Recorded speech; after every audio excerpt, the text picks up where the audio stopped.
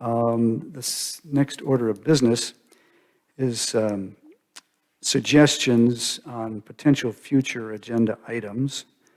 I have a few, but let me look to my left. Anybody from the council here have any suggestions for future discussion points? Focus area 5. Good point. Yep. Want to keep going on. Yes, we need to move on that. Focus area 5. I think we have far too much work to do, just to Okay. do what we're supposed to be doing. Well, these are all things we've been following. Any new suggestions? We got a lot of work, but Lydia, anything new? When we finally get our act together with American Rescue Act or whatever, I That's a good really point. want to understand that, but I think staff is probably still trying to understand it themselves. On that point, we did receive a memorandum. Morning, I'm talking about this morning. Well, that's a good point, too. You raised, let me make my point, and then you can make yours. We know we're going to receive, I think it's $5.2 million under this plan in an increment for this year, and then another one in about a year's time. And we've had that letter just in the last 24 hours or so. Jeff has signed it. Total, half of it this year and half next year. Half and half, yeah. Jeff has signed it, I need to sign it, and we'll get it back, and the funds will come along and do the work we did a few weeks ago. We have an account all set up appropriately under the ARP through Brooke. Kevin has raised an additional point. I think this is a good chance to do it. Go right ahead. We forwarded the presentation from Partners in Progress to you. It has this total separate economic development component, categories. So I didn't, so that has information in it on that. Totally different set of funding. And it's almost, maybe that funding's more about telling the public about it. Maybe that's, I don't know. It's just, I'd like you to look at it and tell me what you think. Sure. Yeah, there's a opportunity for additional funds through the county and the state. So we'll look at that ourselves. The items I would just want to keep on our list for a future meeting, in addition to Focus Area 5, would be some discussion on the in-town parking and dining. We've kind of talked a bit about that maybe 2-3 meetings ago, but I think we need to be renewing or relooking our plan for that, whatever we want it to be. And also, at some point, Jeff and Kevin and Judy, I'd like to know what the Tri-Cities, issues that the Tri-Cities group is discussing. So what are the projects that are being worked on to update us up on that? So at a future meeting. Okay. Anything else for future meetings? We just might add the census data. When we get the census data, the implications of that and how it tracks with what we planned. Thank you, Judy. Jane, anything further? Well, I think that one thing that I said at the last meeting about the Tri-Cities is we met with the airport, and I think they're looking for support to be called they look like a regional airport, and they're not getting the funding they need, and I think maybe we should have on the agenda to support them to become a regional jet port. We should have that on a future discussion, because they're being Tri-Cities. perceived as this podunk airport, when in fact 737s can land there. And if you're that big, you're usually called a regional jet port. So I think we should have some discussions. Well, maybe that's the point I was making, was let's understand all the issues that Tri-Cities is working on. And Tri-Cities, for everybody here, it's Pinehurst, Southern Pines, and Aberdeen. We're not talking about Raleigh, Durham, and Chapel Hill, or Greensboro, and High Point. It's our little working group of the town managers and council from our 3 cities here in Moore County. Okay, let's move on to item number 3, which is a presentation by the Sandhills Women's Exchange. Hello, Barb, how are you? Would you like to be seated or speak? That's just fine. Would you take your time, be seated, and bring yourself close to the microphone, identify exactly who you are, and I thank you very much for being here. Well, thank you for inviting me.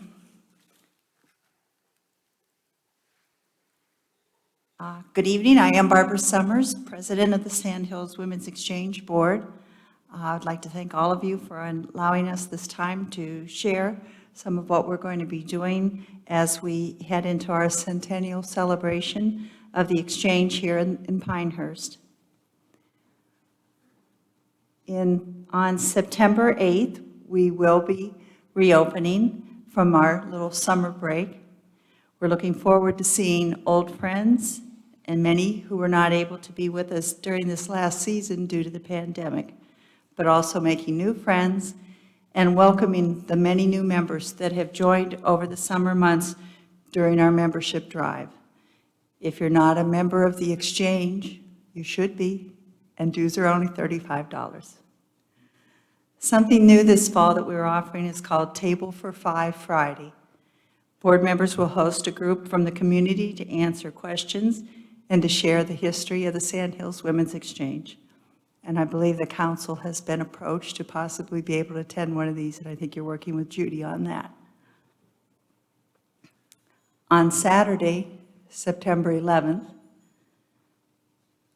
we will have Wagon Master Robert Hussey and his father Odell Hussey with one of their historical wagons from days gone by. Stop by for pictures and see what transportation was like when the Exchange opened. And as you can see, this picture here does show one of the wagons back in time in front of the Exchange. Our first Lunch and Learn of the fall season features the Hope Diamond. Dorothy Gibson will be our speaker on Thursday, September 16th. Our seating is limited in our cabin cafe to 32 participants. All of our Lunch and Learns are from 10 to noon with a $25 prepaid fee. And of course, that always includes one of Katrina's delicious lunches. On Monday, October 4th, is Silent Movie Night at the Sunrise Theater in Southern Pines. We had hoped to be showing the movie Untamed Lady with Gloria Swanson, which had been filmed here in Pinehurst, but sadly that film had been destroyed in a fire.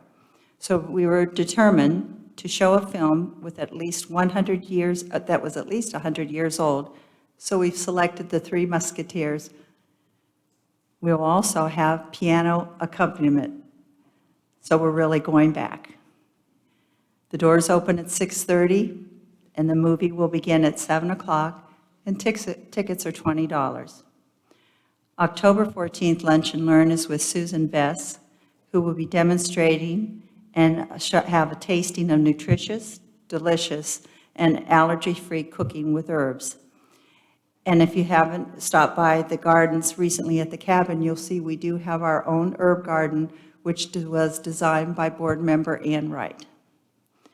On November 11th, we welcome Leslie Hebbets from Jack Haddon Floral and Event Design in Aberdeen, and she will be doing many demonstrations of floral arrangements for us. And November 16th through the 20th, we'll have our holiday open house in the gift shop. On Saturday, December 4th, we are happy to announce our highly successful Tea Time on the Train will return, thanks to our good friends and supporters of the Sandhills Women's Exchange, Rob and Rita Menzies and Jennifer White, owners of the Aberdeen, Carolina, and Western Railway. Limited seating of 100. We will only be doing one seating this time, and that will be from 1 to 3. Tickets go on sale October 1st. We anticipate they will sell out quickly, and tickets are $100. What would Christmas be like without a visit from Santa? Jolly St. Nick will be arriving back at the cabin in a vintage fire truck donated by Jamie Bowles. Reservations are needed to have breakfast in the cabin cafe and then get a picture with Santa and share your wish list. This will be on Saturday, December 11th from 9 to 11. Adults are $20, children $5, and children under 5 are free. Last year, we also had Santa come by on the fire truck, and we were so excited. I'm not sure whether it was those of us volunteers there that day that were more excited or that the children, but it was a lot of fun, and it was so nice to hear the sound of children in the cabin. December 17th will be our last day before we take our winter break.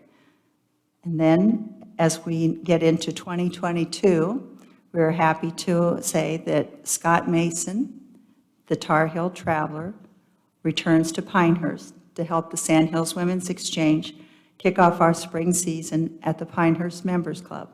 Scott will share many memorable Tar Heel stories and will be signing his latest book, Good Eats. We will have a breakfast, sit-down breakfast, and tickets are $65 prepaid. The day after we have Scott, the cabin will reopen for our spring season on Groundhog Day. So be sure to stop by and see our lovely little groundhog on the front porch. On February 10th, our Lunch and Learn will feature Karen Pilson of Nature's Own, who will talk on the benefits of CBD. March 10th, we will welcome back by popular demand Ron Lane with another At the Movies. Ron is Vice President of College Initiatives at Sand Hills Community College, and had we not been limited to seating last year, I'm sure we could have done probably a second seating of his presentation. We really enjoyed it. And what would be a year without celebrating some of the local log homes that are in our area? On Saturday, March 26th, we will be touring between 8 to 9 homes in the area.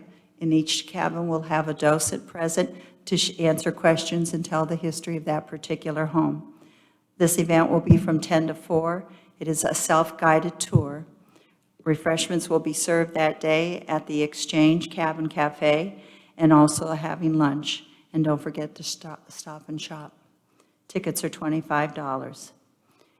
April 14th will be our last Lunch and Learn for the season, and will feature Mary Lou Bennett for the League of Women Voters. Mary Lou will dress as a character from the Women's Right to Vote movement. The League celebrated their 100-year centennial last year, so we're happy to follow them. And we know that will be a very interesting talk. And we're going to finish out our season on Thursday, May 19th, and we will be at the Fair Barn with our Then and Now celebration. Giff Fisher of the White Rabbit will be catering, and he's currently researching some of the menus from back in the 1920s to see if he can come up with a menu for our event that would fit that time. Our band will be the Carolina Moondogs, and they will play, obviously, music for listening and dancing to cover the different decades. This will be from 6:30 to 10, and it is $100 per person. The cabin will close on May 20th for the summer and reopen in September of 2022 on the 7th. As you can see, we have many events planned. Our Centennial Committee has been busy and will continue to do so to have a successful, fun-filled 2021 and 2022 season. We are proud to be a part of this community. Our staff, volunteers, and board members give tirelessly to meet the challenges of our mission and to maintain the cabin that we have been the caretakers for these past 100 years. We owe it to the women that came before us to never lose sight of why we are here.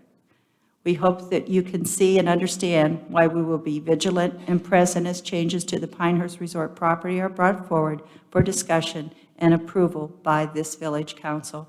We can truly work together by being good neighbors.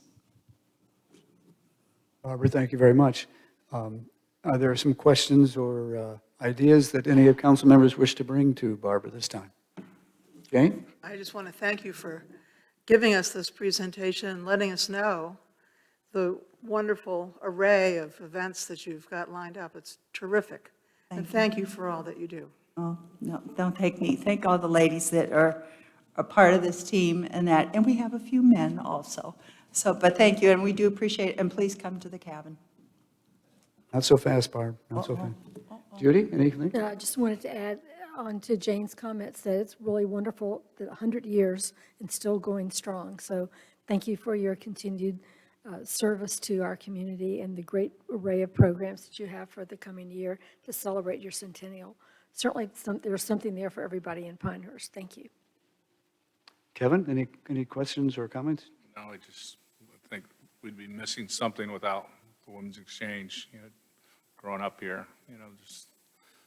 it's just a very special place. I think it's the oldest building we have in Pinehurst. In Pinehurst it is, yes. Lydia? First, CAV, good article. Thank you. Yep. And second, where do I send my $35? Oh, it- I'll get, No, make sure you seriously, yeah, please let me know, because I'd love to be a member. Well, we'd love to have you a member. Yeah, so thank you so much. Barb, you went through quite a number of events that are helping to celebrate this year. I was curious, is there a time when members of the National Women's Exchange Organization are coming here or for a particular part of these celebrations, and maybe the council should make note of that? Not that we know of this time, but of course, if you aren't aware, Cav Peterson, our very own Cav Peterson, is president of the Federation of Women's Exchanges this year. So I'm sure Cav has probably already put a bug in their ear, and we would love to have them. I know we've traveled to the St. Augustine Exchange a few times. When we purchased our point of sale, they were very helpful to help us with that, and we've gone down to some of their fundraising, and we hope to have some of them here, and we hope probably in a few years we'll be hosting another Federation meeting. And is there I should know this because of your mailings and articles, but is there a banner, a symbol, a 100-year anniversary, something that I should be Well, thinking about seeing when the cabin reopens? What was in the presentation, of course, you Yeah. had your back to it in that, Well, I had it that on or the banner, screen here, but and that's- that, that's the- and that we will have out front. And we've also had some nice little badges made that everybody can wear, and I was remiss in not bringing them to you tonight, so I will correct that, I promise. So and then through all of our advertising, of course, we're just stressing that it's a centennial year. Now, as you know, 2022 is also the 150th anniversary of Donald Ross' birth and the 200th anniversary of Frederick Law Olmsted's birth. And I have to say that the council and the staff are not quite as far along in planning for that as the Women's Exchange is, that we also will honor you next year for that.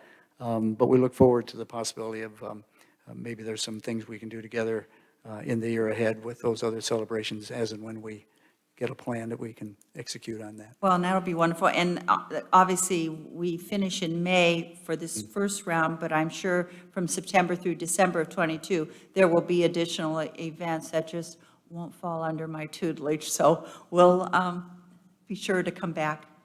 Okay? Okay. All right, fine, good. Well, we look forward to coordinating with you more, and I'm anxious for the cabin to reopen so I can have a lunch. So Yeah, well, I'll we're see you anxious when to you see get back you. in September. Okay, thank you. What's your Kevin? What's your website? I just wanted you to say it. Well, of course, we're on Facebook, and then it's just sandhillswe.org, sandhillswe.org. Thank you. Sandhillswe.org. .org. Everyone, please go to that website. Yes, please do. And we're constantly, and we have a wonderful constant contact newsletter that for our members and non-members that gives monthly updates on what's going on and just some new factual information about the exchange. I see a hand being raised back here, which is Cav Peterson. Cav, would you like to come up and make a comment? Did you? We can't hear you unless you come to the microphone, so please, if you could. You bring her the mic. If you can't, then we'll take it to you, but you're just fine, thank you. Don't wait till you get to the microphone, and we're going to have to turn it down for you, I'm sure. Thank you. Thank Thank you, you very Kat. much. Thank you all. I just wanted to tell you, Mr. Mayor and all of the council, that we were here in 2015 and 2016 when the exchange had a change of command. We brought in the Federation, and I have to say they loved being here. We had 5 gals from Scarsdale who knew all about the Holly Inn homemade potato chips. And that was one of the things that they had on their list, that we had to go have wine and potato chips at the Holly Inn. But they enjoyed their visit here immensely, and we hope that we can bring them back. We're going to St. Augustine, and then we're going to Memphis, and I don't think we've gotten any further than that. So maybe we can throw Pinehurst back in here, although I'm really anxious to get to Brooklyn. Thank you all. Cav, thank you very much. All right. Barbara, thank you for being here. Thanks for other members of the exchange being here with us tonight. We look forward to continued news on what's happening at the exchange, and you're welcome to stay for the rest of our meeting, but if you need to leave, that's fine. Thank you very, very much. Okay, we'll move on to agenda item number 4 on our work session, which really begins 2 key topics for discussion tonight by the council and presentations from the staff. This will be a discussion of a buffer ordinance, which has been under development for several years, been under review by the council for quite a number of months, has been through the planning board, and had their recommendations and recommendations of others, and we're going to try to work through tonight a draft of an ordinance, which has been presented to us by staff, which reflects changes that have been ongoing to this document over the last several months. Jeff, I said more than I thought I would there, but is there anything, how would you like to introduce that even further? And I'll get my papers out here. Yeah, very good, John. I think, as I understand the intent for tonight, Darren's going to lead you through this document and try to focus in on the things that, changes that have been made since the last time you formally reviewed this draft, and in response to your comments and feedback at that time. Right. It seemed to me that, subject to council's agreement, that if we could go through the draft, we all have had a redlined copy of that, and that's going to appear on the screen as well for members of the public who are here, and maybe go down under Darren's and Alex's direction and just make sure that these are the changes we want to make, or if there's some additional comments and changes, we'll go and discuss those. But let's try to go through in a rather routine way, piece by piece, line by line. I'd also would like to make note of the fact that council members received, I think just prior to the meeting tonight, a letter from Bart O'Connor and Mark Parson with respect to this, and seeking to have some additional dialogue on this, and I'm sure the council will consider that as a part of tonight's consideration of the overall ordinance, but I do want to have the chance to rather specifically go through and have the council reflect on the changes that we have. Darren, thank you very much, and Alex, thank you too. Well, thank you. First of all, I apologize for, you can't hear me? Lori, turn up my mic. Please. First of all, let me apologize.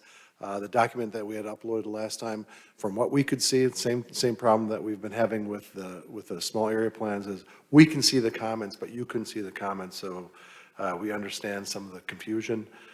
So we'll go over that. You all should have the appropriate document now, and the appropriate document that you have, what we had meant to give you was the redlined version of the proposed changes. Now, the proposed changes that we've included in here have been the subject of the council discussions that we've previously had. We had the decision document where we're needing some input from council on various issues. We've also went through and fine-tuned some little things in the ordinance to update various sections. So what we're going to do is kind of highlight some of the, we'll go over the changes in general, but we will also just highlight some of the more important ones based on that previous council feedback. And the one thing that I do want to add is when we hear some of the comments in the community that this is a 20-page document, it's 20 pages of changes. It's really not 20 pages of changes because it doesn't affect the existing landscaping ordinance, especially with respect to the commercial and non-residential. It's included in here as part of the change because we renumbered it. So because we had to renumber it, we had to reformat the code. So a lot of some of the comments that we've heard, especially on the non-residential landscaping, there's no changes occurring at this time to the non-residential. It really is that buffer development ordinance for new properties, vacant properties, things like that, where there's no use on the property. So let's start with page 1, which is, there's really nothing on page 1. We must have missed an E at the top under development standards. Going down to page 2, we're we're going to end up changing the date that's up there. The only significant change is under the definitions, we changed the protected tree to a qualifying tree. And the qualifying tree are those trees that we can give you credit for as part of landscape plan. So we thought it was a more appropriate term than protected tree. Redevelopment, we updated the phrasing of the redevelopment to make it clear that if you remove a house, or if a house is reconstructed, it's considered redevelopment. If you add on more than 50%, it's redevelopment. Going down to page 5. Sorry, I gotta keep up. Darren, as you're scrolling ahead, I might just ask,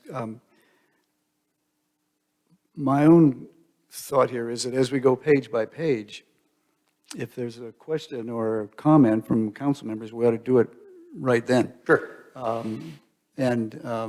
Just so we make sure we understand whatever additional work we have to do here. So if that's agreeable to the council, I would just say, are there any questions about what we've just heard on pages 1 and 2?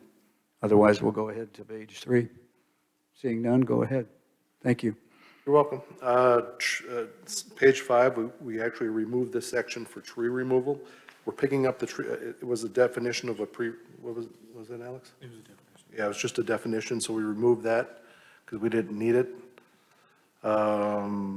Clearing and grading, we just changed, it looks like we just changed and added a paragraph stating prior to, we required a survey to be acquired by a landscape plan. Now we require just a landscape plan as part of a clearing and grading application. Alex, jump in if I'm short on something as well. I have a question there. Yes. I'm on page 6, and I'm looking at 9.5.1.2 in section B, which is the red line addition, right? Mm-hmm. Now, a clearing and grading application, that's something we already have, correct? That's nothing new, or is that new to this document going back some years here when it's being prepared? We do have an application for clearing and grading, but this is just clarifying what would be required and when would a clearing and grading permit or application be needed. So when is it triggered and what needs to accompany the application and more specificity. Okay, thank you. Go ahead. 9.5.13, landscape plans and trees. I think we made an adjustment here to say landscape plans may be prepared by anyone with sufficient knowledge to complete a landscape plan. That's going to include a landscape architect, a landscaper, somebody professional, could be a surveyor. So we just wanted to, we didn't want to just say it had to be a landscape architect. We wanted to open that up a little bit. And these, again, on page 6 at the bottom, these 7 requirements, are these things that we have collected in the past, or are these new changes that are being required by the village? They are new. Okay. They are new because they tie back into the whole premise behind the development ordinance. If you start to develop a property, the requirement is you have buffers installed front, side, and rears, and we need that in order to be able to issue that clearing and grading permit. Okay. Tree surveys shall be next page, which would be page 7. Let me clear it down here. Tree surveys shall be prepared by a surveyor licensed in the state of North Carolina. So, and this just goes into the requirements on what's required for the tree surveys. The tree surveys will become a little bit more important when somebody is claiming a credit. So if you want to come in and you want to get a tree preservation credit, if you weren't requesting a credit, you could just come in with a landscape plan. But if you're trying to get credit for some of those trees in some of those yards, that's when we need to see what the diameter is, where those trees are located. And Darren, going back to discussion on this probably 2, maybe even 3 months ago, I think you've made an interesting point of differentiation there, that the survey is required when an applicant wants to take credit, and we need an accurate survey of what's happened. But a general plan from a landscaper is acceptable And that wasn't the case a few months ago.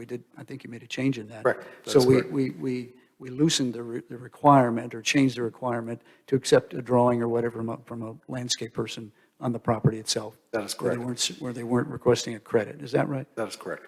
Okay, thank you.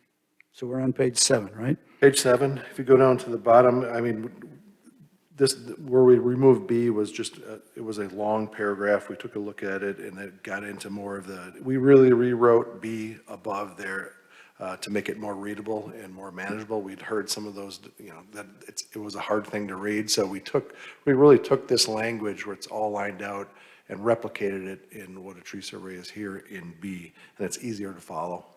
And that was just to list out the requirements for either A, a landscape plan, or B, the tree survey, instead of having it in paragraph form. And I guess the comment I want to make here is you don't need a tree survey unless you're seeking a credit. And if you have, if I remember correctly, a 24-inch tree, you're getting credit for 4 trees. Is that correct? Correct. So that means you wouldn't have to plant 4 trees, right? That is correct.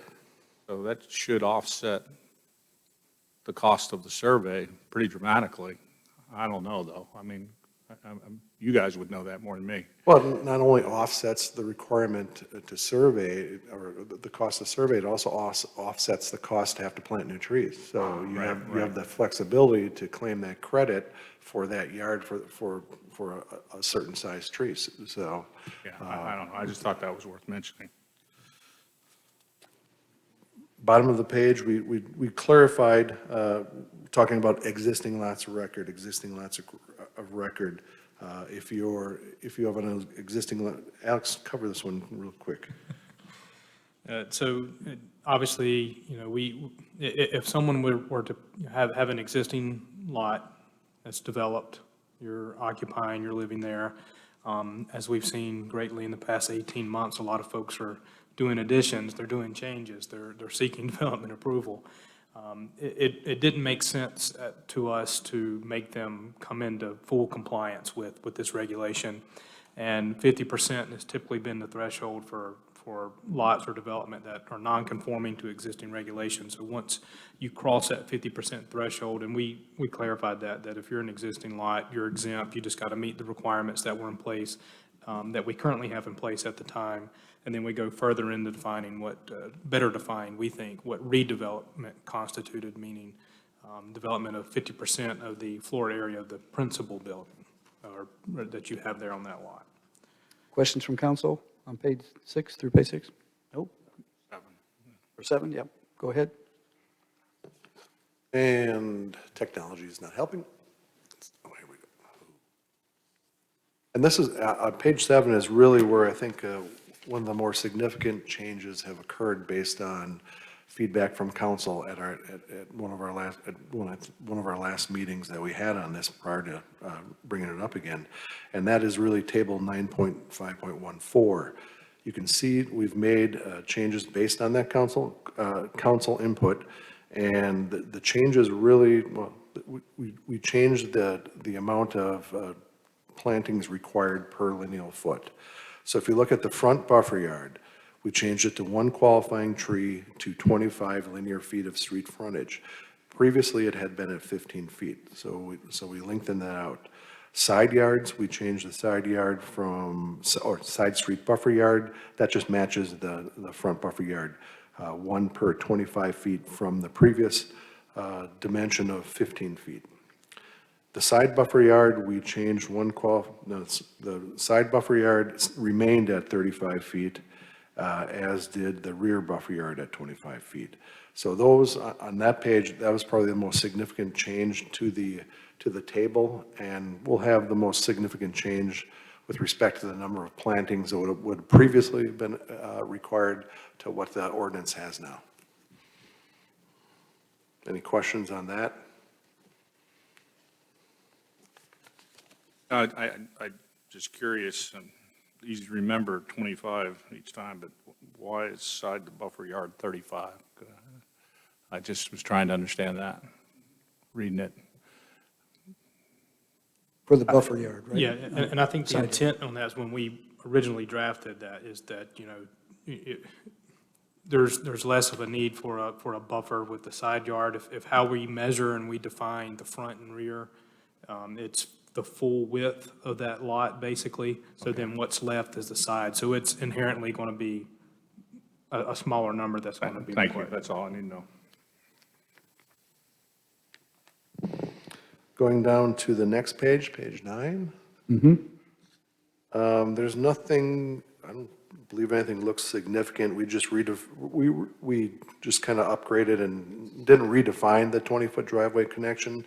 I think we just made it clear that you get a credit for one driveway, period, one connection to the street.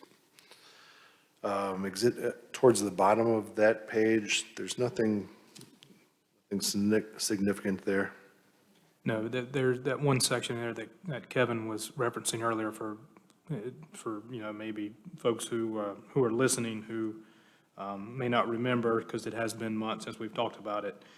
This proposal, for every 4 inches in diameter of an existing tree, you're getting credited for over 12 inches. You get credit for an additional tree. So if you're preserving and seeking credit for a tree that's 16 inches in diameter, then that counts for 2 trees, 23, and as Kevin mentioned, 24 is 4. So we did want to emphasize that. Yeah, and this is new, and I don't know, I think it's so innovative that this didn't exist. People didn't get credit for their existing trees. That our current requirements or landscaping development standards are for a tree-for-tree basis. Yeah, so now we're given a multiplier for saving a tree. I just think that has been under-communicated. I just would add that, what we're after is, streetscapes that have, trees along the front of the property, so that we get these lovely streets that you can drive down with a lovely tree canopy. So, but I think those existing trees that are substantial, really add to the ambiance of the local areas. And again, this really primarily pertains to new development, because existing lots that are there, and you're not adjusting what's going on there, right? Correct. That's correct, unless it becomes redevelopment. Right. So if you follow the next page, we continue to talk about the credit, and again, we were trying to find, and as we have evolved the credit section, I mean, this does not look what it used to look like going into, with our first draft. At the Planning and Zoning Board, we had a lot of good discussion. A lot of changes occurred because of the discussion that staff had with Planning and Zoning, staff had with other members of the community. So this, I think the credits, when we started talking about, well, we need to find other ways to maybe look at credits. And with this one, credit may be provided for trees smaller than 8 inches, but not less than 3 inches DBH. Again, the preference is that we're saving larger trees, but if you don't have any larger trees, this kicks in so you can get a preservation credit for those trees 8 inches down to 3 inches. Nothing else really notable on this particular page. On page 10, we just made some clarification at the bottom for exemptions. If somebody wants to, again, this ordinance would not prevent you from removing a tree, but you can remove, you're exempted from removing, you can just remove dead trees, things like that. And it talks about the type of documentation that we might need to approve that. Page 11. Again, this follows the exemptions, and I think we had added an exemption for properties located in recreational development area.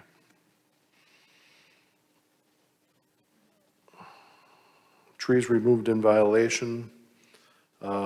This just simply states that if a tree is removed in violation, and that occurs, it kind of specifies what creates that. If you're clearing and grading without an approved clearing and grading plan, if you're clearing without an approved landscape plan or tree survey, or failure to approve, follow and approve landscape or clearing plan, sorry. So that is where we made some adjustments on that one. Any questions on that at this point? Next page. We are on page 12 right now.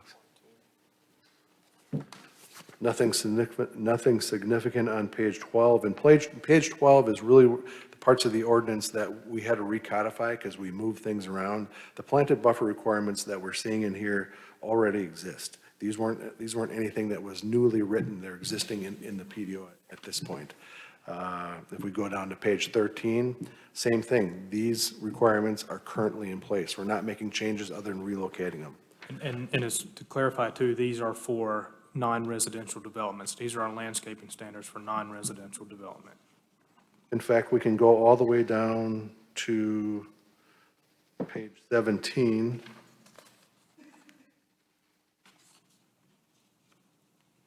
Page 17, darn it, what page are we on? 15. The only change we made there is we clarified and added we modified site distances in parking lots, and that was, we added some language to make it clear we wanted to maintain vision site triangles in parking lot areas so people weren't going into a situation where you might have a holly at the end of a parking row and somebody's coming out and you can't see and you get hit. So that was put in there to try and create some site triangles in parking lots. But it also has it places an objective standard in there instead of. Yes, that's correct. Facilitate safe distance. Let's go over that a little further, Alex. Draw my attention back to that comment. We're facilitating what again? Safe vision distance. The vision, the site distance. To use the word site triangle or so. Well, and before it was kind of arbitrary. It just said trees and shrubs shall be pruned or located to facilitate safe site distances within a parking lot. Well, that's a pretty subjective phrase. So we tried to put a more objective phrase on it.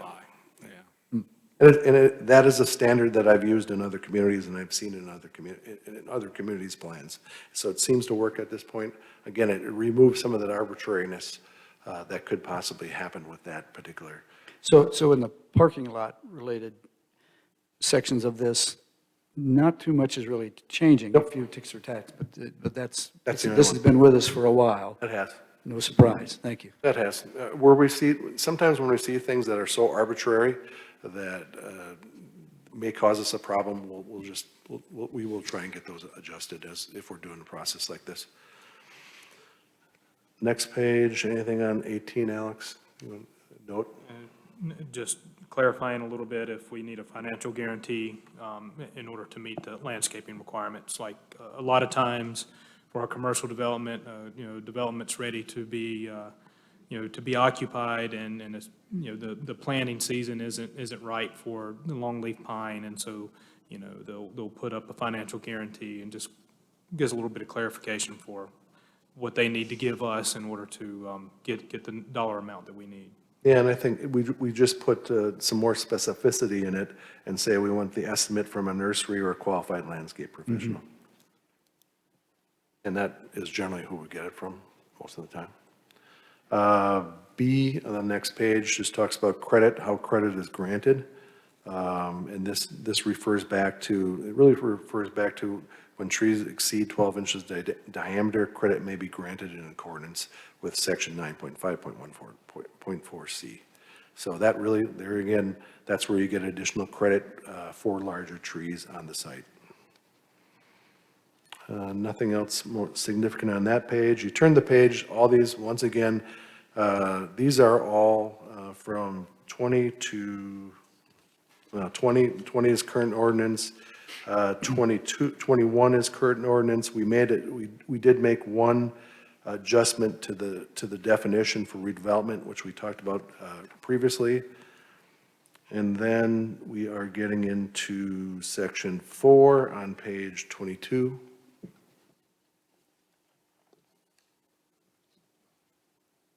at here? It's really the next page. This is, again, where the buffer standards start to come into play. And this is where we did make some significant changes based on council feedback. And this is table 9.1.4.6, which is non-residential. Single family. So, oh, yeah, that's right, single family. This is single family section. So this is where we changed the quantities again to the front to 1 to 25 linear feet from 15, to the side street 15 to 25, side buffer yard, we remained that at 35 feet, and the rear remains at 25 feet.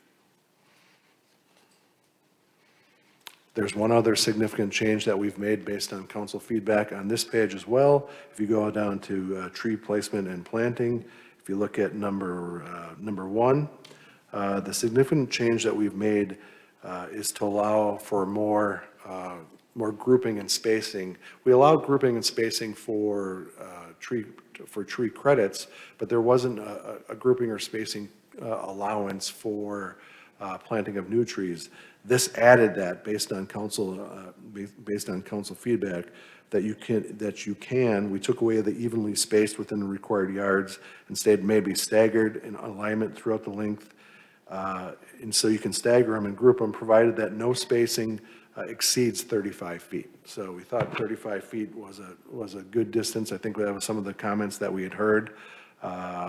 So we incorporated that into this change, into the update. A big change that you're allowed to group them. That's big difference than the previous. Yeah, and that came out over, there was some significant discussion from you all, and we incorporated that change. Yeah. I don't see anything else on that page that's significant. Going down to the next page. The only significant change we made is we rewrote trees removed. And what we stated was, when required trees are removed, they shall be replaced in accordance with the table of 9.4.16. And the provisions of this section shall be the total number of required trees is always maintained. And I think we had started out long ago with when trees were being removed in violation. I think we started with a plant back of 2 to 1 or 3 to 1 or something like that. Through discussion with you all, we decided that, we just want compliance. That's all we want. So we just want to, we don't want to be punitive. We just want compliance. So you just have to plant back what you're required to have there. First version had some punitive aspects to It did, yes. And they're removed. Yes, they are removed. Yeah. And that is, we've gone through pretty much the entire ordinance, and we highlighted some of the more significant changes. So we're open for any comments, discussion. So I have a couple of editorial things. Page 11, when you're talking about landscaping requirements for all development requiring a permit other than single-family residential and clearing and grading. Maybe there's a more poignant way to say that to get your point across, that this is for non-residential. Where you at, Judy? Bottom of page 11, part 2. Okay. In bold. Yep. So, it's other than single family. So what is it for? Maybe talk about what it's for. Non-residential. Non-residential, yeah. Non-residential multifamily development. Right, or what, because then as you get into that discussion about parking lots, it makes more sense. And then this document is showing us where the changes are. When we come back, we'll have an ordinance that flows where there'll be section 9.5. We'll have a new piece that's really begins at the bottom of page 11, 9.5.2.1, without this insertion guidance in here. You see what I'm saying? Page. I think it's typical when we bring a text amendment to you, we show you Parts that are we show you changing. the markup Yeah. for approval, yeah. Right, but then when you read it into the PDO, Yeah. it gets cleared clean. up, yeah. Yeah. Right, Yeah, yeah. because you kind of go like, what, where does that, Yeah, it will resemble the document that you guys had 2 weeks ago. yeah, right, yes, exactly. And then on page 23, so table 9.14.6 is very much like the table that's on page 8, which is 9.5.1.4. So, I mean, but it's this because you're putting it into this new section 1. Well, the table is here because it's part of the single-family development standards process, right? But this will get moved, and, so you'll have the conversation about what happens with single-family, then you'll have non-residential conversation, once it's in the PDO. There will be, the similar table in 951, whatever, which will be for like the clearing and grading. Right. And other development standards. Okay. And then this will be in, of course, in 9.14 for the single-family development. Okay, all right. Yeah, it just, you sort of jump around, and you're like, where are we? But yeah, I think when you clean it up in the PDO, that'll make more sense to more people. Thank you. Yeah, it becomes a little bit more difficult, when you're looking at it in this format and we haven't put it into the. Right, yeah, thank you.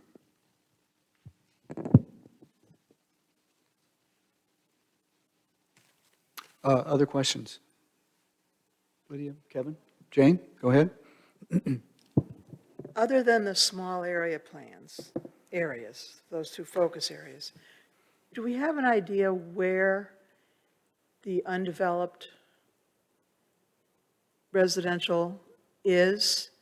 Is it mostly in the small zones, or, not really the ETJ, but is it in the, of the small and medium density zones? Are there whole neighborhoods left to develop, or Phase are they 5. just sort of one-off lots? Well, there is a lot of, there are a lot of infill lots within the community that it would apply to. There are some new subdivisions, Phase 5. Floyd Way, Phase 5. There's But two Phase- recently approved. Phase future 5, though, more is to going to have probably deeded restrictions, right? If they fit, that's a big if. We're talking about Phase 5 being in Pine Wild, just for the Right. record, yeah. Well, we have Eagle Ridge, that's been under consideration, nothing's really coming forward on that. Phase 5, Floyd Way will apply to Floyd Way, Correct, and there's another major subdivision that has been under review of the Technical Review Committee, which will most likely be scheduled before Planning and Zoning Board in the coming month or two, so will most likely be coming before council, 3 months or so, and that's the Hollycrest subdivision off Linden Road. Pinehurst South Cottages. That's one that's approved, yeah. That's correct. Yeah. The real impact is going to be on some of those infill lots that are out there, and those infill lots are in a multitude of different states. Some have got a lot of trees on them, some have not a lot of trees on them. So I think that is where it's going to be most impactful in some of those more developed neighborhoods.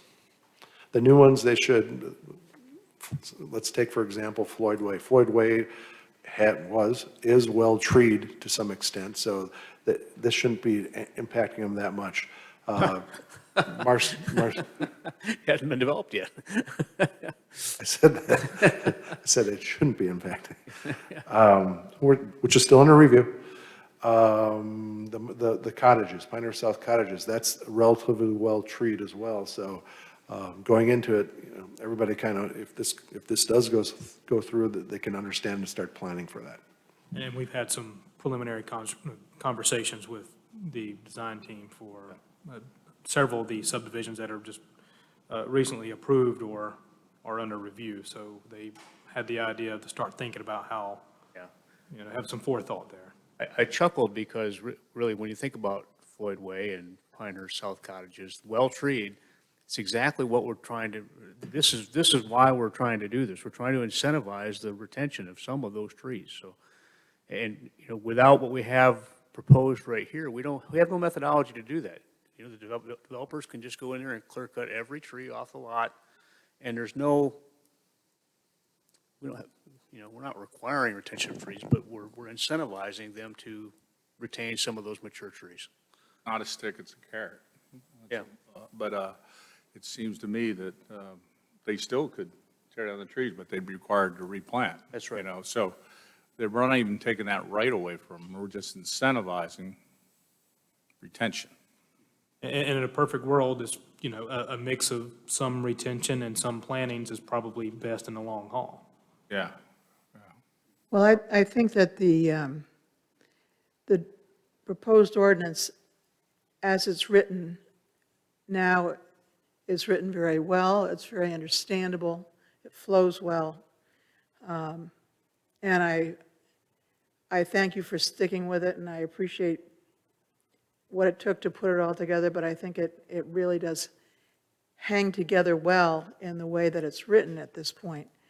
And so I guess the question is, we already require a certain number of trees per lot, depending on your zone. This is going to require a few more than before. And is that going to be a goodly amount? I mean, that's really a policy question. Is it too many, not quite enough? And then the next question, I guess, is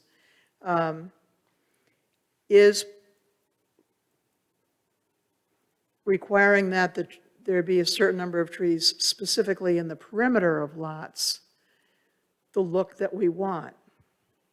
And on the smaller lots, that's where they're going to have to be, because the building envelope is going to be filled with the house footprint. But on a larger lot, there's more wiggle room to put the house. So there is already built in here some room for grouping and so forth, some flexibility there. And so I guess the question is that enough flexibility? And that's, again, policy, kind of a decision with help from you guys so that we understand what it's all going to look like. I think you've asked a very good question, particularly with regard to, why this is written in focusing on the perimeter. And it goes back to the statutory authority that we have. We only have the ability to regulate trees in single-family residential development as it pertains to screening and buffering. And those are activities that happen on the perimeter. So that's why it developed that way. I appreciate that. Thank you. And to not also impact the ability of a private property owner to develop within their current setbacks. Yeah. I've got a few questions, but Lydia, did you want to go? Go ahead. If you've got questions. Ticking off some things that we discussed at the last meeting and prior meetings. What about private communities? The issue came up, I think Lydia raised it actually, about how would this affect, or should we deal in a different way with gated communities that have their own requirements? What's the staff's view of that, if you have one at this time? Well, I think one of the problems that we would have with the gated, and we haven't looked at the covenants for CC&C, so we haven't been able to see that.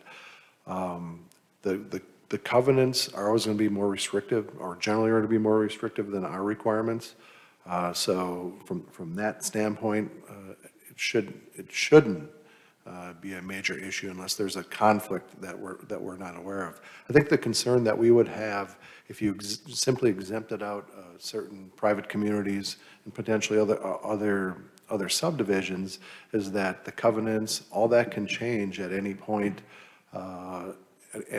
At any point down the line, so they could say, you could go into it saying, we do have a good tree preservation program to get the subdivision plat approved, but once we get it approved, we could potentially come back there and change the subdivision plats to remove any such requirements. So I think that causes us some pause because the village is not subject to approval of any of those changes. So that causes a little bit of a concern.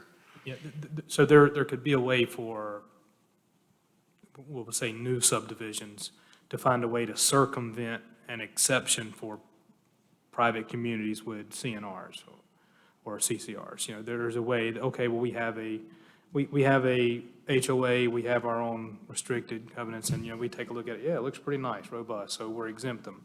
And then after they get to like an 80% occupancy or build out in the subdivision, they change the regulations or, whatever percentage it is that the developer turns it over to the homeowners, it could change, and it may not leave the desired outcome of the community.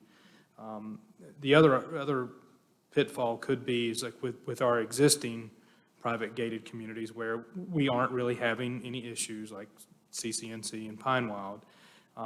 If in fact it becomes a circumstance where our development standards are more restrictive, there's a different process when going for those ARBs to get relief than, say, there are for other zoning regulations. ARB has power to grant exceptions, and one good argument would be, the village's requirement is much more stringent than your guys, and I have to meet theirs. So even though I may be in a conflict here or there, and again, we think we feel very confident that we address the issue with golf course or lakefront buffer areas.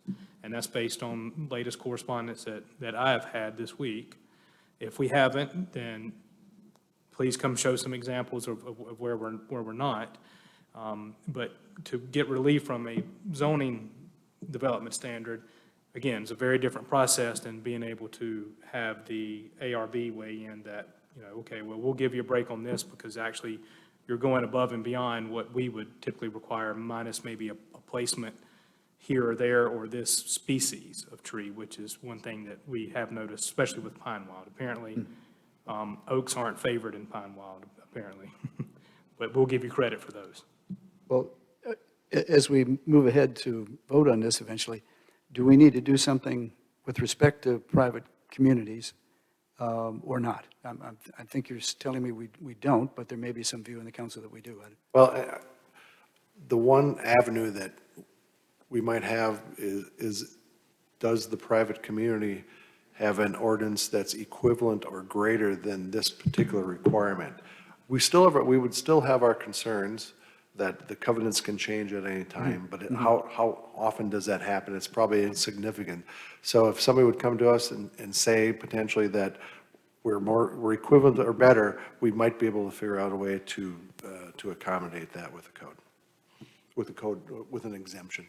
Can we grandfather them? Pine Wild's appearance standards, and they are not in the covenants. They can be changed by the ARB, but their standards have been in place since 1987. There are now 900 homes out there and more than 2,000 residents. That community is not going to change on a dime. So their long-standing appearance standards, although they may change slightly from year to year, I can't see with a community that large that they're just going to go off the rails and start taking care of itself. And I can't speak for CCNC, but back to my original question, can't you grandfather communities that have been long-standing communities that have had long-standing appearance standards that have worked? I mean, why would you I think the grandfather best them? approach is to have those communities come and talk to our planning department about what they perceive as being conflicts. Yeah. Until we understand what those perceived conflicts are, I don't think we're in a position to have an intelligent And to see a conversation. plan of that, to Okay. see something in hands that we can look, take a recent development and we'll look through. The other problem with grandfathering those in, how do we write that in code? We just say all the properties in Pine Wild are exempt? I mean, that is That would pretty be problematic. I don't think I would do But if we say any private gated community, then, I mean, it's just difficult. I understand the concern and know it doesn't seem like, council or staff has been hearing complaints of any development in any of those. But we're charged with having a zoning development regulation that kind of applies jurisdictionally. Well, maybe if you just have language that says, if any private gated communities, ARB, has believes there's a conflict, here's how to sort that out. I mean, I don't know that we want to adjudicate, de facto what something is in any of these communities on a, going forward basis. I mean, things change. To some degree, when you drive around Pine Wild or CCNC, it's just hard to imagine why this would be in conflict with what's there now. Exactly. I can tell you exactly. Pine Wild does not allow buffers, period. There are no buffers. The only buffers allowed in Pine Wall are to screen garage doors. But Lydia, that's a There are hedge trees on the type perimeter of, of lots all over Pinewell. But That's a there are no hedge. buffers. that's a hedge. You're not supposed to put up a hedge along your property line. That's what this does. Unless, no, it's No, not a it's hedge. not It's what we're one asking tree every for. 35 feet. It's trees. There's no hedge. There's no It's hedge. not a hedge. That's two very different kinds of things. There is no requirement to put anything, you're not allowed to put anything specifically along your property lines. You can put that hedge up along your, There's trees on the property lines all over in Pinewell. Yeah. there are, but they're there naturally. There's no requirement, you're not, Then it meets the requirement. Yeah. A lot of credits. Thank you for retaining those trees. well, and that's another I thing too. think- Pine Wall, if anything, has an abundance of trees, so I don't know why we need to, and the property managers told me it will be conflicting for residents to come in and have to comply with our ARB policies and procedures, and then all of a sudden this one too, and it's like, well, which one are we supposed to follow? And to me, this seems like a needless conflict when Pine Wall right now, its appearance standards work. I think there is a conflict. Well, there's 2 points there, Lydia. People do come in all the time to get building permits from us, and there is a conflict. So but they do have to come to us as a regulatory authority to obtain the building permit. So we're going to make sure that, it meets our standards, and there's nothing ever that drops below our minimum standards. So the conflict generally is something coming in at your level. The other issue that I think I looked in the covenants at one point down the line, and I think you have to get approval in Pinewell to remove a tree. Somebody has to come out there, I saw something in there. So I think I think your covenants themselves promote preservation of trees, so they don't want too many trees coming out of there. So I don't think that there's going to be, again, this is my impression looking at aerial views of the place, that we're going to come into too many areas where there might be some conflict, and conflict with the CCNRs. That's just my opinion. So there's a way to deal with this, it seems, if it needs to be dealt with at all. And Judy's idea of maybe having some sort of a adjudication process, a review process, I might be a way to help that as well. I think your choice is to either be silent on it or have a benign statement. And I'm just thinking here, I know I've seen language elsewhere. I think we could throw something in there to help in the meantime if in the case there is a way that a property owner, developer, et cetera, you can't meet both. Because that's what we're worried about, right? If you can't meet one or the other or both in some instance. Something's wrong. If the result is equal or better, something to that effect, we can work something out and shoot that out and see what that's like. Kevin, I think you had a question or two. Yeah, I had some real problems with the first version, and you've alleviated pretty much all of them. I don't see any boogeyman in there, but I have a concern that it could be a better document if we spend the time between now and next meeting to meet with Pinewell directly, to meet with CCNC, to meet with any other major HOAs, to meet with landscapers. I think it will only make it better, and I just, I think I need that. I need us to go the extra mile, to make sure, because I think there's a lot of misinformation out there. There's a lot of misinformation, like buffers are designed so you don't hear traffic coming by, and it protects the resident, and then we've alleviated the problem of trees in a row by the groupings. The credit, no one understands that. The credit, I think it's an amazing creative solution to use a carrot instead of a stick. I mean, in theory, someone could still clear cut, but they'd be required to put them back, so we're motivating people to care for the lot. I don't see any problem with this, but I do feel like some people are judging us from the first version. So I really like to see you go out or us help you get, I'd rather them come into your office and, you know, and deal with it there where you have everything to show them. I think I just think you have to deal with misinformation, and I think we owe it to the people impacted by this to hear them and just, instead of, I heard general statements before, like trying to control things. Well, I don't think so. I think this was demanded by the public when I was on planning and zoning 6 years ago. It was put in a land use plan. People want us to save the longleaf pine ecosystem, you know, they do. So I think most of the people I know that are landscapers want to do that. And I think most of the builders want to do that. So I think there's so much misinformation that I feel like the only way to deal with this is direct communication with those impacted. And, you know, and I talked to you today, I wanted you to get someone in there that's talking with me, and I'm trying to get them to come in and talk with you. And I think if we could just deal with the Pine Wall directly and the CCNC people directly, and I think this will get alleviated. So I just think that's just my requirement. Personally, what I need to prove this, I need to make sure we go the extra mile. I want to ask a question about semantics, because we all just I'm going to talk about semantics. We just sat here and tried to share with Lydia that this is not about buffers, it's about trees, right? And yet our language is about buffers. It changed from trees. Trees is a buffering strategy. Yeah, so I think we need to articulate that, because I think if we keep writing buffers here, people hear buffers, and they imagine hedges. But we have to write buffers.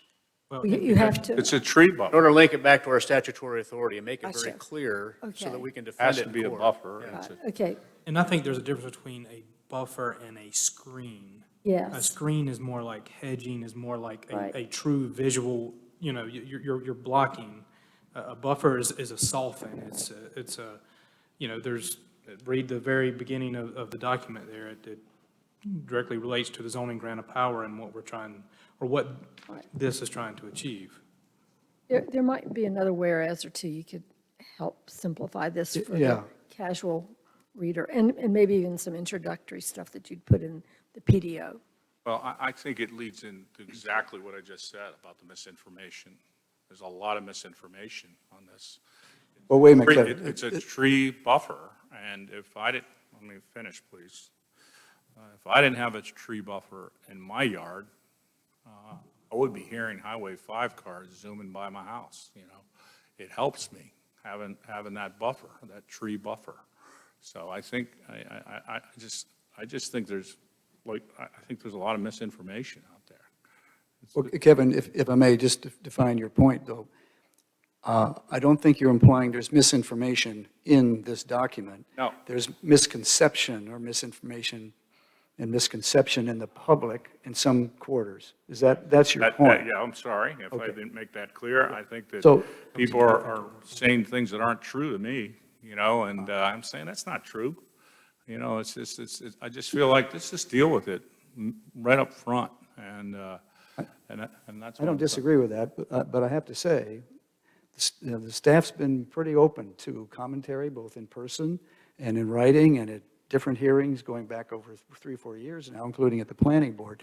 So I'm not against the idea of reaching out, but I mean, there's also the concept here that those who have some misconception or who have a complaint, which may be defined after discussion as a misconception, they can come to us too. I mean, you know, Right. we can't expect the staff to, you know, have office hours, which they do anyway, to just receive, you know, people without, or take commentary without somebody giving them specific examples. So when we would want that kind of specific issue to be identified in advance, wouldn't we? Or at least to come to talk about. I'm getting general statements from people that aren't true when they if they talk to Darren and Alex. I think those fears will be eliminated, and I'm including CCNC and Pine Wild in that too. And I just don't see the boogeyman in here, but I think the professionals maybe will learn something. maybe you'll learn one item out of this. And, but, I want to make it clear, it's not the council that requested this, it's the public that requested this going on 7 years ago. So, I mean, I think it's important for everybody to know that. It's been The public requested what?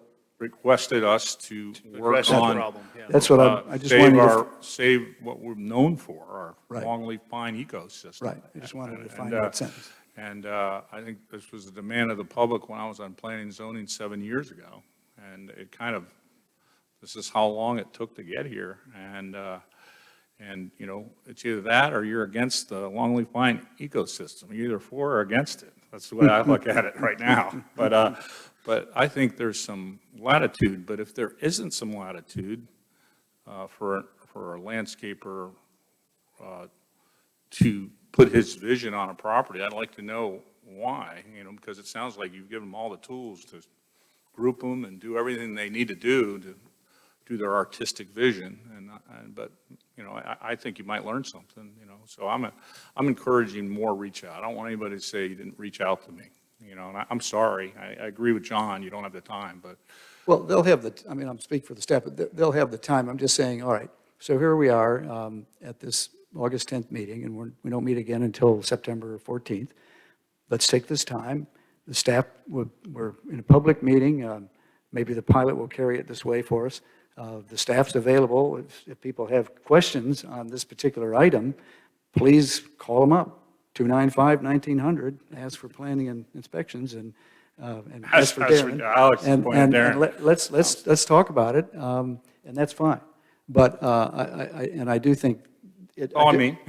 I think that's what you intended, and I think that works both ways, because the staff certainly want to do the right things, and we want the public to be satisfied and not have some misconceptions, which I do agree probably exist in some quarters. Alex? Yeah, I did want to make one point, as all zoning development regulations have to be crafted, they have to be objective, because we're going to be putting, this burden on administrative staff to review, and this can only be as good as how it can be administered by staff. Mm-hmm. So we tried to craft it based on the goals and the rhetoric that we kept hearing at Planning and Zoning Board meetings when Kevin was, a member, and there was a conditional zoning request before him, all through the adoption of the 2019 comprehensive plan, through every other development proposal that comes before, the village council, and the complaints that we've been hearing for years now. So we've tried to craft it that it is something that staff can review and hang their hat on with some objective standard.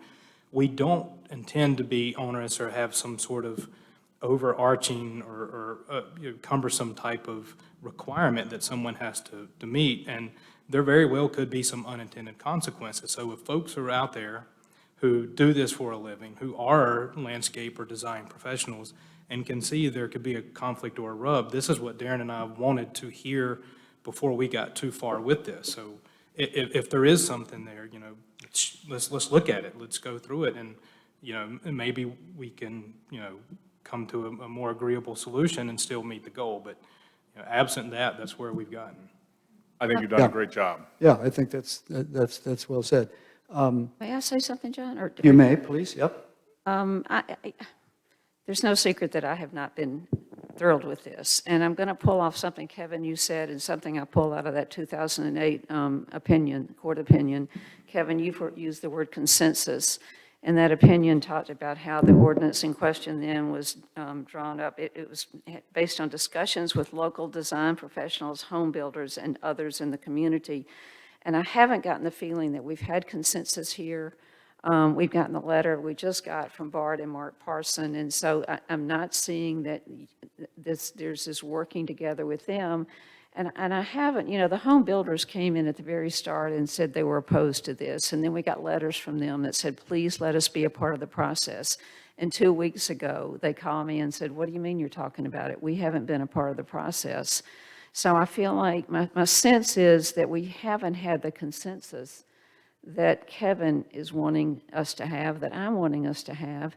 And I'm going to go way out on a limb here, but I'm starting to get the the thought that if we had a consensus with the landscape people, with the builders, that we could come up with an ordinance that would withstand, that the General Assembly would buy off on, and that we minimize the risk of conflict with them, with the courts, if we do have a consensus. And it might take some negotiation. It might take, like, get a little give, but I just haven't had the sense that we've had consensus. And have we heard from the home builders since 2 weeks ago when they were surprised that they weren't notified about the meeting? Have we had conversations with, you're nodding, what, Alex? Well, Darren set up a meeting for this morning. Unfortunately, it needed to be postponed because of personal conflict, but Okay. we can't make someone come to us. But there was a meeting, so they had agreed to talk with you. In that instance, yes. And I remember, several months ago, you gave us copies of letters from several of them that said, please let us work with you. And I haven't seen that they have. And I know you guys are so busy. You're so busy. But I just haven't seen the level of participation that might produce an ordinance that will withstand the challenges that I anticipate could be out there. That's all. And I still, I said to you guys, I thought we needed a landscape restoration plan, and I pulled that from Mr. Hoffman, but I'm adding that, a landscape restoration and maintenance plan. I think a streetscape restoration plan. I think a streetscape restoration and maintenance plan would be hugely beneficial to this community. And don't get me started on pine ecosystems. That's a whole nother area. I agree, they're great, but boy, does it encompass a lot. But to follow up on the nodding heads, there was a meeting scheduled with the home builders for today that had to be postponed. I'm sure you'll try to reschedule that. You have met, I think, with a number of other interested parties over the years, even certainly in this year. Is that true? Correct. Okay. The one thing I remember hearing you tell us in the spring that you had been sitting with person after person after person who came in and explained to them, showing them, walking them through it and saying, no, it's not as scary as you think. This is how it all works. But 2 weeks ago, they were surprised. Can I respond to that quick, Lydia? Typically, when it comes to a work session item, we're not informing everybody, and the work session item is really between council and staff, and that's really how we've approached it from our standpoint. A lot of times we will notify somebody to watch it. I think that item kind of just came, we had been pushing that off and pushing it off because everything else that we had been working on with the USGA and Lodge that we probably weren't able to get back to the folks at the home building, but we've had and maintained and opened a pretty good relationship with them. At that point, again, you weren't making any decisions at that point. The ordinance, everybody would have, well, at that time you didn't have the red line copy, but everybody has that appropriate information. And really, this meeting is for us to discuss this. These are all being recorded, right. So anybody can watch it at their leisure at any time. So from that standpoint, and the other thing I would add, with some of our contacts and some of the criticisms that we have seen on this particular ordinance, it's hard to sometimes work with somebody when the starting point is no. Don't do this ordinance, don't pass this ordinance. I've not heard, we're always looking for constructive changes. We've made constructive changes through the Planning and Zoning Board. That Planning and Zoning Board has members who are could currently be associated with the home builders. So a lot of, and are involved in the development community. So a lot of the changes that occurred before they even got to you were a result of those discussions, and they're connected within the community. One of the biggest ones that we changed was based on some discussions that we had with landscapers, that we had with the development community. It was the caliper size. We'd gone into it with a 3-inch caliper size, but during our Planning and Zoning Board meeting and some of the landscaper meetings we discussed, they told us you can't get 3-inch. So it's going to be impractical. So we lowered that down to what, 2 inches, 2.5 inches? So we lowered the caliper size. So The product that you are seeing is part of some of that consensus building that we try to do.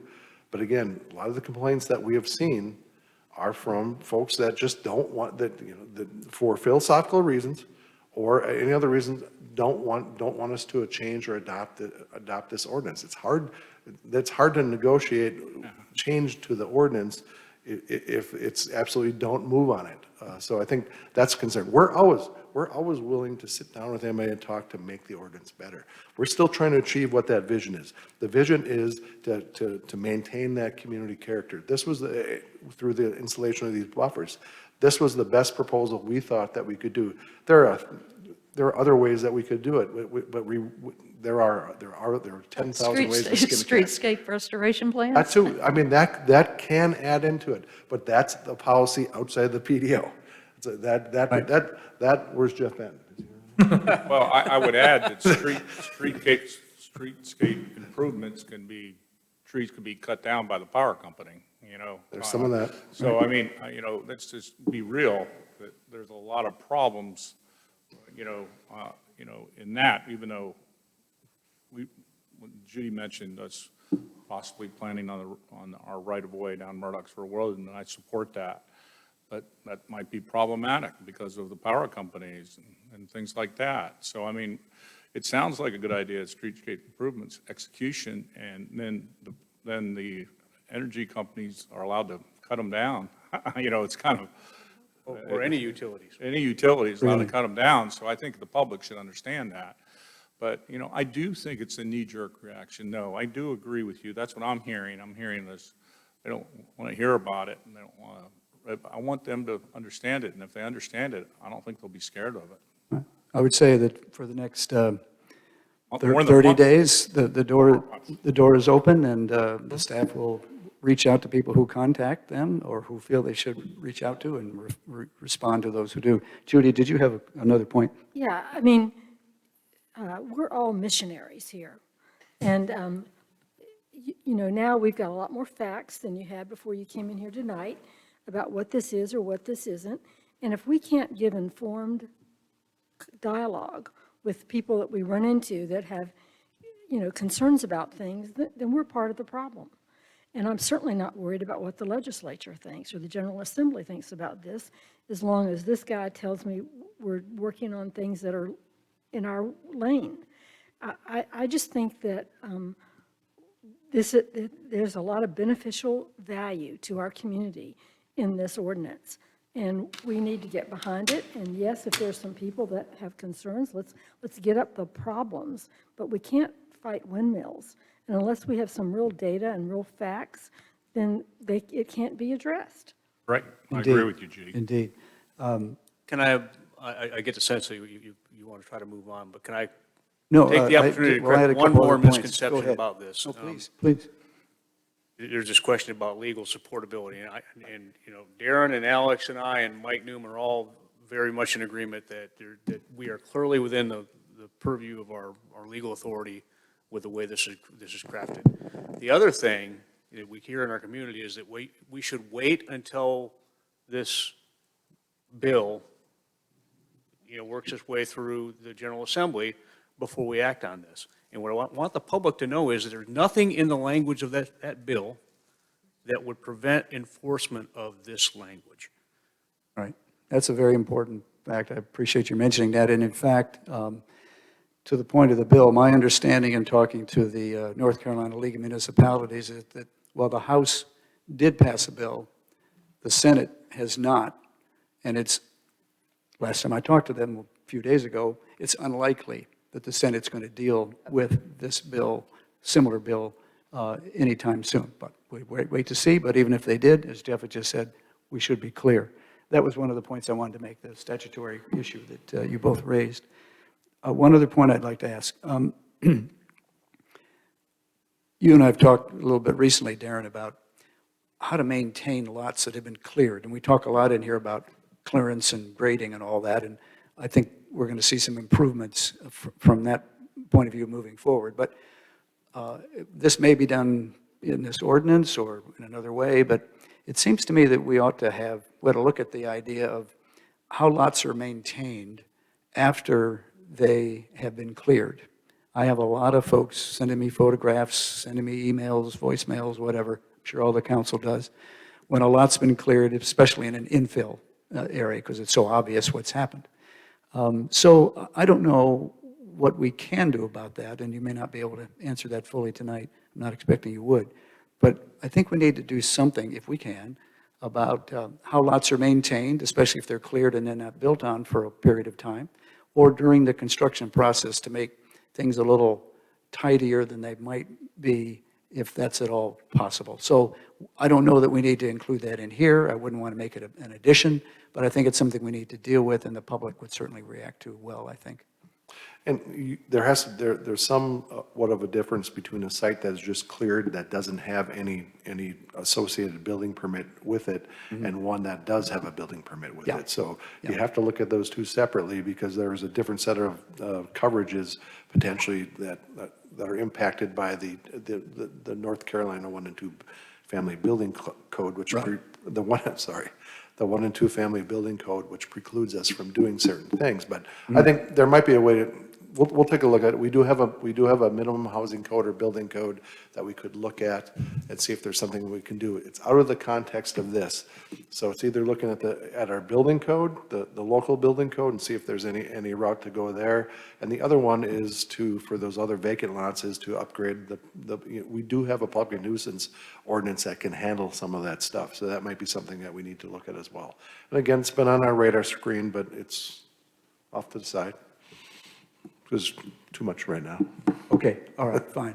I mentioned earlier at the start of this discussion that we had a letter from Mr. O'Connor and Mr. Parson about their desire to talk about some of the direction and mandates that are in this. So I would just say, since Mr. O'Connor is in fact present, you've heard the discussion, and there's a willing listener on the other side of that letter, and I thank you very much for presenting the letter to us. Any other questions from council on this matter? And I think we'll refer it back to staff. It's been a good discussion.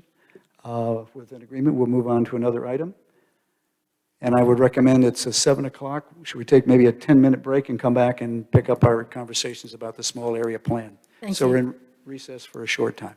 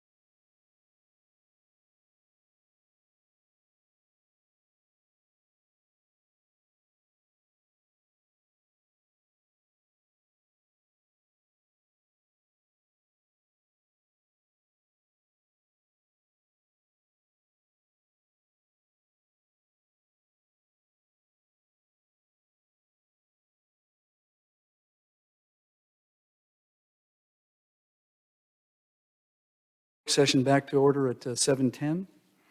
We're on agenda item number 5 on the work session for August 10th, 2021. Small area plans. And it is 7:10, and we took about an hour to do the last discussion. And at 8:10, I'm going to do a checkpoint with everybody to see where we are and how we're doing.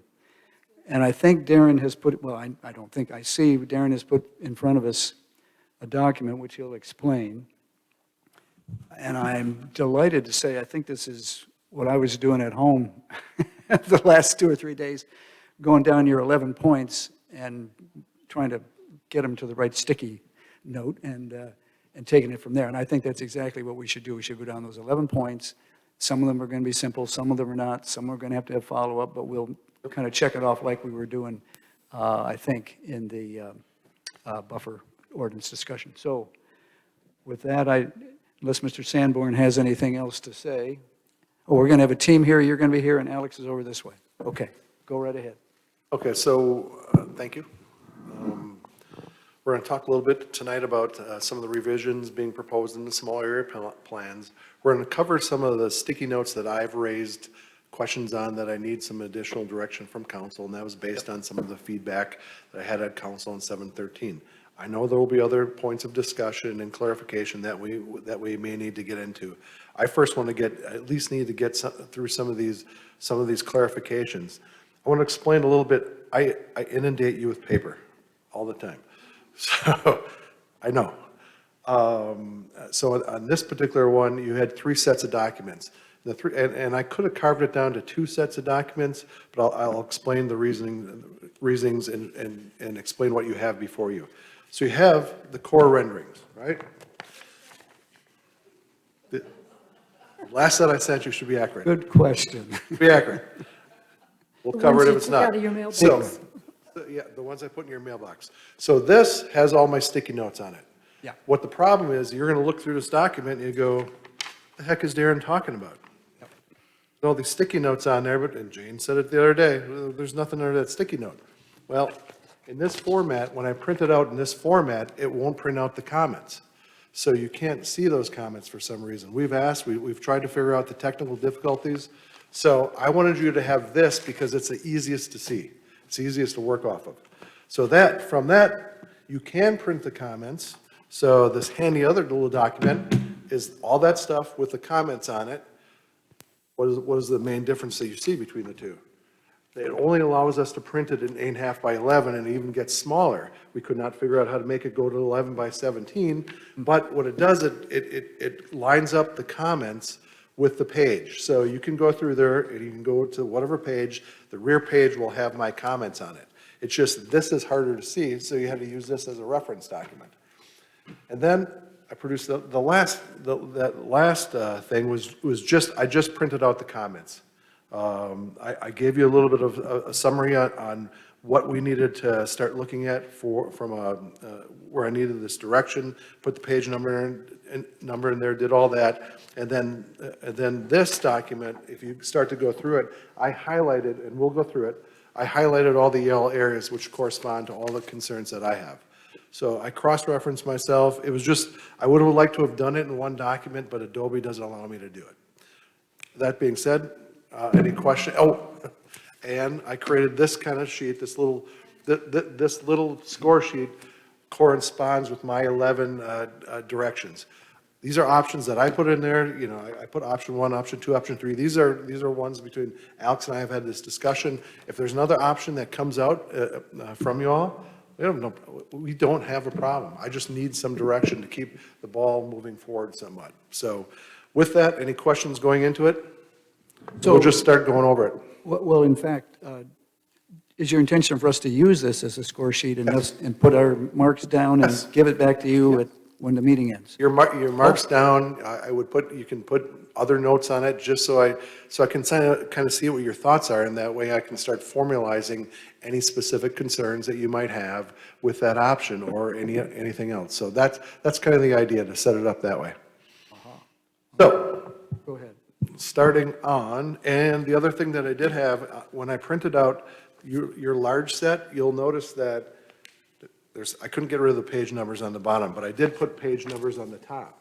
So all Well- the page numbers on the top correspond with Okay, with the numbers, it creates a page number. Well, my large drawings Uh-huh. don't have the same page numbers that you do. And it didn't bother me because I could pick it up through other.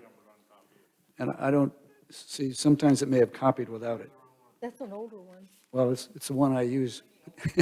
Well, no, I have both. It's not the latest one in your I had it. But the very anyway, top. I'm not, I just want to point out, but very top, it has a page number. I've got it, don't worry.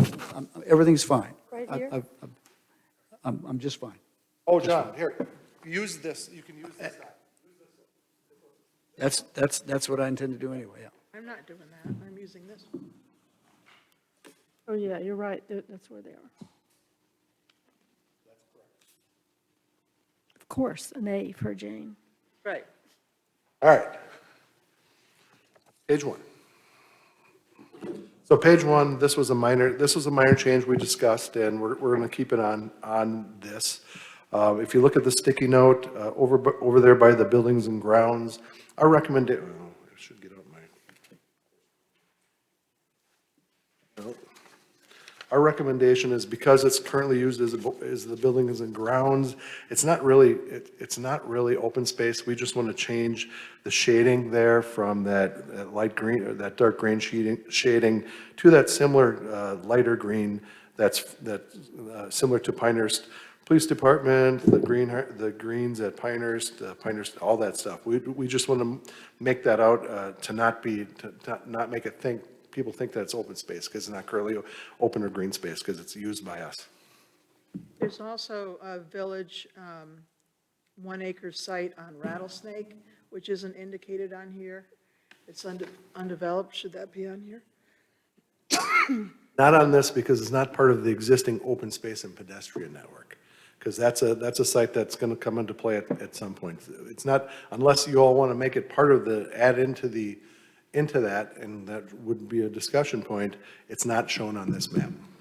But this page is dealing with open space and pedestrian network. Yes, existing One is having open, commercial infill. yeah, that's a good point, existing open space and pedestrian network. The open space is not vacant developable lots, it's just like across where Rossi Wicker is and Pergola Garden But and all later that. it's shown having commercial infill.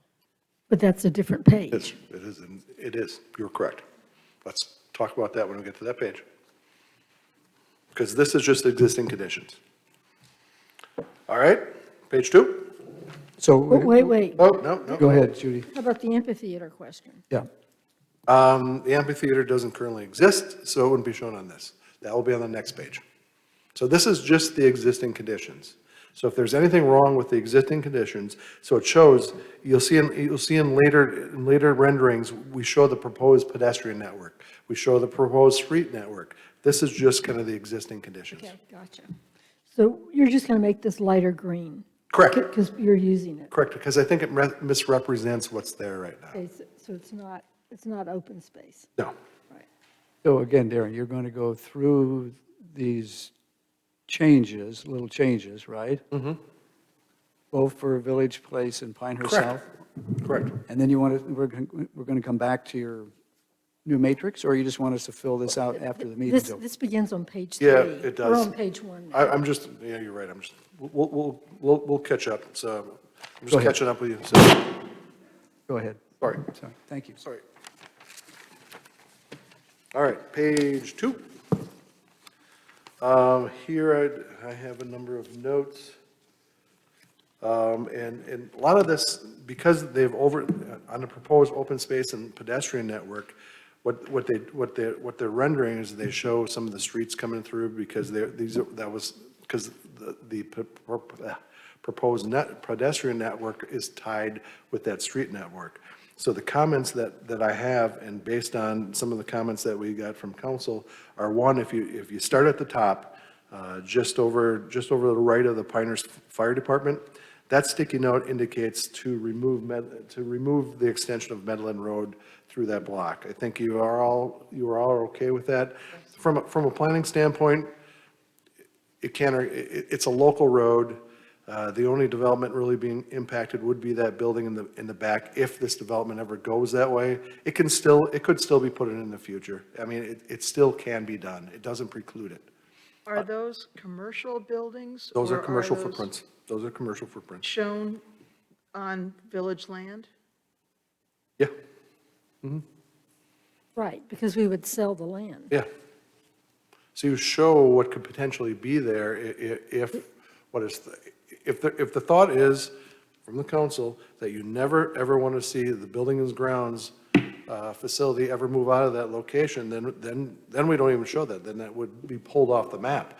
No. This is on Magnolia. Yeah, That's not where the building and grounds is. building and Oh, grounds excuse is me, right above building that grounds. note. Okay. We're on Magnolia tonight. So let me understand. If we leave that area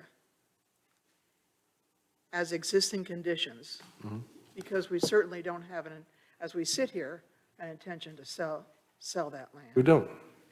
We could sell it later, couldn't we? Yeah, But if we put it on there, it makes it look like we're gonna. no, it does not. A plan, just because you have it on a plan set, doesn't make you expend money, and it doesn't make you have to sell that land. It just simply shows the vision, the vision for how that land could come together.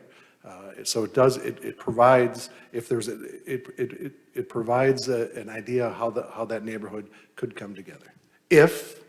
We're not proposing to do that down Magnolia across from here in the green space area. So if you look at that map, we're proposing to take out that residential landform between Kelly and that unnamed road to the south. We're proposing to move that out because there was absolutely no interest from anybody up here to want to have that landform in that area. So that comes off, so you don't show it as a potential going in there. Again, that doesn't change that if a council 50 years or 30 years in the future wants to change their mind, they can do that. Not having it on there is a good thing, because there's no idea that we had it. Maybe another way to answer that question is that in that context, we are just one of the many property owners that's impacted by this plan. And no property owner is obligated to sell their property to permit the development that is envisioned by this plan, including us. This plan helps provide a vision to interested property owners to see how their neighborhood could develop, how that property around them could develop to implement this plan. It's going to take, especially in this Village Place area where you have a number of smaller sized properties and difficult land configurations, it's going to take somebody that's going to want to see that there's a vision that a development can come together in this fashion that can be viable. And that's an important part of this process. It gives somebody the ability to look at it and go, you know what, I might be able to make this work. I'm going to start working with the Village of Pinehurst. I'm going to start working with Moore County, and maybe we can put something together to implement what's on this plan. So it's aspirational. The plan is really aspirational to some extent, especially in some of these more difficult to develop redevelopment areas. I mean, Darren, let me ask you a question, because just like when I heard hotel last time, and I froze up, and then I started thinking inn or lodge or something small, I hear business and I think big box. Thank you. So what prevents that from being big box? We'll get back, when we start to get into the form-based code, we'll get back into your concerns. No, we'll get back into we're not doing big box. What I'm saying is we're going to get into that scale discussion that you have concerns about. So that is where we start to come into that. You don't see a big box facility located on here, even though it's illustrative. When we do the corresponding form-based code, there's no way that you're going to have a building of that size that we would allow anywhere in this transect. You need to be able to follow through with the form-based code. That will prohibit it. It will tell you the type of building type and use that can go in some of those areas, or it'll tell what types of uses are prohibited in those areas. When we get to the discussion that, I think Judy had brought this up along Rattlesnake Place about moving out those residential uses that we're showing, that we should maybe be thinking about putting office complexes in there for medical. When we write the code, when we write the transact the allowable building codes, building types in there won't be a single family development, so it won't be able to develop in there. So that's the plan, but we have to get to the point of looking at this plan and in general, coming together on agreement on the concepts that are in these plans. That way we can start writing the form-based code. So on page 2, on Rattlesnake, between the extension of Medlin and the extension of Kelly, is that, what is that? What do you? What are those buildings? Are Those are those would be single, apartments? no, those would be, that box indicates a single-family development. But you see the big X on it. The X's, we're proposing to make that and retain that all open space. We're going to, outstanding discussions on the amphitheater, we're making that all open space. We're No, no, taking. no. It's between Kelly and Medlin. Oh, that road that already exists? Are you talking about on Rattlesnake? The new dark-colored footprint, building footprints Those are that are envisioned shown commercial. along the west side of Rattlesnake. Oh, that is a commercial type footprint?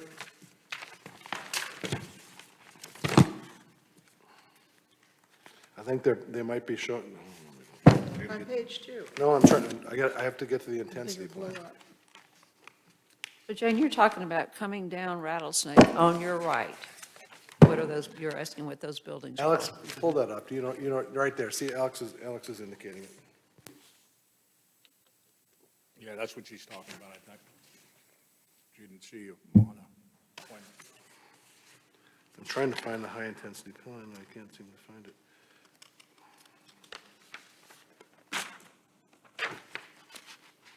What, page 6? Page 6 is high-intensity? Yeah. Single-family attached homes is what it Yep, says. that shows, I didn't do that.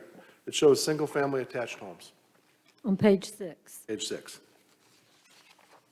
On page 6, okay. Well, it labels them. They're also shown on this page, but on page 6, they're labeled. Because the intent on this page is to show the proposed open space and pedestrian network. Okay. What they do is they Okay. overlay that on so we'll- one of the intensity plans. We'll talk about these building issues later, but I'm just going to say now, so that everybody gets it, and I don't have to say it 400 times more, Louder, please. is let's, from my point of view, if you want to have townhouses, or you want to have apartments, or you want to have condos, or you want to have single-family detached, that's all fine and large, but I am concerned about rezoning to increase density. That's my concern. Well, right now, right now, a And portion that's of what the I area. see happening. Right now, no, you don't, because right now, a portion of that area is zoned multiple family. So it is zoned for increased density. There's an apartment building there. Yeah, and that broader parcel is zone RMF, I believe. So that's what I'm going to be looking at. Looking at the general concept of the land use at this point. So I think the discussion at that point, and we're not done, we're not on the page, is we want to break out this land use and not permit this style of land use in that area because we think it's a valuable area for potential medical offices or things like that for an office complex. But let's wait till we get to that page. That was based on the discussion we had last time. All right, so as we're moving to the south, we already said we're going to get rid of those single-family homes shown in there on this place because we're going to impact the high-intensity plan. Are you still on page 2? I am still on page 2. I'm working my way down. Okay. So if we keep working our way down, that road is going to go away that connects into McCaskill. We're not going to show that on the plan. That correspondingly, it doesn't mean that a developer couldn't do that at some point in the Right. future. But we're saying that as far as the community desire, we're not going to be promoting that. It's part of the current vision. Correct. Thank you. Correct. Moving down into below McCaskill, those three kind of live, work, or single-family units, we're saying in the other plan to show that as commercial. I think we said on the Cadell, that stamp is, what is this, page 2? Change these to commercial footprint. Oh, I think you were concerned about It's residential infill. The sand, Type no, of sidewalks. the sand clay, or the sidewalks. I said, I told the consultant to move the sidewalks off of Magnolia, move them off Cadell, because I don't think they're, from our last discussion, I think you guys did not want to see that on there. So let me just clarify. So taking the sidewalks off Cadell, that makes sense. Leaving the sidewalks going down McCaskill. Okay? I mean, I'm asking a question. Is that what we said? Is that what you're saying? No, my impression that I got from that conversation was to remove them both. Remove Cadell and McCaskill. Correct. And then McCaskill along, opposite the Arboretum? Because that is going into what is going to be a more commercial area. Right, okay. And leave it on the other side of McCaskill. And I think the idea of not putting it on this side of, south side of McCaskill is you do have a pedestrian ability to walk to some extent. Magnolia. Along McCaskill, up the side of the Yes. Yeah. Arboretum. Yeah, you can walk McCaskill all the way to community. So we're saying take that proposed pedestrian facility off the entire southern side of McCaskill? No, only between Magnolia and Cadell. On the western side of Okay, Magnolia. Oh, got I it. understand that, okay. Yep. No, all the stuff on the east, anything to the east remains. Okay, Of the stuff that's remaining after we remove those streets. And now somehow we need to distinguish between brick goes in commercial, some soft path goes in residential. Another thing is I was going through all of this, nowhere did I see the mention of our National Historic Landmark District, which some of this is in, which somehow I don't want to lose sight of that. I don't know how we keep that in front. Pascal Road. what did you say, Lydia? Well, through all of this, nowhere do I see in any of these documents a mention that some of this is in the National Historic Landmark. And so it's going to be important that we maintain just keep those important components of our landmark district in this plan. It is in the existing conditions. They do talk about the being inside the historic district. I think what Lydia is suggesting is it might be helpful to put it on these renderings. Just some type of colored line. The I agree. problem is you start to cloud up the map with too much information. Yeah. And that becomes the problem. I mean, we can put It's a somewhere in the plan. notation. It's just, if you look at some of the development plans that we're looking at from a site plan level, and you see, there's so many lines on there, it's hard to read. Yeah. Every line you add creates a little conflict point. If we need to make sure that we have that historic district map, which I'm sure we will have somewhere ahead of that as an existing condition, I think that should be fine. Yeah, and I don't know how we keep that ever present in this. I don't know how we do it, whether we draw lines or make notations or whatever. When people are looking at certain designs, they understand this is in our landmark district. I just don't want to lose sight of the fact that this is in our historic district. That will show, I'll make a note, historic district. For discussion reasons, north of McCaskill is not, and west of Rattlesnake is not. That's once again, once we if anybody starts coming and doing the planning process, they also are going to be talking with staff. Staff is aware of the historic district requirements and the areas that are located in that. But we'll try and, you basically, you want to put that in your existing conditions document to make sure as anybody's looking at it, knows, yeah, there's a historic district here. So let me just take a look at I'm that. ready to do it. No, it's going to be somewhere, I can assure you. Yeah, just a notation on the page, really. It's fine. And to me, I'm looking at this, the context of form-based codes, so I'm not scared of any of these boxes, because I know form-based codes are coming to make this look and feel exactly the way we want. So I think people are misjudging it by seeing little square boxes. I totally disagree with you. Yeah. I think we need to understand what it is that we are approving. And we can't just say, well, we'll approve it and hope that something else that happens later. No is hope, gonna be no fine. hope. Form-based codes is not a hope. No, we have to have a handle on it, and the form-based codes have to be driven by what we approve now. Yes, and that's, There's nothing- So to hear you say, just approve it and don't worry about what's on the I plan because didn't say we'll do that. it I don't all the think work." anybody said That's- that. That's not resonating. No one for me. said that. No one Maybe said this will that. help. With regard to these, particularly the low-density and high-density renderings, you're not approving anything. They're conceptual boundaries, really. It's Nothing more to approve. Well, and another, it's not I mean, the very fact that there's more than one density depiction for each one of these small Scenarios. areas tells you that you're not approving anything. They're conceptual ideas about how something can be developed. and What you're what, going to be approving is coming later. and what does our next level of public input give us? Well, the next level, we'll be starting to finalize, we'll be looking at some of the more final plans. I And guess we my have to get point through is- this process first. We could have something on here that we think maybe is okay, and the public may come back and say, forget it, I don't like that. I think, what I'm saying is there seems to be another level of public input and another level of protection. That's correct, but that's why we've been through this process since last October. So we've been trying to get that input. We've been trying to hone down and get rid of some of the things that aren't desired. You know, you see a lot of X's in here. We're pulling out a lot of things based on the concerns that we're hearing from you, I think we've gotten some broad general support for some of the concepts that are in here, there has been some broad support. Now, we're fine tuning that support so we can develop those final plans that ultimately lead to that regulating plan. Now, when we ask for things like, when we're talking about some of these land uses along Rattlesnake Trail, if we do not feel that residential is the appropriate vision for that area, the regulating plan removes that building form from that area.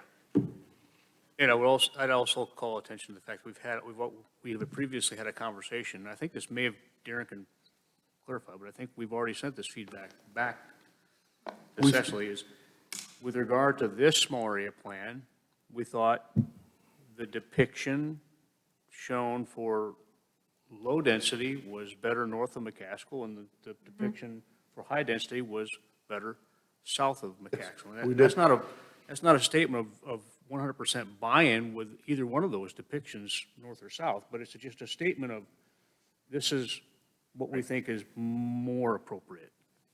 Well, see, here's where I'm having a problem, because ordinarily, I would expect to see a zoning map that lays out different zones, zoning districts, and then there would be a set of regulations, the PDO in effect, your form-based codes, whatever you want to call them, that say within each district, here's what you can do, here's what your floor area ratio is, here's what your minimum lot size is, here's what your setbacks are, here's what your building height is, here's what your permitted uses are.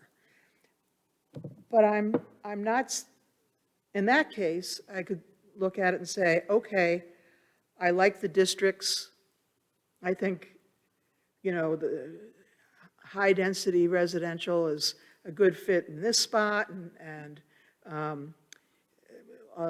low-intensity commercial is a good fit in another spot.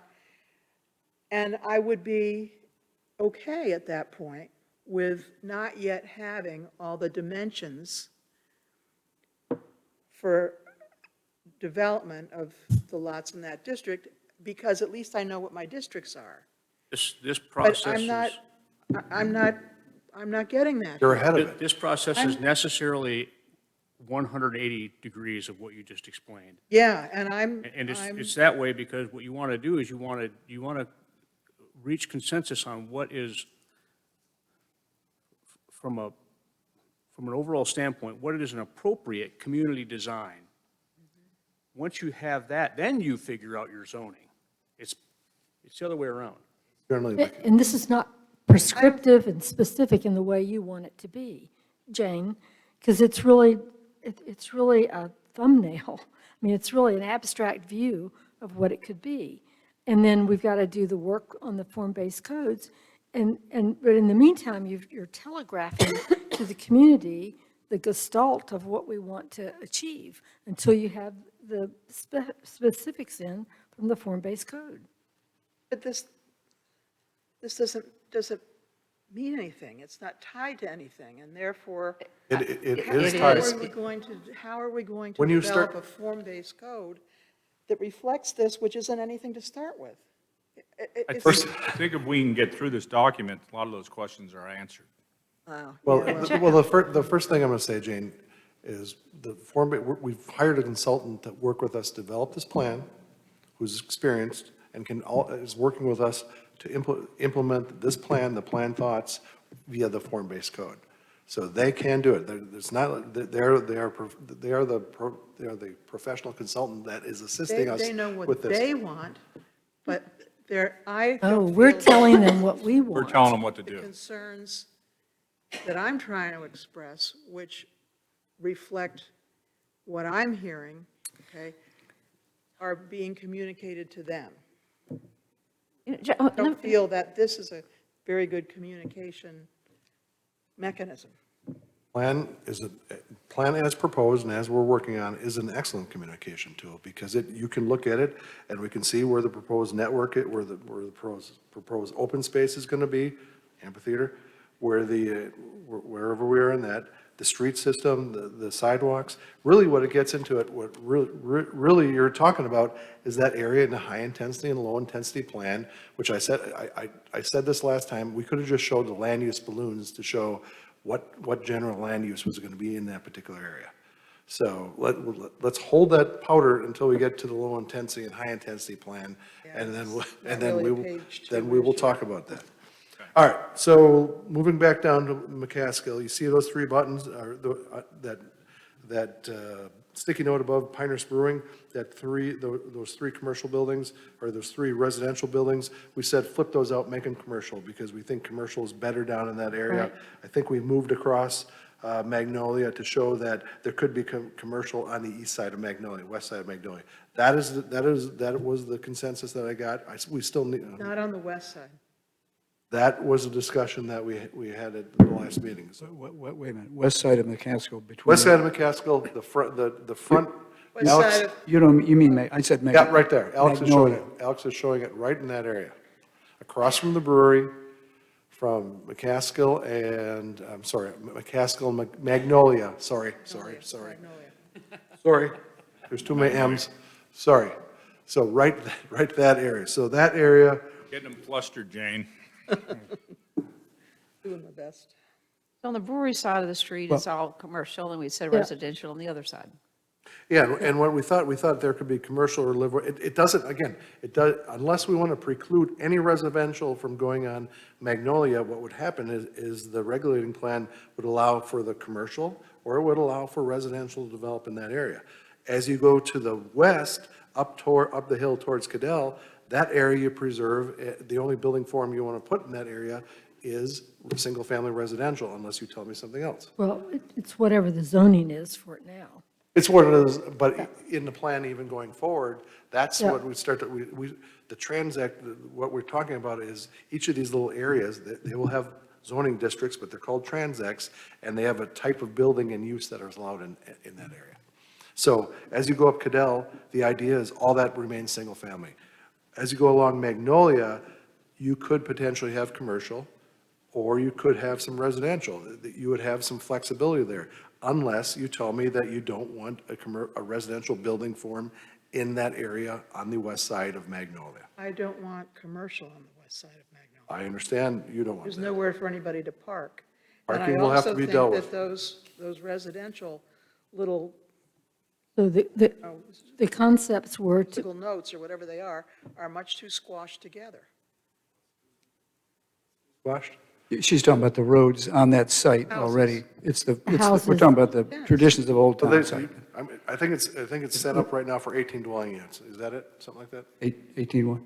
Yeah, the idea is that you've got a commercial area and you've got a single-family residential area, and there needs to be an appropriate transition. Exactly. That's why it's laid out that way.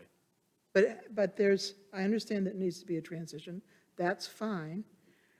But I don't see that the west side of Magnolia there is an appropriate place for commercial, because I don't see how you could have parking lots without creating a nightmare for the people on Cadell.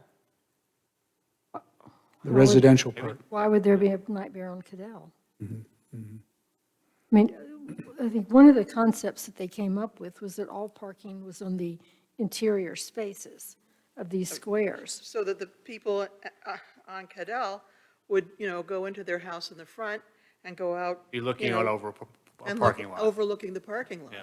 That's not very nice. But I think they're proposing street front commercial here, adjacent to the brewery, which And I is think appropriate. that was the idea, is that you'd have commercial facing the brewery, because if you start loading that up with, where the brewery comes through, there'll be more activity coming through there, and you're putting houses right at the exit to where the houses are, to where the cars are coming out, all those lights are then shining into a single-family residential dwelling. Yeah. I mean, the designs that we saw where there's the interior parking in these squares makes a lot of sense. You might need a parking deck in that area because it's a bit of a valley, but that could be accomplished. Parking will likely still, we have to get into design. Parking is going to have to be accommodated at some point. You can't just add all these uses and have no parking for anybody. Nobody is going to want to buy a house on Cadell that overlooks a commercial parking lot. I would disagree. I'm going to say, The- it doesn't make sense. Yeah.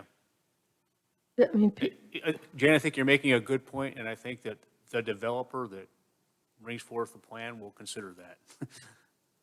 and also all these houses. It's a single lot. That's one lot we're looking at there.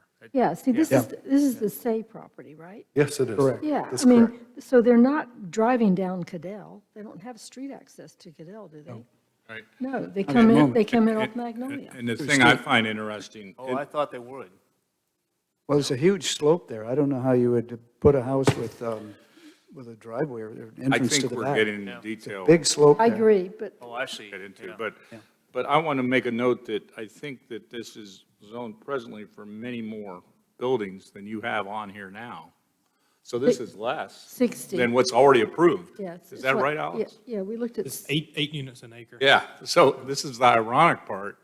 It's already approved for much more than that. So if we got this would be, it would be less than what had already been but if approved. it's, yeah. I mean, let's go on to the detail. I mean, Right. if this is still an issue, commercial on the Well, west, we want it to be residential, but I think we could have commercial adjacent to the brewery, across the street. Yeah, I tell you that, when Alex and Darren and Jeff and Natalie, and I think Natalie was even part of this conversation way back when, to me, it made sense that Magnolia should be commercial on both sides. Having said that, I mean, I think there are some sensitivities with regard to transition there and how that plays out on the Traditions lot. And maybe it does make sense to have residential on the west side of Magnolia. I don't know, but well, maybe it's best to leave it as an open question.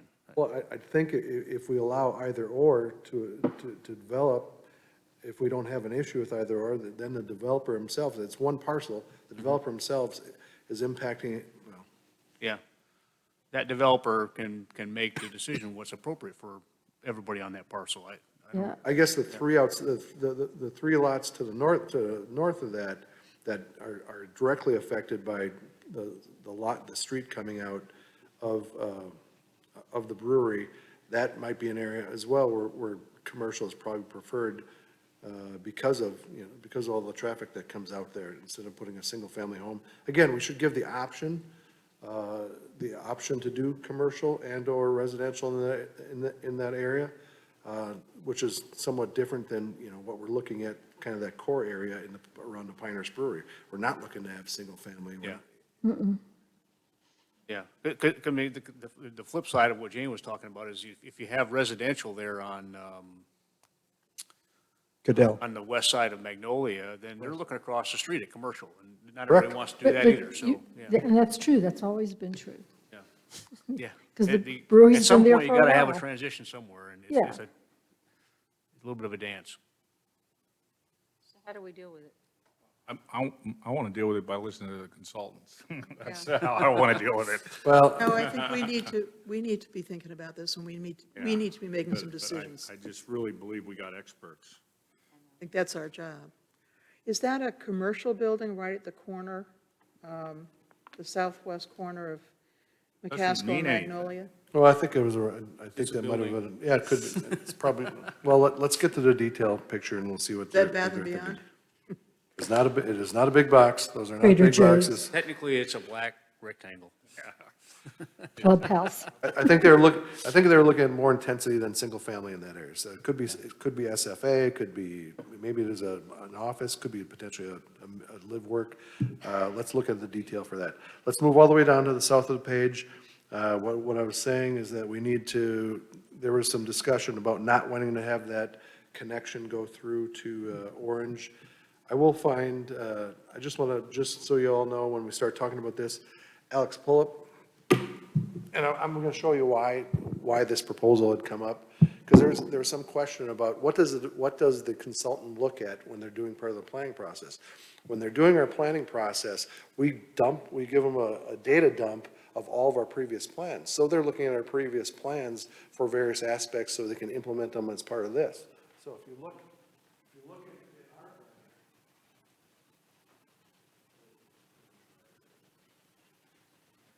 So if you look at this, if I can open it, please. So this is a 2011, our adopted 2011 thoroughfare map.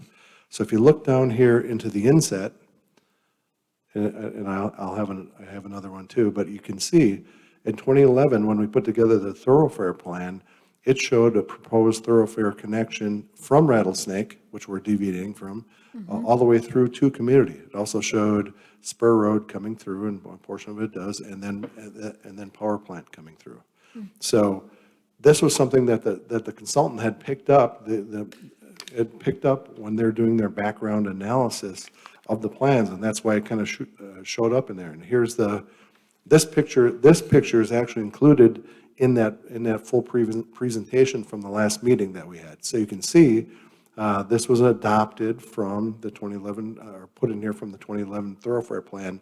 So they tried to match some of the concepts of that 2011 And thoroughfare we plan. made that a requirement in our RFP for them to use the previous work as a building block. So it's, it's kind of cool they're doing that.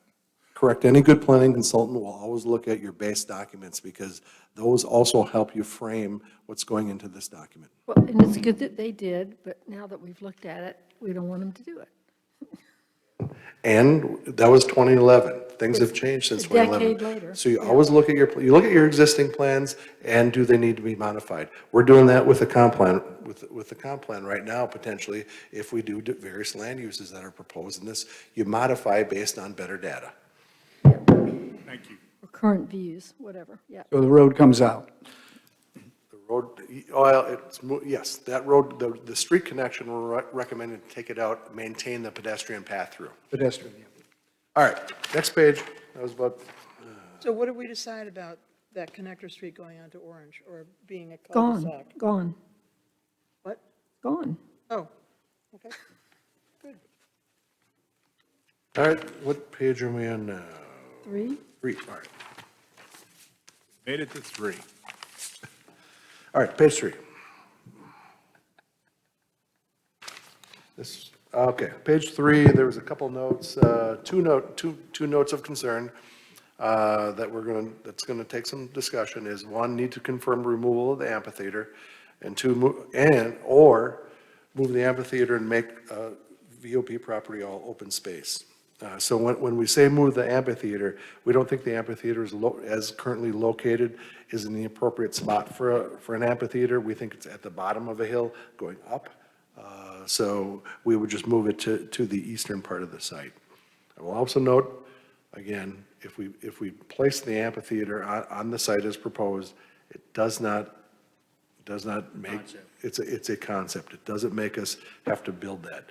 I think one of the reasons why the consultant had put it on there again was from the feedback they got in some of the surveys. It got very well received by the general public. Yeah, I'm looking at the public notes. It's all of them. But the amphitheater could be closer to Rassy Wicker. It could. I mean, you could cut out, you take it out of the ground. I mean, we had what was his name? It was here about 2000. Amy Grant's Cowboy? husband. Oh, yeah. Tim McGraw. Were you Yeah. talking? No, not Tim McGraw. You're right. Is Amy No, Grant's? that's Faith Hill. We'll think of it. I can't Are you think- talking about a person who came to our meeting? Yeah. We have for First Tee. He played for First Tee. To raise money for First Tee. I thought it was Tim McGraw. Somebody so- Google Amy No, Grant's it wasn't husband. Tim McGraw. That's Faith Hill. And talked about the amphitheater? Or the- No, we're it- just- It was out on the lawn of the Rassy Wicker. I mean, I'm just saying, you don't. Oh, Vince Gill, Vince Gill. Let's go, thank you, thank you. my friend, my golfing buddy, Vince. There it is, on that one. Yeah, There it is, all right. But, Well, that's the point. Why do we want another amphitheater if we already have the Arboretum, which has a natural slope, which is Right. the way it was constructed by Larry Best, the landscape architect?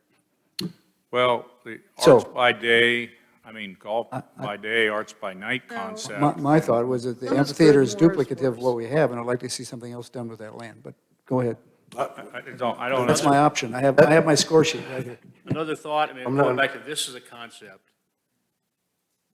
Putting an amphitheater there doesn't mean you're going to build an amphitheater. Yeah, we should there, call it a but proposed. Putting something like an amphitheater in that area demonstrates and communicates the intent that this is going to be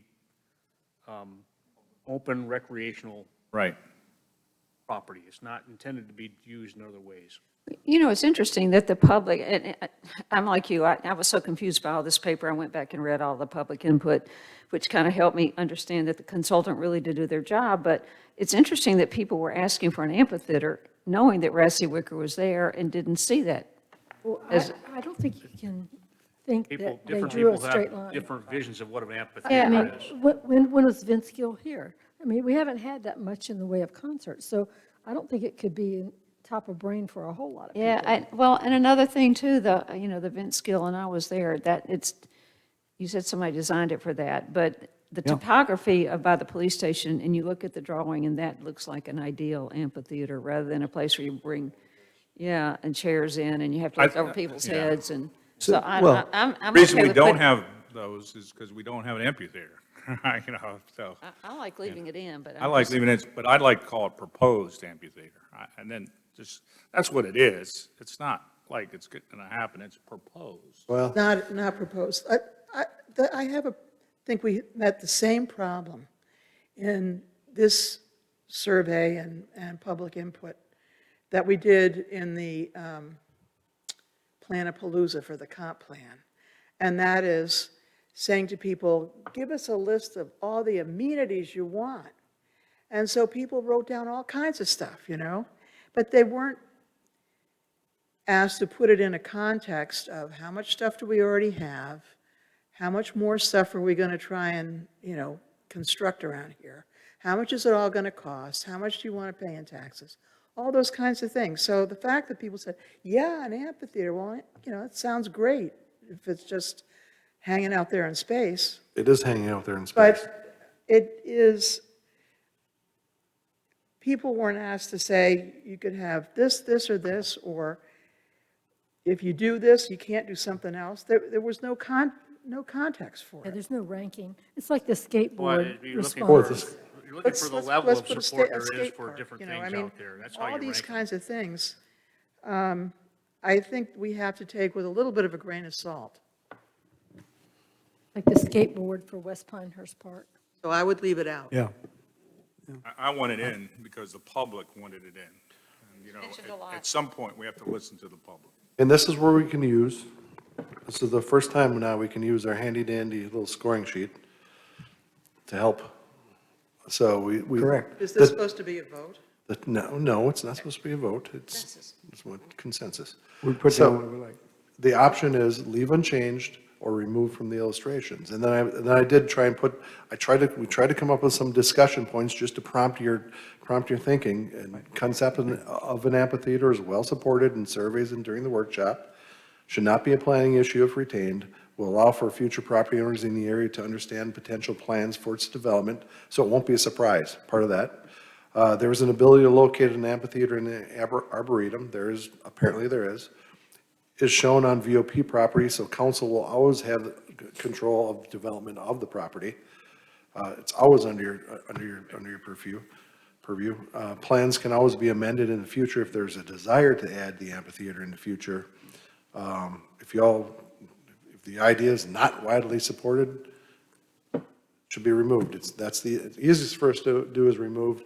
I don't think keeping it on, from my standpoint, it's not gonna, it won't harm the planning effort, but. No, it's a I think it sidelight just to shows we're not listening to the public.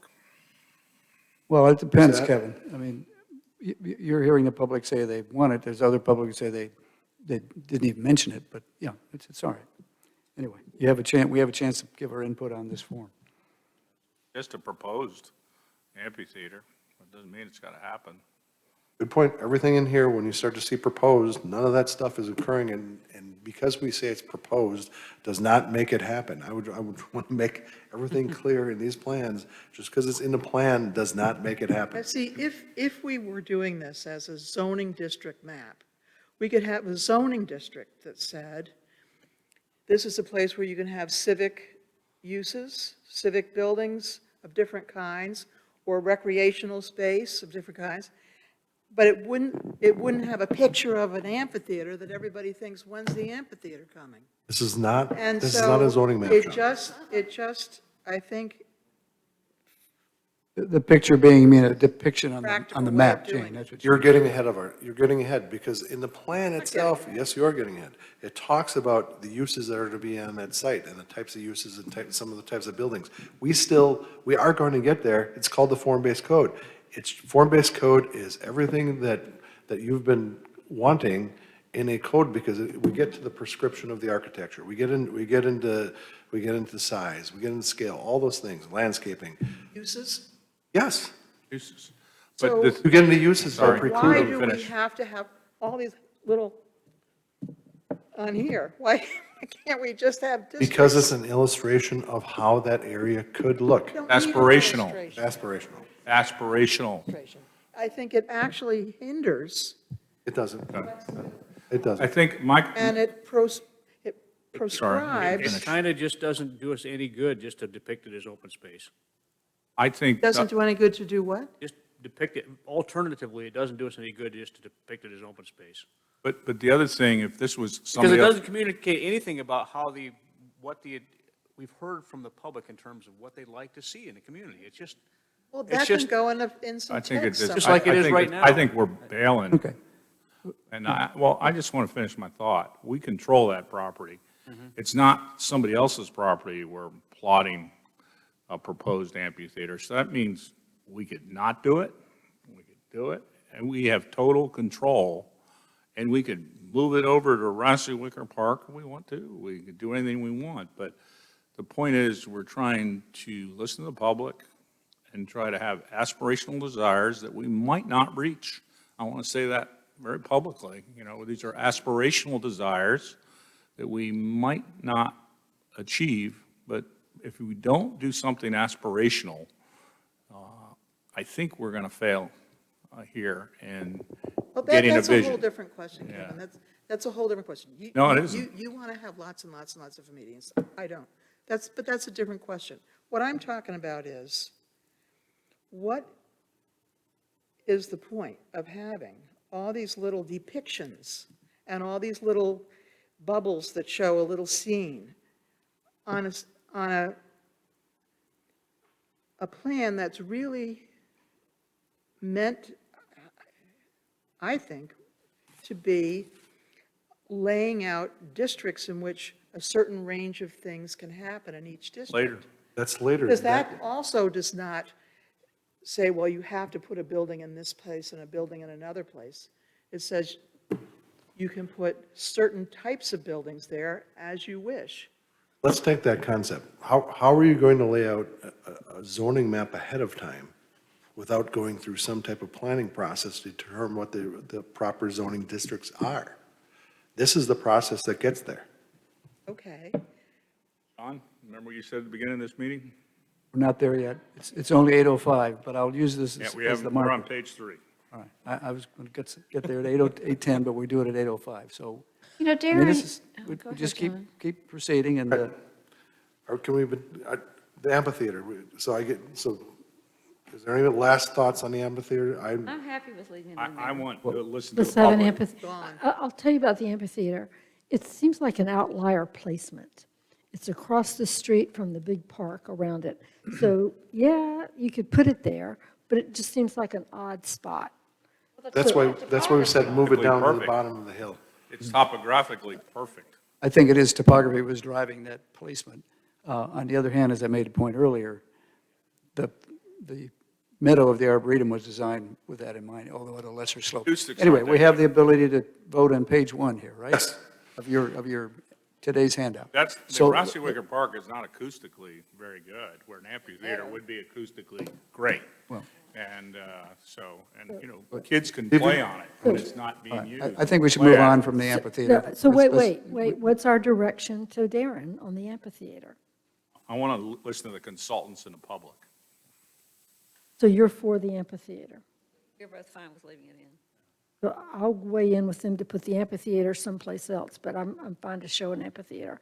I agree with you, Judy, it could be somewhere else. Yeah. I'm not, that's what I'm saying, we're supposed to be at 10,000 feet right now, and, 20. we're not supposed to be doing what we're doing right now, but, All right, we got 3 right now. And I already had you marked down for that. All you need is 3, right? So that's consensus. I'm against it. What? I'm a no on the amphitheater. Okay, 3-2, consensus, amphitheater. So let's go on to another point. have to be aspirational. And these get even more difficult over time here, so. So you might have to take breaks. Bring in the No, we're scotch. not taking a break until we're done, so that gives everybody incentive. No. Well, All right. well, Go ahead. Page 4 was simply, the question on page 4 was, do we need to remove? Oh, I had No, something else on page three. 5. Page 5, I'm going to page 5. Is page 3 where we talk about the future medical office Page No. 5. on There's not, Rattlesnake? there's not. It says Wait till we get to the low-intensity and high-intensity plan. And we're at low intensity. Proposed amphitheater stays in if we keep it in, so we don't need to worry about that. Get rid of the amphitheater, rendering at least. Please. All right, On. page 5. Now, page 5, this is where we're going to have some discussion. It is the areas where we need to talk about some of the things. So, if we look at my handy-dandy scoring guide, Village Place, item number 4, page 5, should we remove all the civic buildings shown along Village Place along Magnolia? So when we talk about what the potential use is for that area, you can see those buildings where it's identified as civic buildings. Civic buildings just simply show that if there is a need, if we say we need to relocate buildings and grounds, or we need to move somebody else over there, it just shows that there's a concept that, or maybe somebody's in the Outgrow pub. Village Hall. Or maybe somebody's thinking, we have a facility need somewhere. Oh, we have that on that plan. We could consider it and go in that direction. So what does it hurt to put it there? I mean, Doesn't, that makes perfectly good sense to me, so what would be the downside to doing that? again, it doesn't. Aspirational it's- plan. It's land we own. What it does is it shows that this could be a broader kind of municipal complex in here Right. of civic type uses, Which so we had that's all. hoped maybe the If- library If would in the be. future, we have a need to expand our Library, when we had the library discussion, we had talked about this as a potential. buildings and footprint because of growth or other Yep. needs that arise in the community, that's where it goes. So here's my point, because I get it, that this is village land, we could use it for any number of things. We could use it for recreational, we could use it for civic buildings, we could use it for open space, all different, we could sell it.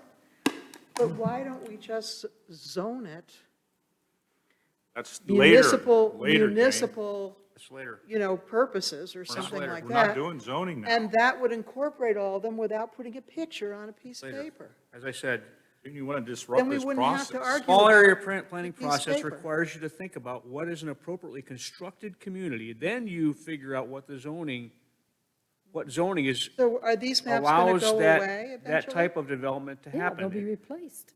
Well, Let me finish. You have to be open to the possibility that what we eventually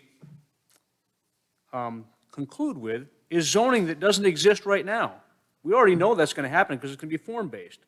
And that's why you have to do it this way. You have to figure out what makes sense from a standpoint of community organization and development, and then you figure out what the zoning is. Don't Okay. start with this construct of what we currently think about as appropriate zoning based on our current zoning uses and limitations. To add on that too, that's why the statute's set up, if you enact a legislative zoning decision, you're supposed to consider comprehensive plans and plans such as this when you make those determinations. So this is the foundation to get to that point. So is this going to be part of any regulatory something? This leads to the regulatory something. Is it going to be like a mini comp plan? And everybody will look back at it and say, oh, well, Area see, plan. there was a, No, oh, sorry, no. This is a step along the way. If we weren't doing the form-based code, which we think we get a lot better result with the form-based code because we can really control architecture and pull things and bring things together to make them more cohesive. Essentially, we're doing some of the same things with the zoning code. So we would start, if we're doing a traditional Euclidean zoning map, which we're not, which we're currently operating under now, we'd look at what uses we want in one areas and what types of buildings and what scale and all that. And then we would design that zoning ordinance based on the plans that we're looking at right now. We're doing the same thing with the form-based code. It's just more prescriptive because it includes not only the buildings themselves, but it gets out into the street, what the street should look like. That's also part of the regulating plan and design standards. And really, that's why this dimensionality in this plan is so useful, because you're not just looking at a plot of land. Yeah. You're looking at the context of it. Holistically. And how things go and how people move and what could be there. And it's much more abstract and makes you very uncomfortable, we can tell. But no, it would be more abstract if we did it without the buildings. But Well, but will this be available if, in the future, if a developer comes in and says, I want to put something, something here, and pulls this out and says, see, my footprint looks a lot like the footprint. No, that's not, This specific rendering will not be, but the small area plan will eventually have a rendering that shows our might be desires, appropriate. the desired state, that's correct. Will have little buildings on it? and concepts of building structures and neighborhoods. I think we have to free ourselves from talking about zoning right now, because that comes later. And if we could just free ourselves from discussing zoning, because that's not part of this right now, that comes later. Just- No, this is talking about how we articulate what Form-based codes. we're going to adopt, and I think this is too specific, but anyway. Well, I'll tell you, Jane, I think we need to at least allow Darren to go through these questions and updates. I'm not disagreeing with you that maybe some of the boxes and things are a little more extensive than we might expect, but again, it's aspirational, it's meant to give some thought, as I think Judy was saying, as to what might happen, not necessarily what will happen. So I think we ought to allow that to go on, and if we're being told that we're going to have a chance for the small area plans to have other input on this, then that's what we need to do. There's more process available. This is not, there's no means by way are we at the end of the process. We're still, we're leading up to more things. So Village Place, item 4, number 5, remove the civic buildings. I think there was consensus that we could leave that unchanged, just leave them there. Yep. With the exception, Leave the civic buildings here. leave the civic buildings, As a Civic concept. buildings. Yes. civic. So I think that's general consensus, so that's good. Good. We've got through the amphitheater question. I don't want to raise that again, but we're just going to make that whole area, Village Place, open, the open space that VOP owns in that area around the amphitheater. I'm taking that as a consensus from everybody, Yes. 3-2. which removes the residential. So, I'm sorry, what was that you're talking about removing the residential? Removing that, well, you'll see it in The high-density plan. in the high-density plan. Yeah. So let's focus on page 5 now. And I must have missed something. For the civic buildings, So we're in yes. 6. I'm on page, I missed a page somewhere in there. That's my apology. I put this through. I put all the sticky notes on the page, but I didn't put a corresponding decision document, so that's going to create an issue. So give me a moment here to find page 5. Place detail plan, is that what you're looking for? We are on the Village Place low-intensity plan. Bottom of page 3, make all, okay, you said Page this. 43 is what we're looking at, right? Yes, you should be looking at page 43. All right, so there's some significant decision points on this one. And really, let's start at that top area where it says single-family detached homes up near Woods Road on Rattlesnake. You see the form that they're showing. The form that they're showing is our single-family detached dwelling units. I think some of the consensus that I heard previously was that we should make that into a more commercial form to allow for offices, medical offices, things like that. And we can do that. It's just, again, as we write the form-based code, we don't allow the single-family building form to occur in there. Didn't And we use. not want medical down at Rattlesnake and McCaskill? Well, I think. It was that building per se, not that we didn't want medical there. It's the way they drew the building. Right. And I think one of the reasons why the thought was that that could be good for that area as far as land use is the proximity of the First Health campus. Yeah, moving it north towards 211 and therefore towards the medical campus, keeping it on the north side. Correct, so I don't have that in a decision document, unfortunately.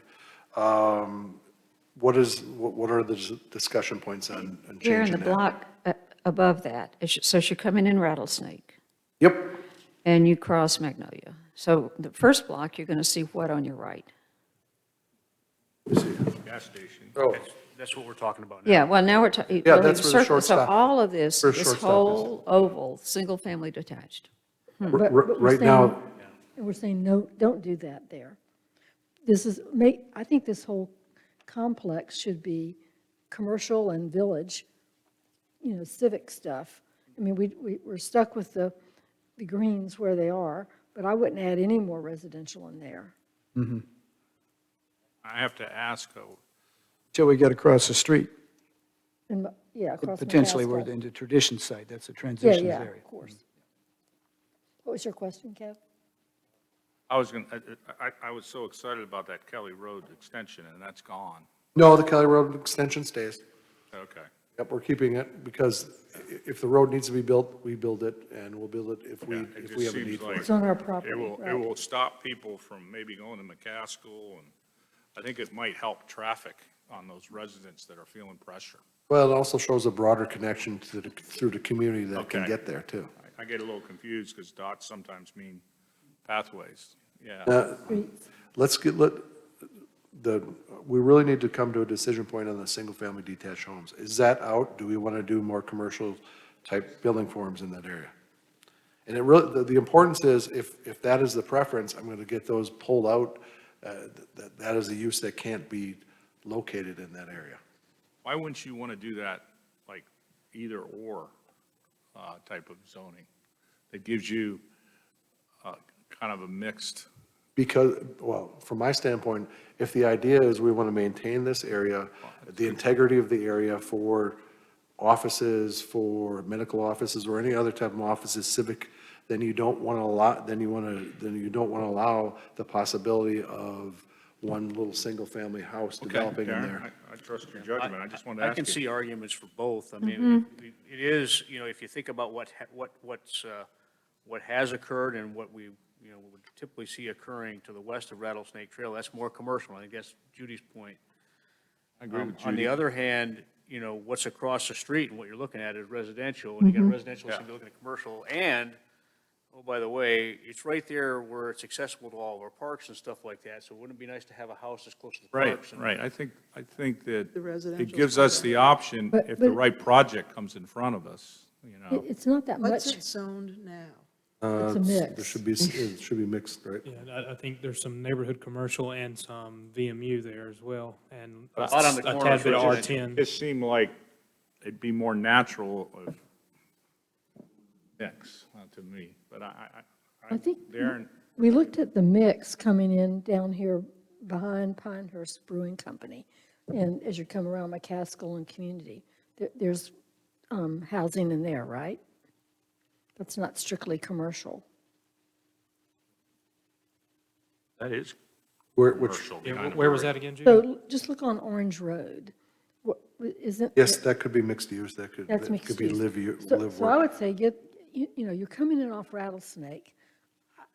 Again, back to the idea of, could you put offices there that be useful and beneficial to First Health? That's convenient, get in, get out. You've got commercial there, you've got our community center, you got ball fields.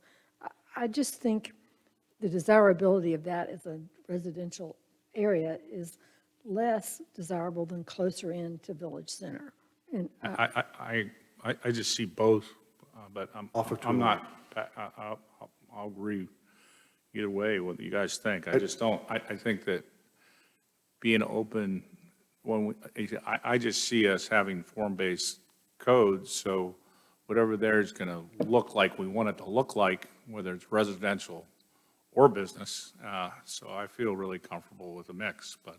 The problem with a under form-based code, if you have a single-family dwelling type, so you're going to put that, and it's generally going to be a smaller, and they can, a single-family building type can coexist within a commercial area if, under true But we form-based can't control code. the residential as well on form-based codes, right? Correct, we That can, we can might- control setbacks. That's probably we the can best control height. argument to do what you're saying, Judy. You know what I mean? That's an excellent point, Might be we the best cannot. argument. But this area is in the historic district too, so you do have that leverage in Oh, this.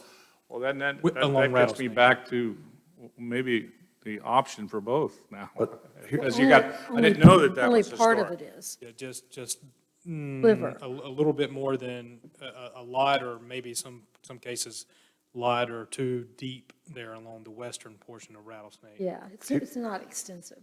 Here's the one concern. Kelly So- seems to be the dividing line. North of Kelly seems more appropriate for residential, and south going into commercial. Well, here's the concern. If we do want this commercial complex to go, or we want that to be a commercial type of neighborhood, allowing the single-family residential, what's more likely to get developed, whether it's desirable or not? We know how hot the residential market is in Pinehurst. People are looking to develop property, and they are buying up property, infill properties. So if you start to get, the problem might be is if the demand for our residential keeps coming and puts pressure on a couple of these parcels to go, once it starts to go with a couple of residential, you may preclude the ability to put any of those broader offices in there. So that's just something to keep in mind. There's If you do kind of a mix. single data point to consider here as well, and I'm talking about that house that's on the corner across from the gas station. I guess it did eventually sell, or maybe it's off the market. But, we went for a period of several years here where that house was on the market, and the owner couldn't sell it because it's. At a sits gas across station. The gas station, so. And we also had some discussion since I've been here from a potential owner that wanted to potentially put an office in there, Yeah, potentially a coffee shop. There was some and- interest in and rezoning the property. Never moved A lot either. of interest, yeah. I just like the image of coming in off Rattlesnake and having homes. And then when you get beyond Kelly, then have your commercial. And people are saying that they want some mixed use and they want walkable neighborhoods. So I see residential across from residential, and then you can walk down and you can get your commercial, your light commercial in here, your businesses, your restaurants, and there's really not, in this area, there's not much residential other than over here across from the brewery. There's tons of residential Well, along the woods in Medlin. well, yeah, all well, I'm those. looking just in the small area plan, but. Well, that's where these are. These are houses. I'd like to lean on our consultants and But on this. They've already spoken. They put in residential. So the question is, do we Why want did they to do that, modify that? Darren? the consultants, because they were looking at the absorption over the amount Yeah, of years. yeah, There's- The if you- residential. Yeah, we're trying to get too much commercial. We're going Pinehurst South commercial, and we're going to have this Plus, big. it was residential across the street. So Yeah. that Excuse me. If you look fit at, it somewhere. Seems like where it mixed made use. sense. It seems like mixed use in my mind, but so let's, if you look at the top of that low-intensity plan where it has the development program, so north of McCaskill, we're showing approximately 18,000 square feet of civic buildings, which would be those couple buildings you're seeing there, 52,500 square feet of office, 13,000 square feet of retail, no hotel, no live work, multiple family, one of those must be multiple family units at 18, single family attached at 4, 20 family detached at 20, so a total of 42 dwelling units. So what would happen by changing this out to office, now the amount of office that you have north of McCaskill is going to go up by, who knows, 25,000 square feet.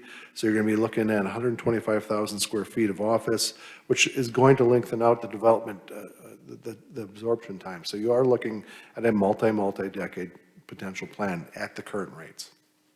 That doesn't mean it might not, that's why I'm trying to, I kind of agree with both arguments. So I agree with Judy and I agree with Lydia, so I'm a little torn.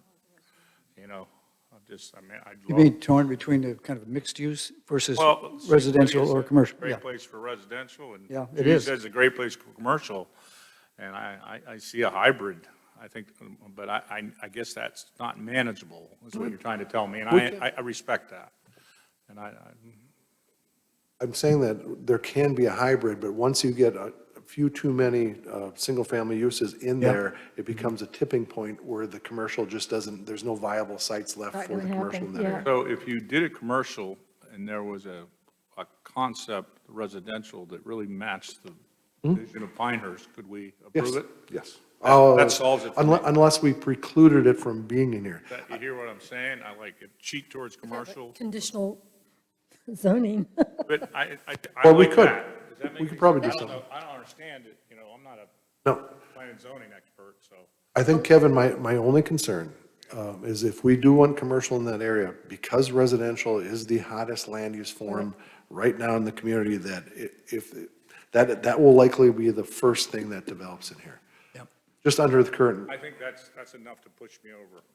Why don't you look at multifamily there? I'd just like to also point out that could be too. that intersection at 211 and Rattlesnake is a terribly busy intersection. And it is where all the kids from Village Acres try to walk across to get to the community center and the parks. And if we're going to put commercial in there, I think we're going to be upping the traffic, particularly for medical buildings, which, you know, have an enormous amount of traffic. A doctor ordinarily has 5 patients on site at a time. You know, there's one person sitting in the waiting room and somebody else being talked to by the nurse and somebody else sitting on the crinkly paper and somebody else paying and making, it's 5 plus the staff. So that's going to add to the vehicle trips going right through that little area enormously. And I would be very careful about that because we do have an area there where people are being drawn to walk and so forth. And if that turns into a medical complex, it means that people are going to be coming from out of town. They're not going to be as familiar. One of the great things about the medical campus is that people can get to it from the main roads and then they know their doctor is in there somewhere. But here they would be, you know, shuttled off down 211 to drive around down Rattlesnake, and I don't think that's a wonderful spot for those activities. I Well, think what if it that was they- non-medical commercial, Well, if it's local and it was retail, you know, local services such as, you know, restaurants and dry cleaners and florists and so forth, that might be different. But we've got that going on south of Kelly and east of McIntyre and west of McIntyre, east of Rattlesnake. We've got that stuff going on there. So it's really not necessary to have, it's not like we have a lack of that local retail. What I'm hearing in coded language is we should cheat towards commercial so we have more control. That's what I'm hearing. Yeah, I agree. And we could change it. Can't we? It could be changed at a future date. And the only reason I say Depending on- that is because your concern is it gets dominated. I guess what I heard Darren, excuse me, Darren, but what I heard Darren say was, if we allow both, then what's going to happen is it's going to be residential and we'll preclude, oh, okay, yes. And if you preclude residential, it's going to be commercial and you're not going to have residential. So either way, you're I'm going to have one not versus sure if the that's other. correct, though. Yeah. There is a way to give a conditional Well, you don't have, for residential if we met the right parameters. So I don't agree with that. I thought I would have heard If you- Darren's, If you precluded residential, it wouldn't be If residential. you precluded it, yeah. Yeah. Vote for residential.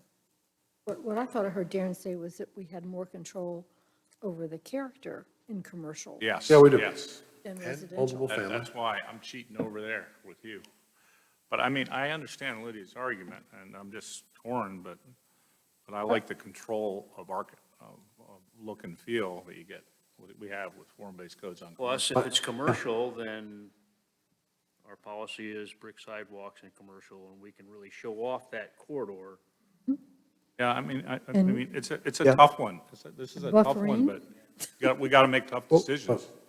But the consultant's saying, well, they put the residential in there. They didn't define, and haven't defined Single-family why not detached. commercial or retail. I think, commercial to some degree, but I would hope there'd be some retail and restaurants I and mean, things. if it's a Turnberry Woods looking commercial area, for doctor's offices, which they have tons of over in Turnberry Woods and all along, whatever that street, Avamore, and along there, I think that, that's a whole different look. And I think if they do their cleverness of putting the buildings on the outside and the parking on the interior, so multiple offices can use it, then that's going to address some of those issues that looking across the street, you're looking at something that's more like your house. Plus, there's commercial as you come in Rattlesnake, there's commercial after you get past it. I mean, it's basically an island of residential between two commercial districts, so. Turn quickly to the next page, page 6, which will show a more commercial, show some single-family attached homes, but it also could show some commercial. So you see that north of the Medlin extension, those could easily be, you could put in commercial, and that whole little area could be a commercial complex. Now you look The to the, single-family attached approach might be the answer to how you can do both, residential and commercial. Yeah, that's what I was That- saying, that- multifamily. I don't know Yeah. if that's not, That might be, I'm just, like I say, I'm a marketing consultant, I'm not a plan and zoning guy, but So- I think that's the answer. I think that is the answer. I don't Well, know how you let me- write that in. Because then we have control. No, but my understanding, and I tried to ask this question, that single-family attached does not give us any more regulatory authority than single-family detached. Single-family attached can be regulated as much as multifamily? if it's single-family attached, that means it has a property line on either side of the unit in front and back. Just change the way it's described on here to multifamily, and you get over that. But regulate multifamily Yes, you in a way can. that we can't regulate That's single-family. correct. detached. But if Okay. that's a building form that's acceptable, we can put that building form acceptable in that area. Where That does- gives us our cake and eat it too. That Where sounds does perfect. single-family attached fall on the regulatory spectrum? Is it more There's like none. multifamily or more like single-family attached? That we detached? can't, we can't affect the architecture of the building. We can affect setbacks, we can affect height, we can affect landscaping and buffering. We If can do that's it. the case, how does this solve the problem of choosing between residential and commercial. Call it multifamily instead of single-family attached. Multifamily solves it. I mean. And the only difference is you actually have a zero lot line or some lot line in a single-family attached versus with a multifamily. You can still have, in both cases, you can have rental and home ownership. But with a multifamily, you own, it's like a condo development. You own the home itself. You don't own property But around. it's a condo development that looks like one of these, Yeah, you right. know. Let me give you a good example between the two. Who've been out to La Forêt, the La Forêt townhomes? The La Forêt townhome started out as an apartment concept. What happened is they evolved to a single-family attached concept. So the same building, the building is the same, but it just moved from one regulatory scheme under the multiple family to the single-family building code. But the buildings still look the same. So you could do the building form, and you could provide some incentives of some sort to want to get them potentially in, I think through that, to get them to do multiple family, which would then pull in the ability for us to have architectural requirements. If you allow multifamily, then you get over this hump of the compatibility of the residential uses with the commercial uses. love and it. everything. I mean, it can all be designed to the same form-based code aspirations. I think you guys sold me. Are you talking about just the architectural details? The whole thing, all of it. The whole thing. Judy, what's your thoughts on that? What is it Doesn't it about give us the control we multifamily want? that's going to You can regulate it. It's not You regular. can regulate its appearance. regulate the architecture? Yeah. Hey, Darren, let me ask you, If we had multifamily in there, then we're adding density. Not necessarily. Residential. If it's Well, not regulated depends on by how the much. Multifamily can have the same density as single-family attached. Right. But no. I mean, there is a fine line between what's, And actually, if you look at the current construct of the general statutes, we can have minimum sizes for multifamily. We can't for single-family attached. Can you have maximum? that's true too. And we're going to Is the- count, But is would the we, density appropriate there? it's Would what, blend with the Jane? commercial easier. we were doing commercial here a few minutes ago, and Well, and that's looking for a way to do a mixed use potentially, yes. That's not mixed use, though. He's Well, not- if you want to just It multifamily. would be mixed use from a zoning standpoint. Okay, but Yeah, I mean, not- mixed not use to me individual is business building on the standpoint, bottom, yeah. on the top, and, What are the acceptable building types that you think should be in this area? What are we thinking is acceptable? Your question looks like first? this. I like retail. Okay, so commercial is a preferred, Darren, how do we best control this is our gateway into the village. We've said Right. we're going to extend the village out. So what is the best way for us to control the optics of this coming in? If this is our new gateway into the village, what is our best way to control the visual impact? That's a good point, Libby. Commercial multifamily, anything that's regulated not by the 1 and 2 family code. commercial multifamily. Period. Wait, commercial multifamily? Wait, No, anything that's not regulated by the 1 and 2 family North Carolina residential building code. Townhomes can be covered, but there could be an incentive to lower the unit sizes because our minimum is 1,500 square feet. So there's various ways to provide incentives to get it into the multiple family review. And we can look at those things. I mean, Question? then He's we're- asking then we're- for specifics, like. Yeah, my preference is going to be whatever we I can did it. best control the visual impact of coming in from the village. I thought I did. I said commercial multifamily structures. Okay, in then control. you say that, that's what I thought. I mean, B2 would be a good look, as you come in. I don't think that the visual is the only consideration.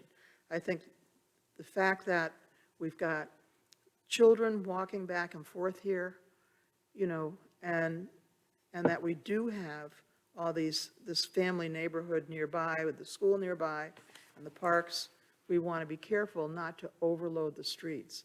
So, Jane, in the village, how many kids do you see on skateboards, scooters, and bikes? Lots. I mean, they all hang out with Jason. Well, you also have along Rattlesnake, at least where you have a sidewalk system developed, or you're going to have a decent sidewalk system Yeah. developed on either side.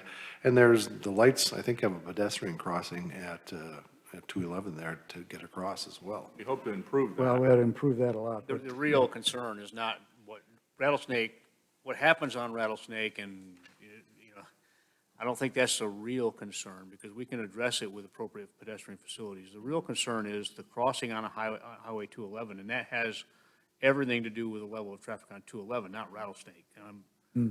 Yeah, and we're having intense talks with DOT on that, but I support a commercial multifamily because it gives us the control we need to control our gateway into our historic district. Okay. Let's go with that. Let's see what Excellent. All happens. Go with that. Anything else Glad on you this? walked me through that. I didn't quite understand. Oh, All right. I'm saying I'm glad that you Yeah. made that clear. What's the next point? The next point was we're going down, I think below McCaskill, the 3 residential structures. I think we said, let's make those into commercial. We don't want residential just north of the brewery. And I think the connection as you go down to Spur, I think that becomes that will become the preferred connection into the kind of the heart of that area.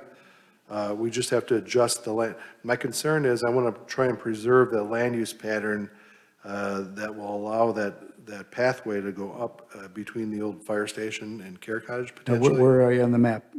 You're on Magnolia, Orange Road, below back Orange to Road. Orange Road, Down by right? Orange Orange Road. walkway, I guess we're calling that, Is a right? path, not a road. Path. Right, it's gonna be a- So it's gonna be a ultimately, path. what might happen is we create some additional little open space down there that could lead up lead up through the fire station. And really what would happen is that one building footprint would just maybe have to scooch would have to turn a little bit. So that's about it. So I think it's doable. Once we move the Orange Road connection out, this will be the preferred connection. I think we just got to just got to lay out a couple little things, but I think that was what I had heard is the preferred lineup, not. Belongs there to me. It's just, it's funny. works. Something new. Okay. It Looks works. like it should have been It there. works, it's working off an existing road, so it's probably more easy to implement Sure. from a development pattern So- Okay, standpoint. so can you just say it again, what you think we're doing down there? What's shown is the preferred alignment Yes. Showing which one? on that page. For I'm on 6.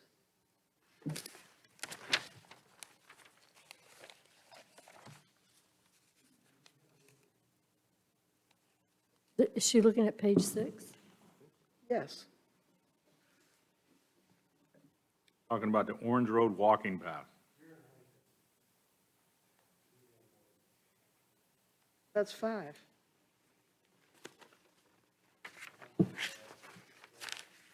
It's 6, but that's okay. Is the pictures. You Right, had 6, I thought, Darren, but So what are we talking about? We're talking about this road being the preferred connection. You really want a connection through? That is in line with their thoroughfare. The Orange Road, are you back on that? I thought we No. were going to cul-de-sac. She was on page 6. You moved to page 6 because I said to look at page 6 for Yeah. the intensity, but we Okay, were going gotcha. back. All right, but back on page 5, We're- what are you doing with Orange Road? That's correct. Orange Road goes away as a connection. Okay, and then, Connection, yeah. then I have a question about Spur Road. Yes, Are you leaving that dirt? that's the entire way? No, if it's gonna serve a commercial purpose through there, you'd want it blacktop, Well, asphalt. the alley that's behind Maple and Fields should remain dirt. I can see you, on the other side, if you make that hard surface. saying complete, you do a hard surface on the south side as well?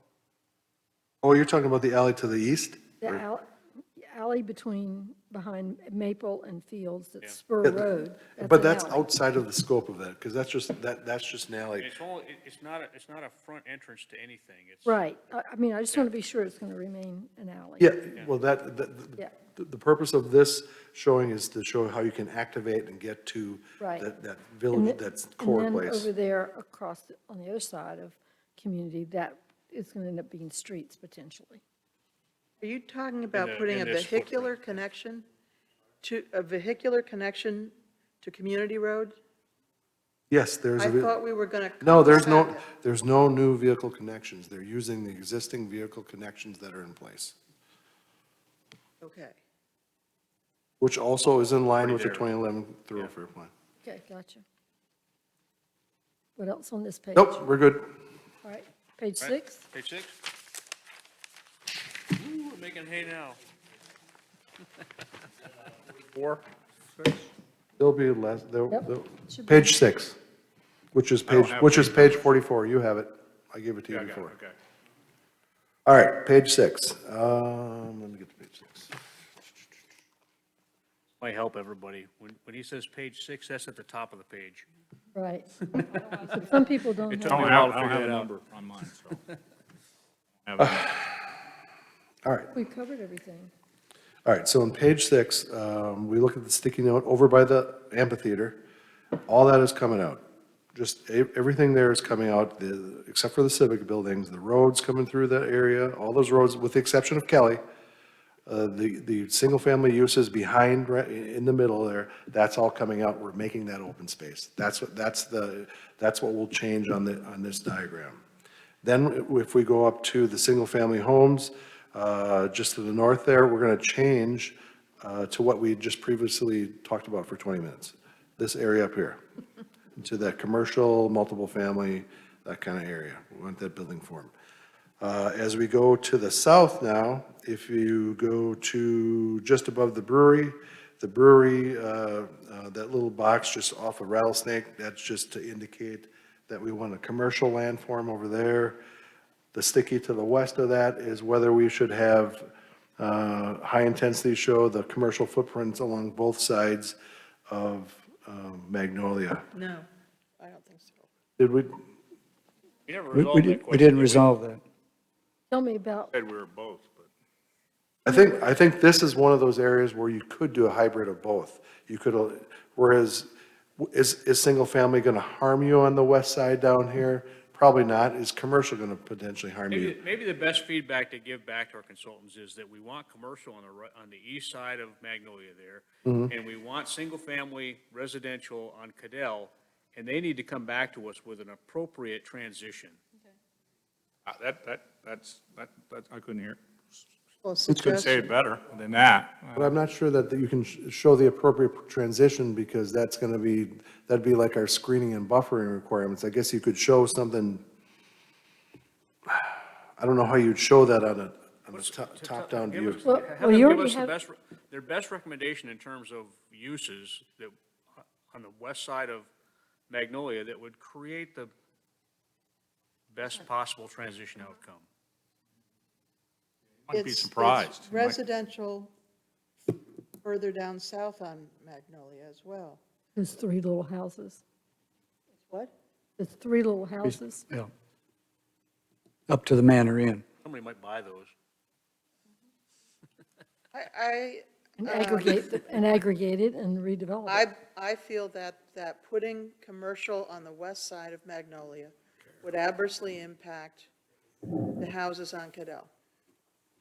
So I think we're back to the consultant to talk about the potential, how we Yeah, could potentially it's not going to preclude the ability to allow for a single family, but it would potentially allow the ability to have some commercial along there. So that's where the form-based code would allow a couple building forms.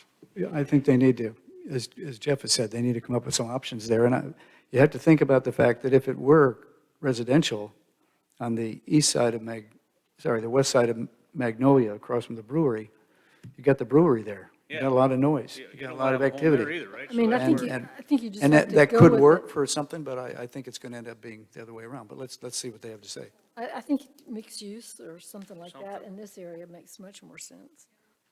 Because Got that, Darren? Yep. Next point.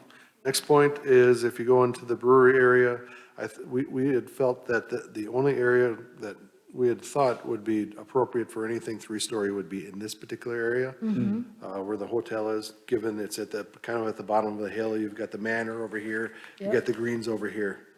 I will tell you that, the Greens Phase 2, they have talked about wanting to go to a 3-story. They're only approved for a 2-story. There is interest in a 3-story over there, potentially. Bad. But that's not what we're requesting. Judy's got it, too bad, move on. Okay with a 3-story down there is it's in a hole. I share this because this is what I I hear. appreciate that, thank you. Like 3-story. I know you don't, but in the bottom, it's not, it's in the hole. The one around the brewery. It's in the hole, it's in the bottom of a valley. It is You down. But I think that. got the one manor on the over hill here. is It's an not issue. gonna have any appreciable impact. And the manor's 4 stories. Okay, from the back. Or since 1923 or whatever. All right, now we're cooking, page 7. Next point. Page 7, there wasn't anything big on this. The only thing that we had removed as potentials from, and these are the type of things that we start looking at when you develop what is the fee structure. We're taking out B3 and we're taking out B5. We said, pull those off, we can find something else. Good.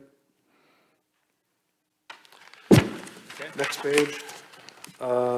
Next page, this is just the detail, and the detail will follow through with some of the discussions that we have, because you see on Magnolia, we talk about. Same comment. Yep, same exact comments. It's just a little bit more detail, and this shows the green.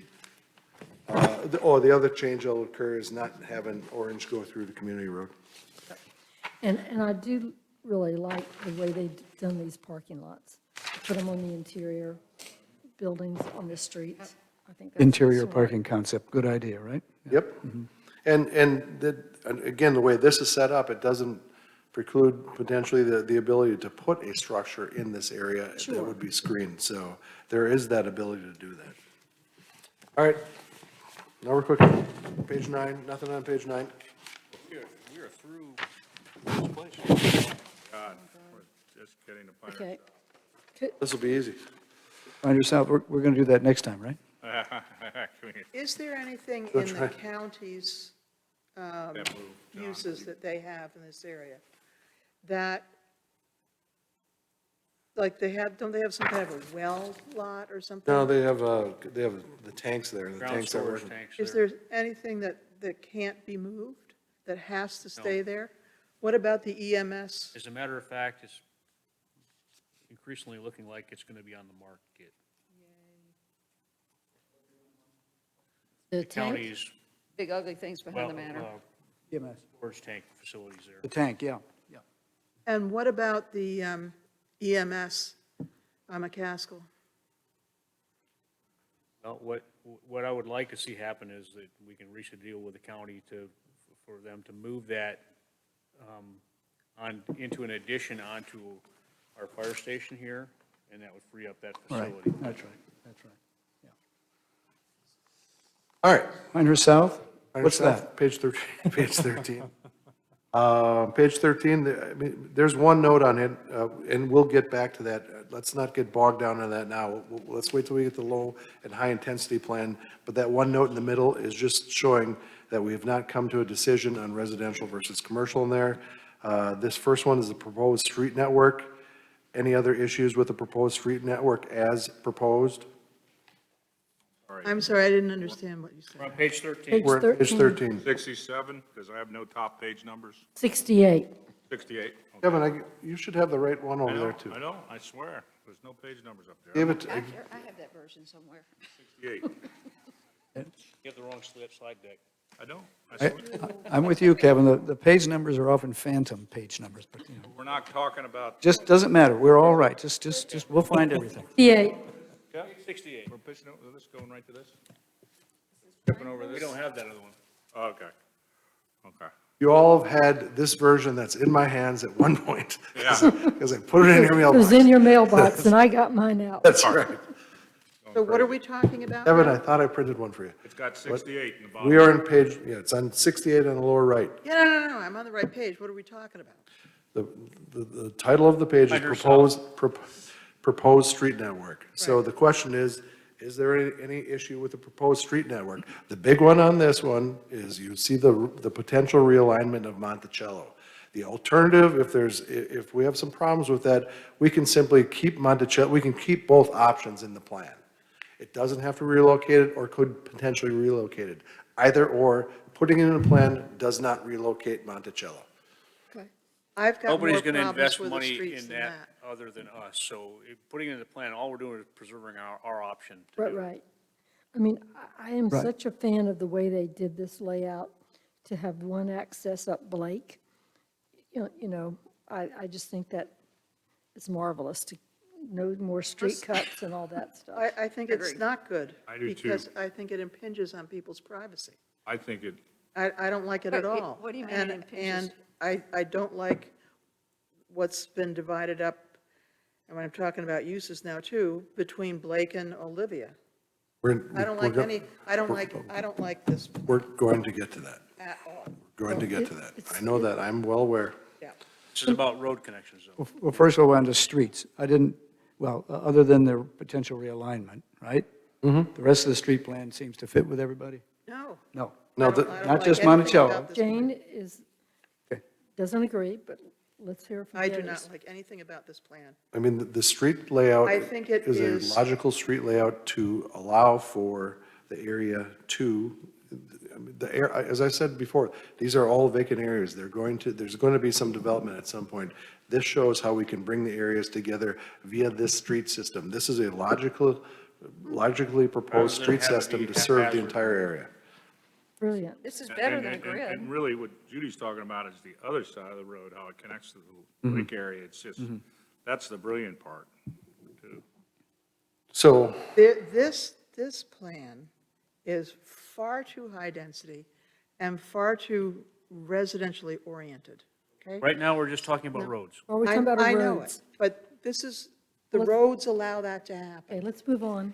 So, oh, well, but one of the problems I have with this is that the comp plan contemplated putting office in here with a little bit of retail to support those offices and maybe a little bit of a residential. They had, I believe, 200, I have it written down somewhere, 270 Stacked. new units of Stacked. residential. or stacked people. residential. And 3,100 and something or other new employees. So you see there that it's fair. What is being described here is bringing in a whole lot of residential in order to support big box stores, There's no big box stores going into here. Now, it's a small Which- area plan which that is we control. not, but that's what the commentary from you says, that the residential will support the new retail. Yeah, it will support retail and But office. that's not, that wasn't the plan at all. That's backwards to what the plan was going to be. The plan in the comp plan was to set this area aside for office with a little bit of retail to support the office workers. There's been several No, points. it also included mixed-use residential. Darren, in the But a very comp, small amount. Darren, in the comp plan, the comp plan says over and over that we need different housing options Correct. in Pinehurst. Where is there to put in opportunities to offer a variety of housing types? Where is there in Pinehurst to do that other than here? Right. Well, I think we just put some in Village Place, didn't we? Okay, can we pretend there's no boxes on here right now? Pretend the boxes are not there. Roads. How, does the road layout system work? Yes. I don't like it. I don't see any reason to connect. Okay, so let's vote on this, because we've heard your, Think about it Dissenting in these opinion. terms, Jane. If you don't describe a logical road network Chaos. that's associated with reasonable development, what's going to happen is those parcels are going to be sold, developers are going to come in and they're going to put the roads where they want to put them. Or not? And it won't be consistent with any plan. It's just going to be where that one developer wants to put his roads. And it won't connect right. It's going to cause connectivity problems, traffic congestion problems. I think there's too many roads on here. Well, of course, it's an existing network. Most of what's there is an Yeah, I existing mean, it's network. So, gaining, No, really, some you're of them getting are existing. you're getting two north-south The roads dotted connected. ones are new. right, right. I like it. I think it's gonna, I think the railroad's gonna like it.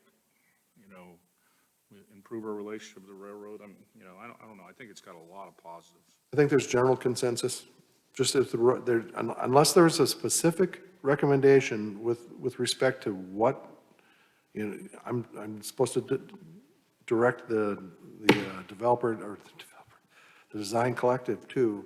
I need some recommendations. I can't just say I hate the entire road system. If you don't like the entire road system, Like it. and everybody else does, the road system is going to move forward as proposed. Well, don't connect, Well, I think it depends upon the density. If we look at the density, that that's somewhat gonna- changes the layout. So maybe that's a better place to focus. Start on another page, what you're saying? Yeah, let's go to the low and high density plans, because that determines some of this road network. It's not quite the same. Yep, so page 14 is just nothing. It shows the existing open space and pedestrian network, shows that there's not a lot down there.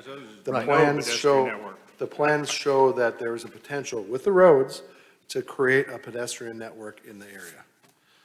Right south, the proposed pedestrian network, you can see with the roads in there, and I know we've had some discussion on, do roads have to be on both sides of the road or not? And they, in a residential area, you can probably go without them. In a commercial area, you want to have them on both sides. But you look at this, it shows the shared use path, which there is, the railroad is open to the concept of that shared use path if done appropriately. I think the other thing that we're trying to do to make the system better is put that one around the Pinehurst harness track up there. So we'd like to run off Monticello and What page are around. you on, Darren? I'm on page 15. Okay. Could you say it more slowly so I can I was trying to get on the next page. focus? You're losing me. All right, so this is simply the proposed open space and pedestrian network, and this just simply shows how the area can connect together through a pedestrian network. So that's it. That just shows on either side of the road, especially in the commercial areas, you want that, and that's the way the pedestrians can walk, they can bike, they can do all that on those roads. I think the significant thing in this plan, which is a game changer for the community, if we can do it and get this to work out, is the shared use path with the railroad. That has a broader regional impact, and I think it was great to add to the quality of life. When I mentioned that, I think we were having a meeting at the NAC, and I said, we were working on that. We could get, you can get from the lake, potentially from the lake, over to a shared use path. I think there's some support for that. Now, the other big thing on this plan was we're just saying show a path around the Pinus, the harness track to connect over to the other road coming down to Monticello, just to create another path. That's it. Excellent. Shouldn't be any controversial. Good? Property. Good? Remember on the USGA project, and they didn't want to put a 5-foot wide sidewalk along Cherokee No, that's not correct.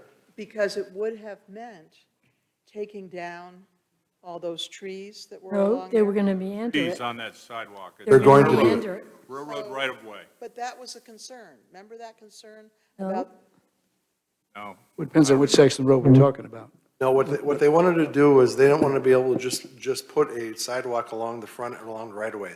They wanted to have the ability to Right, meander that's that right. through. And they didn't want to do that. They wanted to have flexibility in the placement. Yeah. Because of the trees. Correct, And because the trees are a big screen. correct. Between them and the residential Right. on the other sides. So we've got the same question here. If you're going to be putting in a path, Where? Where? Around the The harness green track? path on the railroad? On the harness Which track? one? There's no trees? right, if Yeah. you're going to put the public services here, then that path would loop around Sure. Yeah. and would impact the screening ability. No, No, because you already have people going around the track. It's true, Kevin. No, you already have people No, going around. it's already open and adjacent to the track there. But remember, we haven't decided to move the public services complex there. B, once we even would look at that part of the analysis of that would be, how do we screen it? How do we properly screen it? That comes at the design level. That's frankly why we tried to bump out Monticello to the south, so we would have more buffering capability to the south, and, it gives us more options with what we can do in that box.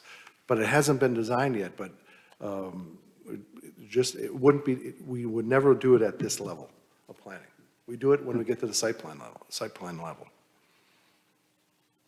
So There's room for that walking path in land that's already cleared adjacent to that path, to the harness track. Sorry? Along Monticello, coming off The one Monticello. that would look behind the potential public services yard, that's already cleared along the harness track. Yeah. It's a good idea. I mean, it might result that we can't make it work with everything going on, but from an idea standpoint, to improve the pedestrian It's our network, it's a choice. good We put it idea. in if it makes sense or not. It just adds to the network. It's a good idea. All right, now is for the fun. Sing. Page 16, page 71 for those of you keeping track on the lower right. And here we go. We'll start out with that top sticky note. So that top sticky note is, should we show that for proposed residential infill? That's zoned OP now. That is currently zoned OP. In this form, it's shown as single-family residential of some sort. In the high intensity, it's shown, I can't read upside down. We show it for commercial buildings, which are located on the north side of Monticello. So everything on the south side becomes buffer to the Quail Haven. So it really becomes, say we can't work it out, we don't want to pay for Monticello, we don't want to move public services facility down there, and these land uses remain. It's currently zoned OP. Is this the proper land form in that area? Do we want single-family residential in this particular area? I think, you do have a lot of traffic coming down through here. So I think that my input on this is that we should insist on the realignment of Monticello being depicted in this plan, because we've got no place else to put our public services, Right. and therefore this use comes off. And that will make all that commercial use go away, or not all of it. The single-family residential. Single-family resident, yeah. all those houses go away. But you got proposed commercial infill. Well, I cheated, think I those went to should the be next deleted. page, Okay. I'm sorry. The single-family residential lots that are shown on the south side of Monticello on page 16, I think there's 13 of them there, but in real life, there's only, I believe, 9. Jeff is saying if we realign Monticello, that goes away. I'm sorry? Jeff is saying if we realign Monticello, that goes away. So the I'm just so saying, both what options. what is actually there now are A smaller number of lots. you're saying. small number of larger OP lots, which are undeveloped, most of which belong to Quail Haven. And I mean, I'm only looking at it from driving down Monticello and from looking on the GIS maps at the county, but it looks like that's their buffer for their development, their retirement village. So if we realign Monticello to drop down into that treed area now, their buffer goes away. We could reinstate Smaller, it. doesn't go away, it's smaller. Those are pretty deep lots, I think is They your are. point, isn't it? That by the time the road would connect in there, be realigned, it wouldn't be that much into the property? Probably a couple hundred Did feet. that, when we buffer in there? Well, certainly, our Well, yeah, intent would be yeah. not to put the commercial buildings on the north side of Monticello. No. Instead, use that as buffer so that our public services yard is hidden from the world. I meant even the south side of our road. But on we- the south, you'd still have, the concern that, along the lines of what Jane is saying, the concern is that you'd have a lot of road traffic that Quail Haven would be more susceptible to. Have a buffer on the south side? on that Well, road? they have one now, and they would have one, they would still have one Could add to for that the buffer. realignment, but it would be, the depth would be smaller than it is now. It would need to be significantly smaller, because by the time you bought the lots and paid to realign the road, it would be silly to do that only to get, a tiny sliver of space. So that's a concern for me. But Jane, is it the cost, you mean, Jane, or Make public services fit. do we absolutely need to move Monticello to make public services fit? I think it's likely that Yeah. we need to in order to make public services fit. If we, again, this is a concept, if we, Right. we're not going to invest in realigning that road if we don't need it, so. Aspirational. From this standpoint, I need to know what to show on this particular area. I agree with You're Jeff. saying I should What is show, realigning? I Show think on that, here. I think the both next of- page is what we should show. Well, why is it okay to realign that on top of land that belongs to, various private property owners? Because we need And, it. and that's not a problem, but it's a problem to say, well, we could suggest putting ball fields somewhere else on the property, or we could suggest putting other things. We can't do that because Standpoint then of the realistic feasibility of the two different outcomes that you just described, we can publicly condemn property to construct a road. We can't do it to build a ball field. can't. Cannot. So that's not considered a a good question. governmental Taking. use to have, Not all governmental Recre- uses are appropriate for condemnation. really, okay. differs by state. We could do it in Wisconsin, so it's just different down here. So, Well, what's going to happen is potentially, we have to have, if nothing happens, if something moves up the development pattern ahead of ahead of any relocation, because we haven't come to any conclusion on that, there lies the possibility outside of any other way to stop development, that there may be development coming forward in here. So it's what type of pattern should we show? It's zoned OP, so what we could show is an acceptable land use or acceptable building form, commercial, or we could allow for the residential. Residential, again, I have concerns that if we have the residential is the most easiest to develop land use in the area. So I don't know what to show on here, other than, Well, you got the cottages. because if we I think don't, just remove all the buildings from, I think if Monticello. buildings go off, yeah, the whole, don't show either. Yeah, Just show it as vacant land. yeah, just show it as a real good transportation plan. the problem is the regulating plan is going to have the ability to put something on there because it's currently a developable property. Right, but We can take them off, but say we take them off, and somebody comes in and we start to develop the plan, let's not get ahead of ourselves, but I think that if we convince ourselves that we need to do this, then we need, Go get it done. very soon, we need to be talking about the condemnation process. Yes. What are the alternative locations? There are none. None. That's why it's desperate. Here's what we have in terms of viable options right now.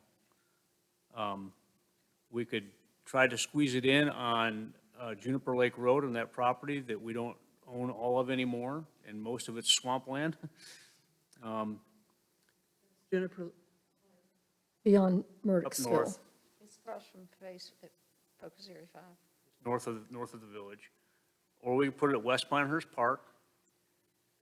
Neither one of those is a good option logistically, based on location.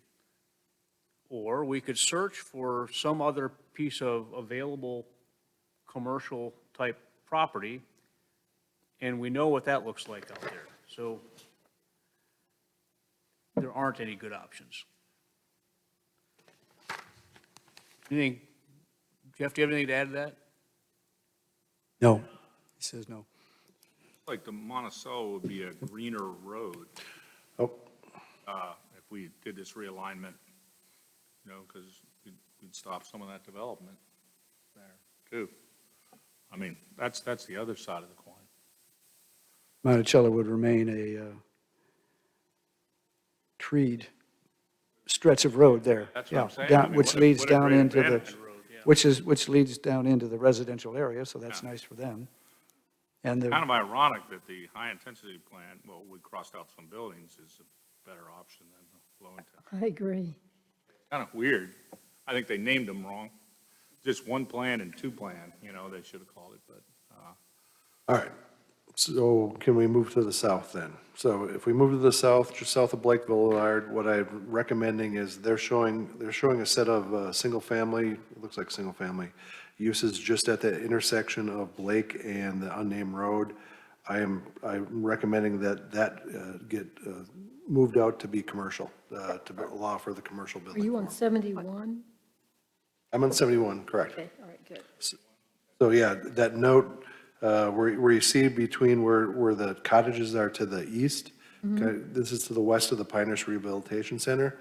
I'm proposing that we, at the very least, and now we still have to talk about the residential to the rest of it. I don't want to get into conversation on that right now. I want to get into the conversation on flipping those 1, 2, 3, 4, 5, 6, 7, those 7 units into a commercial type landform. And my reasoning is, again, it's a market thing. If we allow for that style of development in there, just based on the market, it's likely to develop first because it's the only. sorry, you're talking about this right here? Where are the 7? just describe again where you are, All right, Alex, get up. starting at Blake Boulevard. Okay. Yeah, you're going to have to, because I see what you're saying, because it's commercial on the other side of that block. Yeah, it's above this, yeah. Show us all, these right here, right? All right. And what are you going to convert The those large, to? the little Commercial? building. Yeah, yeah. Right There's here, more right? than, there's only 6. Here. Yeah, Right here, these right here. okay. I agree with you. And you want to go to commercial? Oh, I thought you were even going to talk about these being commercial too, Darren. Oh, we're gonna get there. He's not done. And All right. talking about converting them to what? About flipping out the land use to not allow residential in that segment. Right. So it'd be all commercial. And the idea is, again, you've seen what's happened with Pinehurst Cottages to the east. It's a viable landform. If we want to preserve the commercial nature of this area, we have to flip that out, make those buildings to be commercial in nature and not allow for any residential to occur in there. It can occur right now because it's zoned NC, so that's one thing we do have going for it. But that's what I'm proposing. Those boxes become commercial. I'm counting 7 units there. Yes. I mean, sorry, 6, Yes, 6. not 7, Sorry, it's 6. sorry. All right, I agree, commercial. So, is there consensus there? Yes. Not moving south yet, Jane.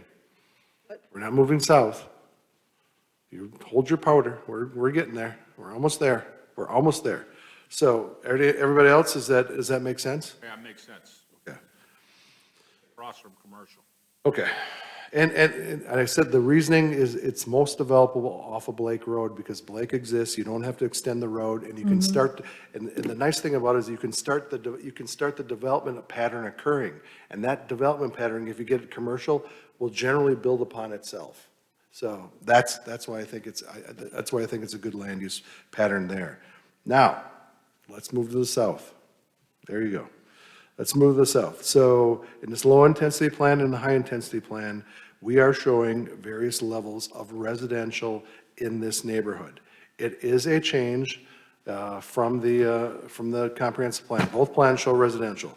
This one shows a lower density, and I think I have a density calc for residential in this area, both calcs. So let me find that quick. So the low-intensity plan results in 4.9 dwelling units per acre. The high-intensity plan is about 8.62 per acre, as shown. High density is twice as dense. Twice as dense because you're allowing more single-family attached. And for some of the reasons, I did forward you some of the reasons and discussion points on that from Cecily. Yeah, I didn't get a chance. Yeah, to we read have it. we have her message today, which she talked about, yeah. Just got it. So it just came in today. Right. So what happened to Turnberry Wood? Turnberry woods can still occur. We've got great big footprints, and then we've got a whole bunch of little tiny, high-density housing. Well, this one is not high-density housing, really. Oh, yeah, it is. All right, well, we'll That's just, RA5. you and I are gonna beg to differ on that one. So just, let's go back to the concept of residential. We still have to, we have to either embrace it or throw it out. But the buildings to the north, this doesn't, Turnberry Woods we can still get there. I think what we're showing with these L-shaped boxes are their potential light industrial uses, such as a golf upholstery person. They could come in here, have a golf upholstery shop. But look at Trotter Hills, Yes? okay? Trotter Hills has lots that are all about an acre. And they've got, you can see that one building, okay, and then the other one underneath Pinehurst Coins. Pinehurst Coin's bigger. Right, but there's another little building there. And look at the amount of green space on those lots compared to the building footprint, and then look at what's happening south of the post office. And what the vision that I'm seeing here is not the vision. I want Trotter Hills. You're getting Trotter Hills to some I extent. don't want strip malls Not a strip mall. or big There are no buildings strip jammed malls in here. together. Strip mall. Control it with I form-based don't want codes. them crammed together that way. I want Trotter Hills / Turnberry Woods, which is the formula for Turnberry Woods, which is a private association, so these are deeded covenants, is 1 acre lots, the building footprint is 20%, the parking and drives is 40%, and the other 40% is green space. I think that what That's what we approved today. I think that what the consultants have proposed here is a more activated streetscape with the buildings pushed up toward the street, Commercial, the yep. sidewalks adjacent, kind of more like a downtown feel with the parking in the rear. That's whether that's more That's what that is. appropriate or more like Trotter Hills, I don't know, but I think that's what Well, you've that's- seen it in the imagery and the renderings that they've done, you know, the verticals. That's the vision that they've painted for us. That's Correct. not a vision I like It doesn't really at all. translate well to this rendering, I don't think, but. And it's not the vision that I understood for this focus area in the comp plan when it came to commercial. And I would love to have them, the consultants, write up a form-based code for Turnberry Woods or Trotter Hills type of development that we could use elsewhere in the village. Haven't even reached that point yet. I We're don't not remember even us there. using But the you hear term what I'm Trotter saying, Hills. Yes, I except- hear what you're saying. We're leading to that. I would but we- never use that. So We're not being precluded from the focus area idea. You could still have medical, you could still have research, you could still have a golf cluster, you could have, those bigger buildings are meant to be a light industrial type use. Doesn't mean at the end of the day, we still control what it is, but somebody wants to come in there, say somebody wants to come in there and do a microbrew, or they want to do a distillery, or you want to have a golf club, golf something. I'm talking That's what that idea is. I'm talking about a layout that looks more like Trotter Hills or like Turnberry Wood and not like this. Because you're I've never constricted heard by it used the, the term in a comp plan, Trotter Hills, except in Focus Area 5. Yeah, So I don't understand why it's being inserted down in Pinehurst South when it's not in here. Well, she's just saying it's well, we talked sort about of light Turnberry to look Woods. like. I mean, Yeah, we talked about that on the Pine Wild 211 property, but it's not. What we had is an innovation center, and they felt like, they even told us. Those renderings are not Turnberry Woods I know- like either. I know.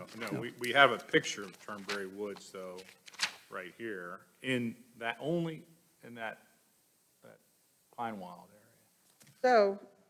So I feel that the commercial area immediately south of Blake is too big and too packed in. And I feel that the residential area there is not appropriate at all. But Yeah, and that there needs to be a happy medium between those two, which is the Turnberry Wood layout. Are you concerned about the size of the black rectangles and boxes? I'm concerned about their size relative to the amount of space, that it would be a But wall, are in those effect, of boxes commercial determinative? Comp No, plan for that they're, area. they're showing, I think that's a 10 to 15,000 square, they're showing how a 10 to 15,000 square foot building could fit in there. That's the size. But just because this is here doesn't mean we're locked into this. No, But it I mean, does the not. cottages what I'm are already trying- there. Well, then what's From the the point of standpoint having the pictures? of a commercial building. That's Pictures not a very are, big the commercial pictures show people how, show the community how the area could develop if, Okay, well, I don't want it to develop this way. This Well, is, there's- this is what we This looks had in our terrible. comp plan, not Turnberry Woods. building. No, it's not. Yeah, we had this. in our I can tell you from This a looks more similar to that. public feedback standpoint that both plans, people looked at them, there was not a lot of choking on both plans. So they were generally supportive of the layout. I mean, I can't, This is not the way. You want Jane's it, right, in that Jane. this is a change from Right. where we left off in our consultant recommendations.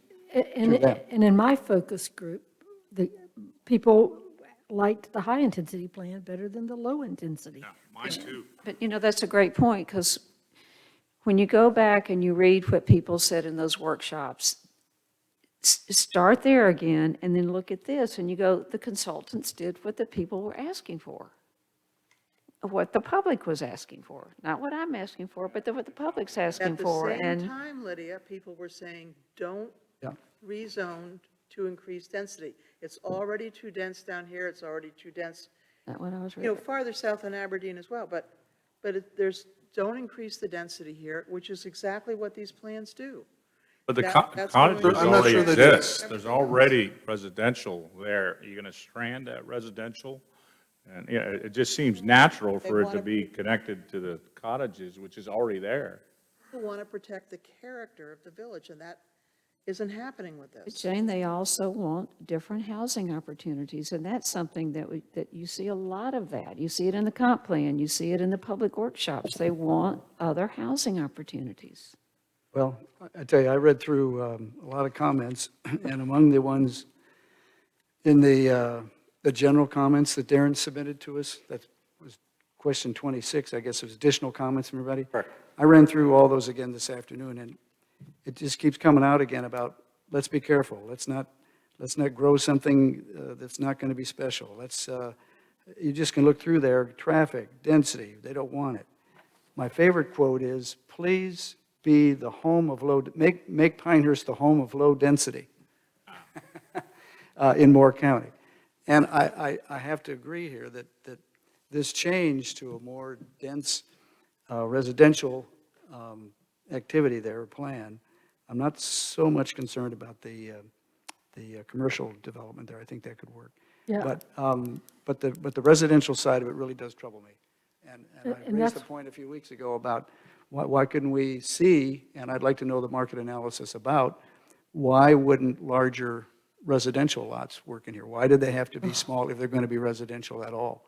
And why wouldn't we even think about talking to some of the property owners there? This is all private property land, so that's an issue for us. Why wouldn't we maybe talk to some of them? Maybe some would like to give their land over to a land trust. We could use the land in either recreational space or other green space, which I don't see enough of here. And we're going to buy it, We might, well, or work with a property owner to, buying all this now. no, I didn't say that, Kevin. I'm saying just that those are some options we might want to explore. there are We might terrain find some people challenges that on that would property as well. want to donate the land. I don't know. There's 6 or 8 major property owners there. So, Jeff and I look at Along the that. lines of your comments, John, I mean, I think you can, with regard to market feasibility, I mean, you can look at the Village House cottages. That was feasible, right? That developer came forward with that plan. Village South cottages is a little less dense than this proposal. So Yes. there is a market for something a little less dense, it would appear. Yeah. My point is, maybe we can even make it, larger lots and larger homes. I know you may not agree that that's a marketable product there, but I'd like to know more from the consultant about that, if they have some thoughts on that, which is why I was asking the question earlier today about the market analysis and digging into that a little bit more, which we They have. don't think large houses could sell there. Well, maybe not, but I'd like to know more about that. It's I'd like not- to know the landowner, how we can explore some of these things with the landowners. Darren. Well, it's not only that, it becomes, if you're trying to have some supporting residential to the broader commercial and retail land uses to the north, it becomes also a numbers matter. The more people here are gonna generally either gonna be working at some of these places, or they're gonna be going to the coffee shop, they're gonna be doing that. If you're doing 5-acre lots, or 40,000 square foot lots, or 1-acre lots, you're just not adding, if we were gonna do that, I would say that the highest and best use would be then to go into the land use pattern to the north with just make it all commercial. Well, and that was more the intention, I think, to start with. And I'm much more in favor of commercial development here and holding this land for that into the future, as well as the possibility of having some sort of park facilities in there, recreational or otherwise. I don't think we need park facilities in here, especially what you're building across the street with the harness track, walking around there, and the path down the railroad. I don't see that you have enough space in here to do that. And the plan actually includes a fair amount of open space there, that green space in the residential areas. Well, what I intended to see, be that's a good point, Jeff. And with open space. what I'm saying, it's green space in little places. I'm thinking of green space, maybe one larger plot that can be, maybe recreational, I don't know, but at least it could be something similar perhaps to, well, even part of the arboretum here, the walking areas Who's are there. gonna- And we do who's have gonna- good who's gonna walking make here. I that like that. investment? Yeah, that's what I don't understand. This is private property owners. All right, how about, okay, I still look at the comp plan, and I can see support in the comp plan for smaller homes down there, but does it make sense to keep commercial on the on the east of Highway 5 and the residential on the west of Highway 5? Is that a compromise? That's an idea that was put up before. It's somewhat appealing to me, I would say. There's already residential there. We gotta accept that reality. The Sure. cottages Well, are you know, there. I'm trying to satisfy the needs of what's in the comp plan. People want smaller housing. People saw these maps in our workshops. They wanted some smaller housing, and this seems to be the best place to put it. But do we need this much? Well, Maybe it's in the middle. And actually, the low intensity, the high intensity plan has less residential, and you could even change some of that single family attached to a High different kind intensity of. has more residential. Has more residential because those are single-family attached houses. Yeah. But I'm saying you could change Yeah. it from single family What attached. if we I think rolled a out some of hybrid the might green be a growth compromise. toolbox ideas? Now, the green growth toolbox, you take a big tract of land, and you say, okay, there's going to be a density of 1 house per acre on this land. But if you squeeze all your houses onto just half the tract on smaller spaces and leave the other half open space for passive. Conservation neighborhood is what you're talking about. That's right. I mean, I'm not opposed to that thought, but is it marketable? I mean, that would be the question. Might be. It might be. I mean, Has to I be a just trade-off like think that, though, where that- you're that- willing to accept higher Density, actual yeah, development for green density in space. order to protect green I space. think that might be the solution here, because we're looking, I think what we're saying is, we're close, but maybe a hybrid. And that would maybe get the green space that John needs. And, I think we all like green space, but Got the Like Boys you and could take Girls that, Club going in. you could They're take the gonna green want some space that's green already envisioned in this little residential neighborhood. If you packed it all together, you'd have a pretty sizable little park. I mean, yeah. Well, but then you Could do then that you by get into doing- the You density have issue. higher density in that one corner of the lot. yeah. You don't have it where you need it for the Boys and Girls Club, which is there today, may not be there forever. Yeah. But I don't think you can, translate this green space over here by the Boys and Girls Clubs. Yeah. I Because think the that's land's difficult. not there. No, it's difficult to I do. think we need to do better than this. See, to me, this area. taking Jane's point, I guess, in this, to me, this is our land bank down there. it's the only large space of undeveloped land that we have in Pinehurst. And so whatever the effort it takes, and whatever the conversations that we may want to have to think outside the box a little bit and work with the consultant at the same time, is we ought to find ways to use this land and keep it, it's open and yet, I would say, commercially available as we can. And I know the comp plan talks in some points about people want smaller homes, but, you know, we just can't do everything for everybody. And I think there's enough concern about density, traffic on Highway 5, that we need to think very creatively about creating some sort of a neighborhood here that is not densely packed, and that's really my concern for the future. I don't think you could, I mean, larger lots, larger residential lots, I don't think is the answer. I think that, you know, I don't see that as a viable alternative. Especially you've got the cottages going in there, they're really sort of setting a new standard in terms of the size. And, but maybe multifamily is the solution, so there's more green space. Then you have, I mean, it's complex to say higher density allows you more green space, but that's what Jane was proposing. I Well, mean, no. It's kind of interesting. Well, It's kind of interesting. I would call it conservation. Yeah, but I mean, you're Rather than- squeezing everything in a Right, corner, so rather you have bigger than green space. Multifamily. I mean, I don't know, that might be marketably feasible, Darren, I mean, that possibly, but it's using density to get green space, so I could communicate that to the public. We're So- using density to get green space, you know? But, so one reason to look at, ask them to look at a conservation neighborhood is we might need it in the ETJ someday.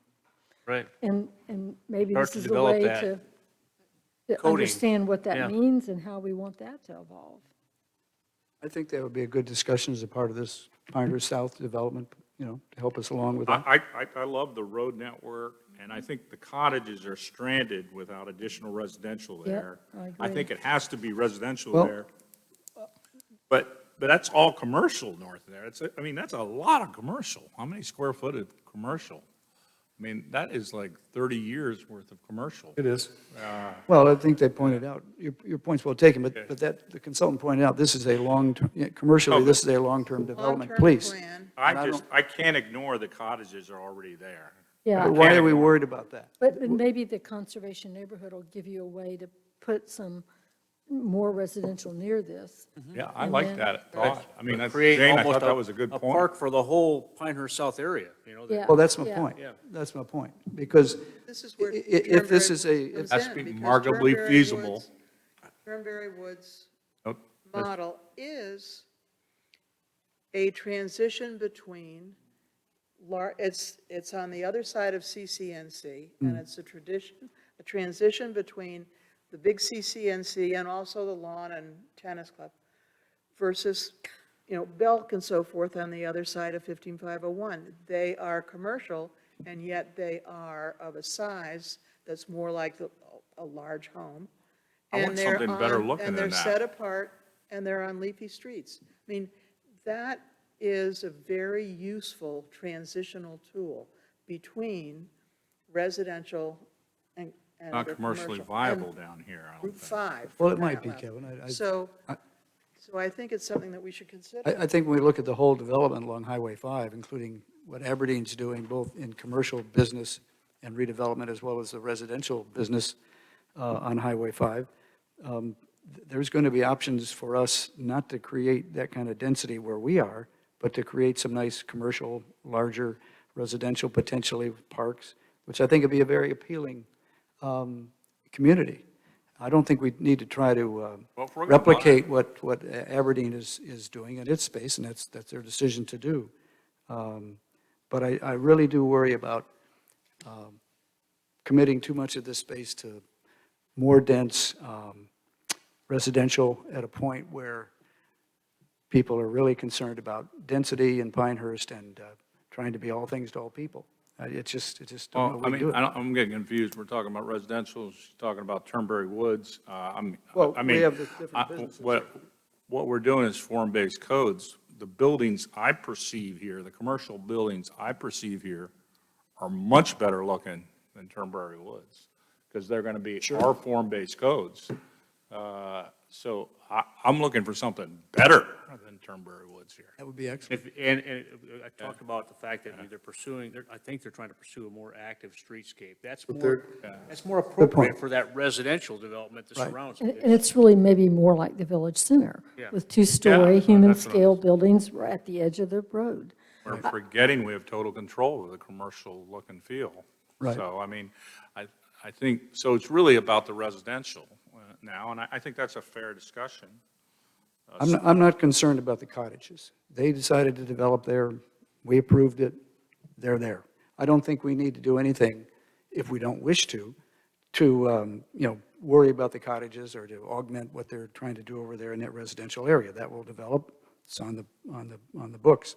But I don't think we need to just, put in more residential because the cottages are there. No, that's not it. It's to activate the area so commercial development will occur. That's what I thought it was about. Is that not what it's about, Darren? Part of it, yes. I mean, it's That's to why activate the area. If you don't activate the area, it's just a hoping and wishing is not a good strategy. We really have to come up with a strategy.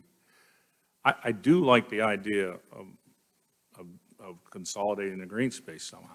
And I don't know how I love that idea, that concept, because that was kind of in the original comp plan. They did tell us our original idea for this area wasn't going to work, and they were really honest about it. Remember?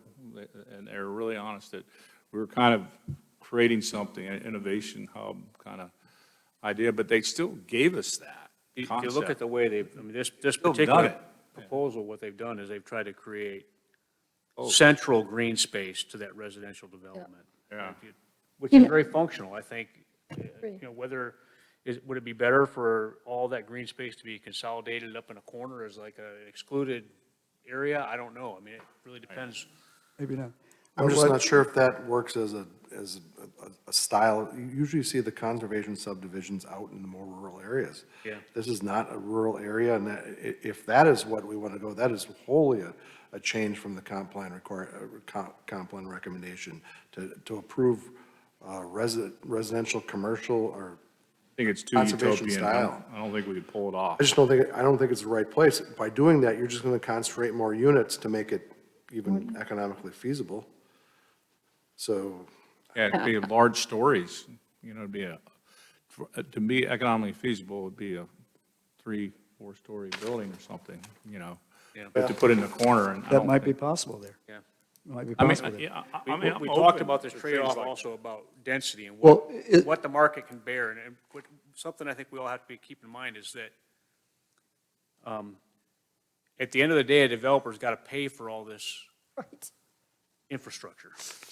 And that's what drives the need for higher density from a developer standpoint. So, the days of being able to carve out large swaths of land and put in R30 development are numbered unless you can buy the land real cheap. And that's not going to be the case right here. This is valuable property, so. Yeah, it's a tough concept that you're controlling private property, so you have to Yep. have a plan that works. I want to say Yeah. one thing. You have to make it work. I mean, it's a balance, right? Yeah, we have to give and take, but, I mean, I love a plan that had a more concentrated green space. Maybe there's a way to make it commercially viable. Well, could you take that back to the consultant? And ask them for help with that, Aaron? what, Do we have a variety of views on this from? Dalton, we pay a lot And of maybe money a for it. Turnberry Wood concept? I don't get so But many, that's not what everybody just said.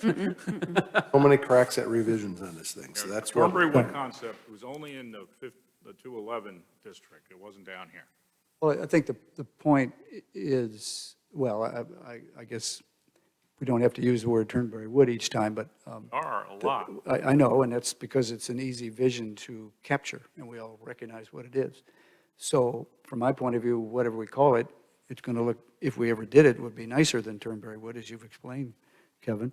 And it could well be. So I don't see that happening here yet in this plan. So that's why I'd like to know a little more about how that concept might develop on the commercial side of things. Which concept? I was hoping Well, this would occur. in a commercial You see, to area, that, much better I'm not, well, That was the innovation not district. everybody liked that drawing, but, excuse me? So what concept were you just referring to? Well, We've got two different things going on here. We talk, we some got of us the are commercial talking and we about got the the residential residential. development, and some of us are talking about the commercial development here. Yeah, I know, it's getting confusing. Okay, I think that residential, concept may I is throw a- something in with residential? Straight out of the comp plan. While most hope that when the time comes, there will be more options in Pinehurst to allow them to stay in the village they love. I know, and a lot of them are leaving, and this is why I support something down there smaller for people. I think we all know people who want to downsize, and they have to leave Pinehurst, and this is straight out of the comp plan. So I'd like to see something to allow these people to stay here. Maybe it doesn't have to be this dense. Kevin made a Can't comment be before all the meeting things to started all today people. about, or at the beginning of the meeting about information you got from Partners in Progress today as well. Oh, yeah, that half the people are commuting from out of town because they can't afford to live here. Yeah, you said that earlier. It's just, But this Look, isn't we're gonna, the village of Pinehurst. We're 17,000 people. We're the largest municipality in the county of Moore. We are a residential, recreation, professional community. Those are the sort of needs we ought to be trying to meet in our shopping, in our residential abilities. But we can't meet the needs of everything and everybody. And with people being concerned about density and traffic, we need to make sure we don't add to that problem, that we help to monitor and manage that problem, which the small area plans can do. That's why we're doing them. But I am concerned that, at least in Pinehurst South, we've put more residential density there than we can really afford to do, afford in a cultural sense, a living sense. And I would like to see some other ideas, some other efforts, like we've talked about tonight, to come along from ourselves or come along from the consultant. I think part of the. I agree part with of- that, John, and I'm looking at the 2017 Land Use Fiscal Plan, which it's not 2017 anymore, but here's the statistics they gave at that time for what our housing stock consisted of. They said we got 8,754 total housing units at that time. 74% of them were either single-family high-density or multifamily. It's not that we don't have a whole bunch of small unit housing stock already. We do. Well, honestly. Hold on, a lot of that Not true, is the because- lake neighborhood is R10. That's high density. If you're telling everything around the lake, if that's small house, high density. I'm not making this up. This No, is, I understand. Well, I'm Old just- Town is. Question of what you Old Town is characterize as high density versus. right, Old Town is high density. yeah. That's A extreme lot of high it is- density.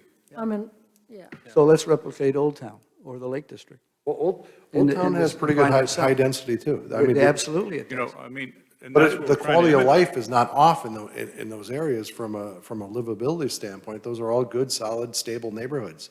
We don't have a lot of issues coming out of the lake neighborhood, other than the initial design. When they were designed, they weren't designed with wide enough roads, no advisory shoulders, things like that, and walking paths. But from a quality of housing standpoint, the housing is fine in those neighborhoods. It's just dated, it needs to be updated in a lot of places. It is. I mean. Of course, I agree with that. But why don't we try to create in Pinehurst South there a small lake district or a small core village or any of our neighborhoods that is a little bit self-managing or self-sustaining by having a park system and a residential community right onside the commercial activity that's to be nicely designed. I think That's they're the doing sort that, of, John. And what I'm seeing here in the think that's what they've residential tried piece to is do. just too They much try to density. do, but they look like boxes, and I think people are having a problem with the boxes. Boxes Well, represent. that can be an issue, but I mean, The low-intensity plan shows 4 units an acre. The high-intensity plan shows 8 units an acre. Yeah. That's it. And the reality is, So that's there a- aren't that's really an enough R10 lot. residential structures there to support a large park. It's just not, it's not Not big viable. enough, there's not enough You know, critical mass. I mean, I'm okay with the I don't low know, density, we're- except for the Monticello side. I mean, if that's the choice, but I mean, I'm not really, But I'd like to go back to this traffic question, because, I mean, Kevin, you made the comment when you talked about the, right. you know, the fact that you have all these It's all people. Morrill County too. That isn't just Pinehurst. But That that's- means they can't afford to live in Aberdeen. Southern That's Pines, or creating Pinehurst. traffic for, not only for us, but everybody else that's on the major arteries. That's you traffic. know? And so there's that to consider, and I've always been an advocate for, not necessarily all of the outcomes, but one beneficial outcome of mixed-use development is you have all that internal capture.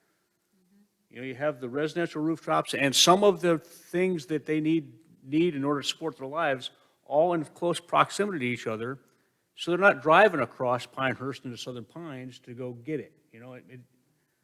They said they wanted it in just- the comp plan. I just wonder if that's really true. It If is. people are going to buy a unit in one of these, places and just never come out. I mean, they're going to It's take their true, kids and to it- school. and it's been They're gonna proven go to- over and over and over again across the country.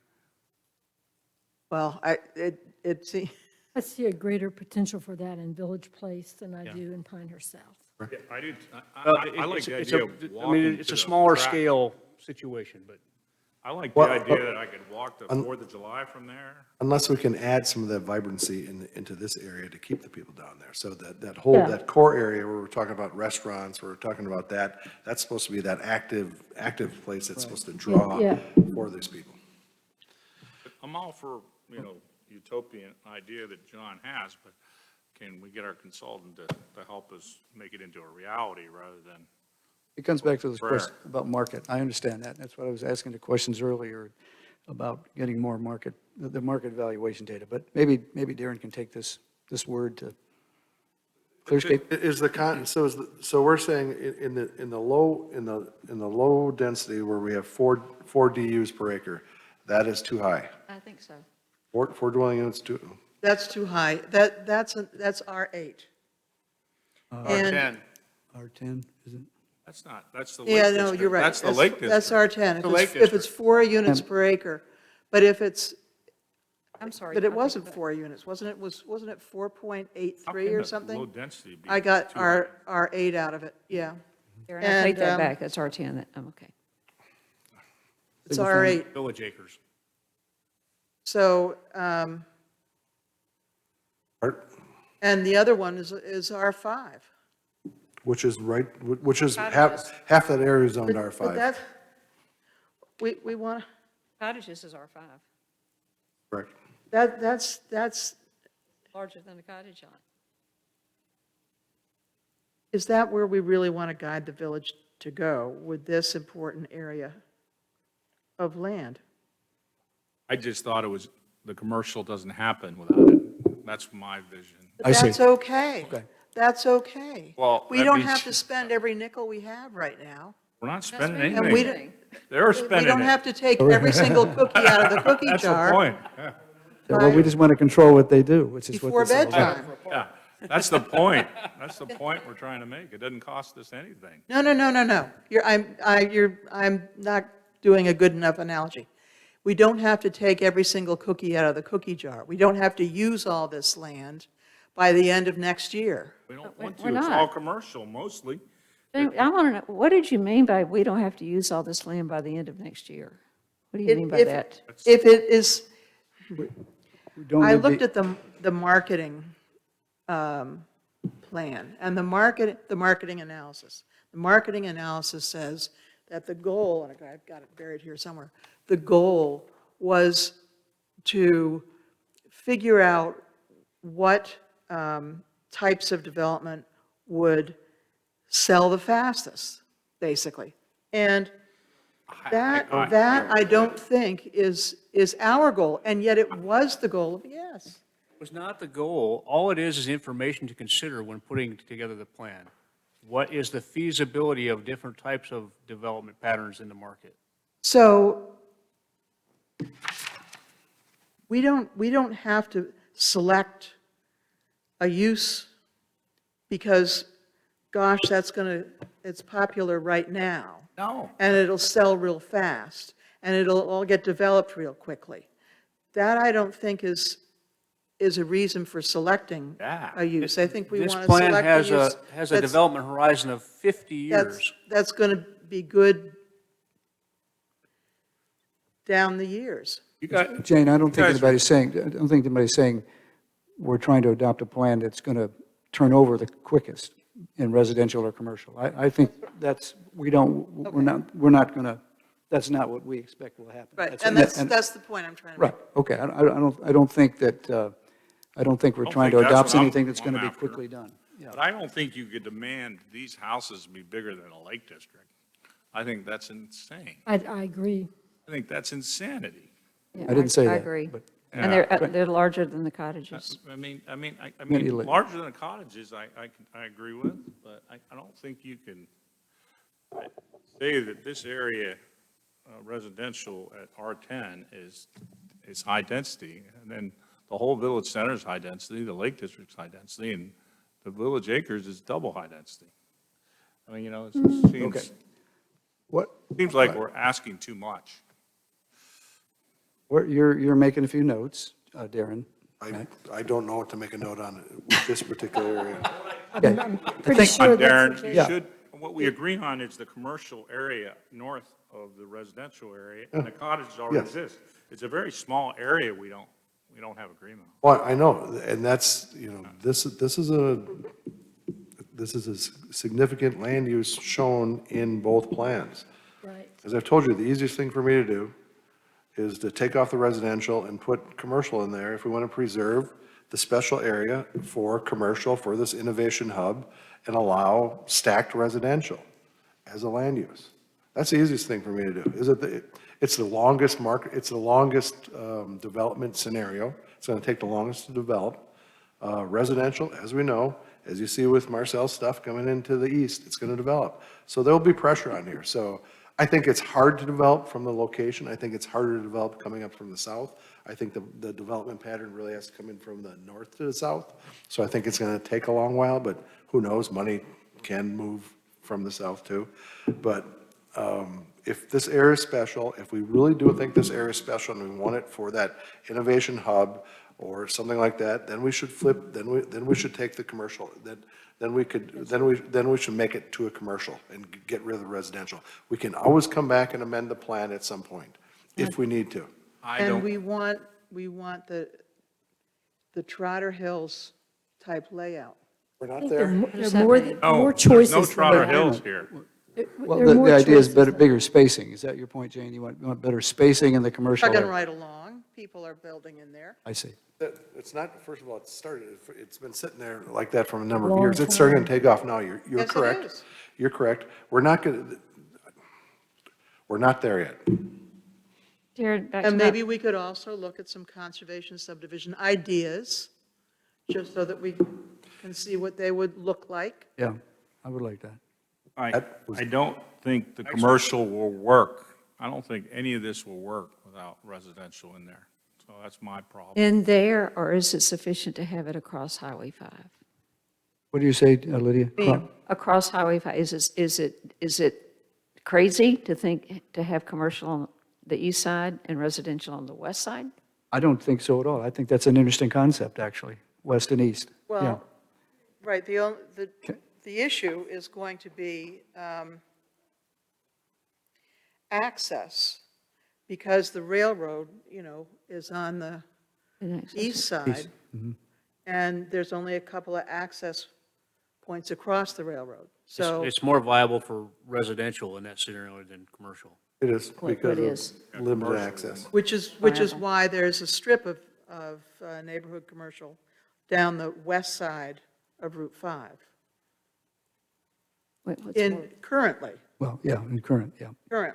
and then residential behind it. I mean, I think personally, if you're looking at a more viable plan, and a more viable plan that's both, marketable to some extent, and supports the broader commercial and office that we're trying to achieve here, the high-intensity plan does a better job because it has the single-family attached housing. So more people down there, it creates more activity in the adjacent neighborhood. The less people you have, the less supportive it is. It just, I don't think from a highest and best use standpoint, it's good for that neighborhood. But the choice, I mean, I wouldn't recommend it but that's the choice that you'd Let's, like to go let's with. see I don't- what I don't some like it. different scenarios look like. What about the high-density use, but with more open space and fewer units? Oh, the high-density use with more green space. Residential, yeah. In other words, Oh. we zone it R20.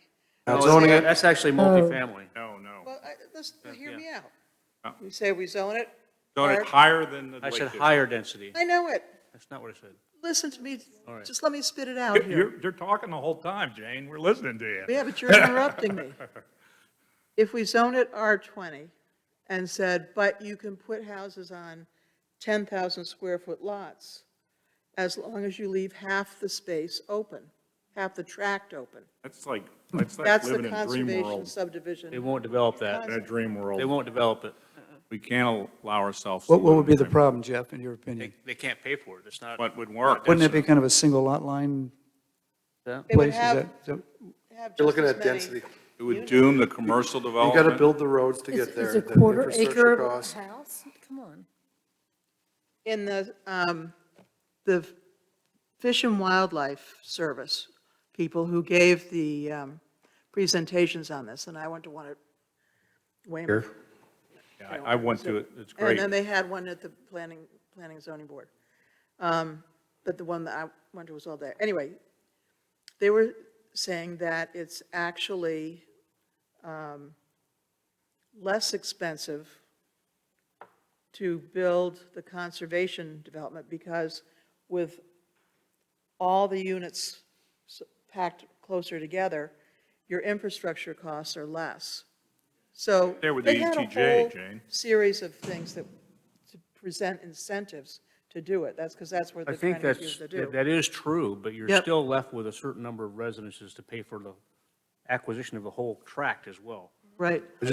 I just don't think that's a good It's concept 2X. in this area.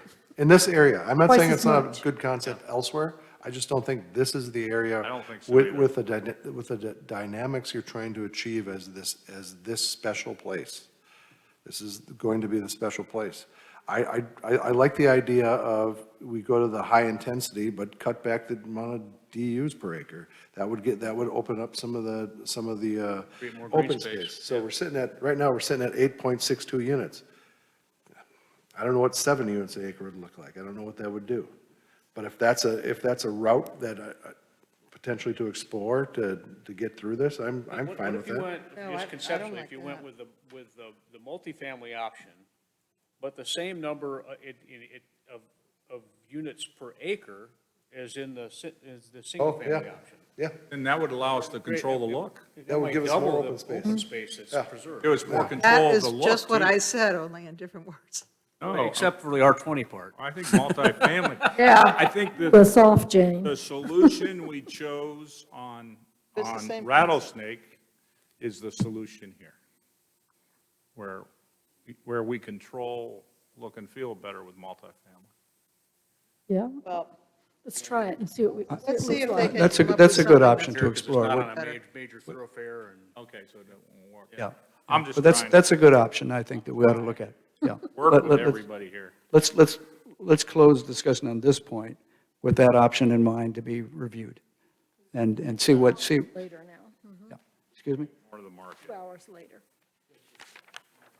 All right. How many more points do we have on Pinehurst South? I think I'm ready to close the He's toast. discussion, period. I'm sorry, Darren. No, I don't think anything Darren's else. done. Yeah, I think we toasted him. I'm checking Aaron, you're a out. But I trooper. mean, all you got is one problem. What are the other points? Just, what are the other points, if any? Just, There was none.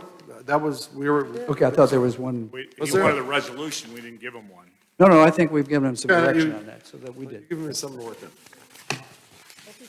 Was there anything else? I don't think there's anything else. I really don't. I'm a crispy critter. Go to your last page. What was that? But a what?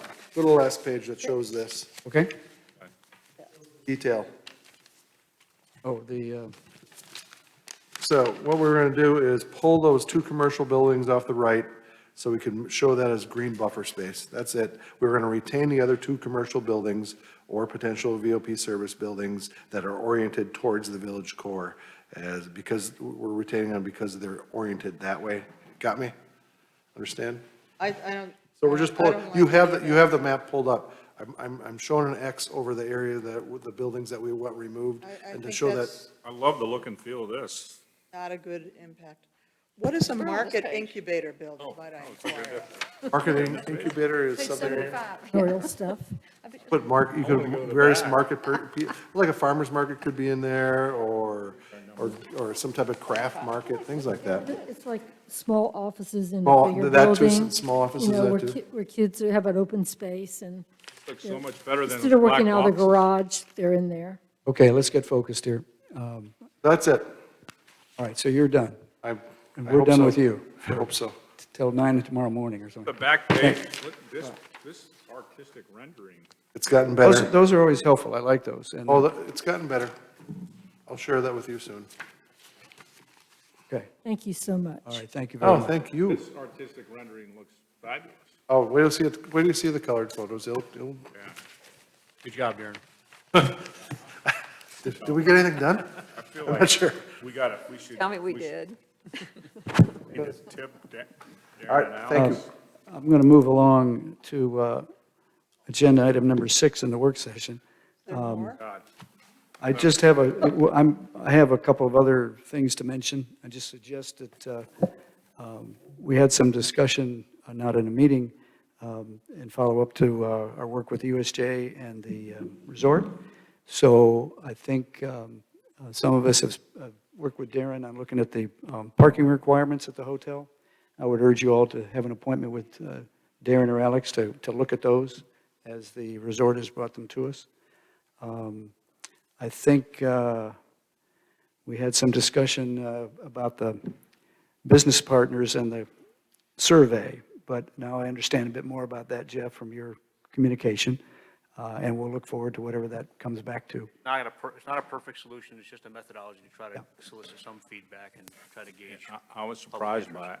Okay, I think we all were surprised, but now we understand you took it forward from the discussion we had here 3 meetings ago, actually, yeah. Okay. That really is the end of the business that I had. If anybody else has anything, I doubt you do. Now, we do have the ability to have a closed session tonight, if anybody would like to do that. Necessary, is it? I don't think it is. The mayor or Jeff thinks it is. I don't think it is. Jeff, do you feel we need to give any direction? I think we're, okay. Then the next motion would be to adjourn the work session, and I think there's a motion for that on your packet. Move to adjourn the work session. I second that. There's a motion by Lydia Bosch, seconded by Kevin Drum, to adjourn the August 10th work session. All in favor, say aye. Aye. Aye. Any opposed? None. Let's say aye again. Meeting's over.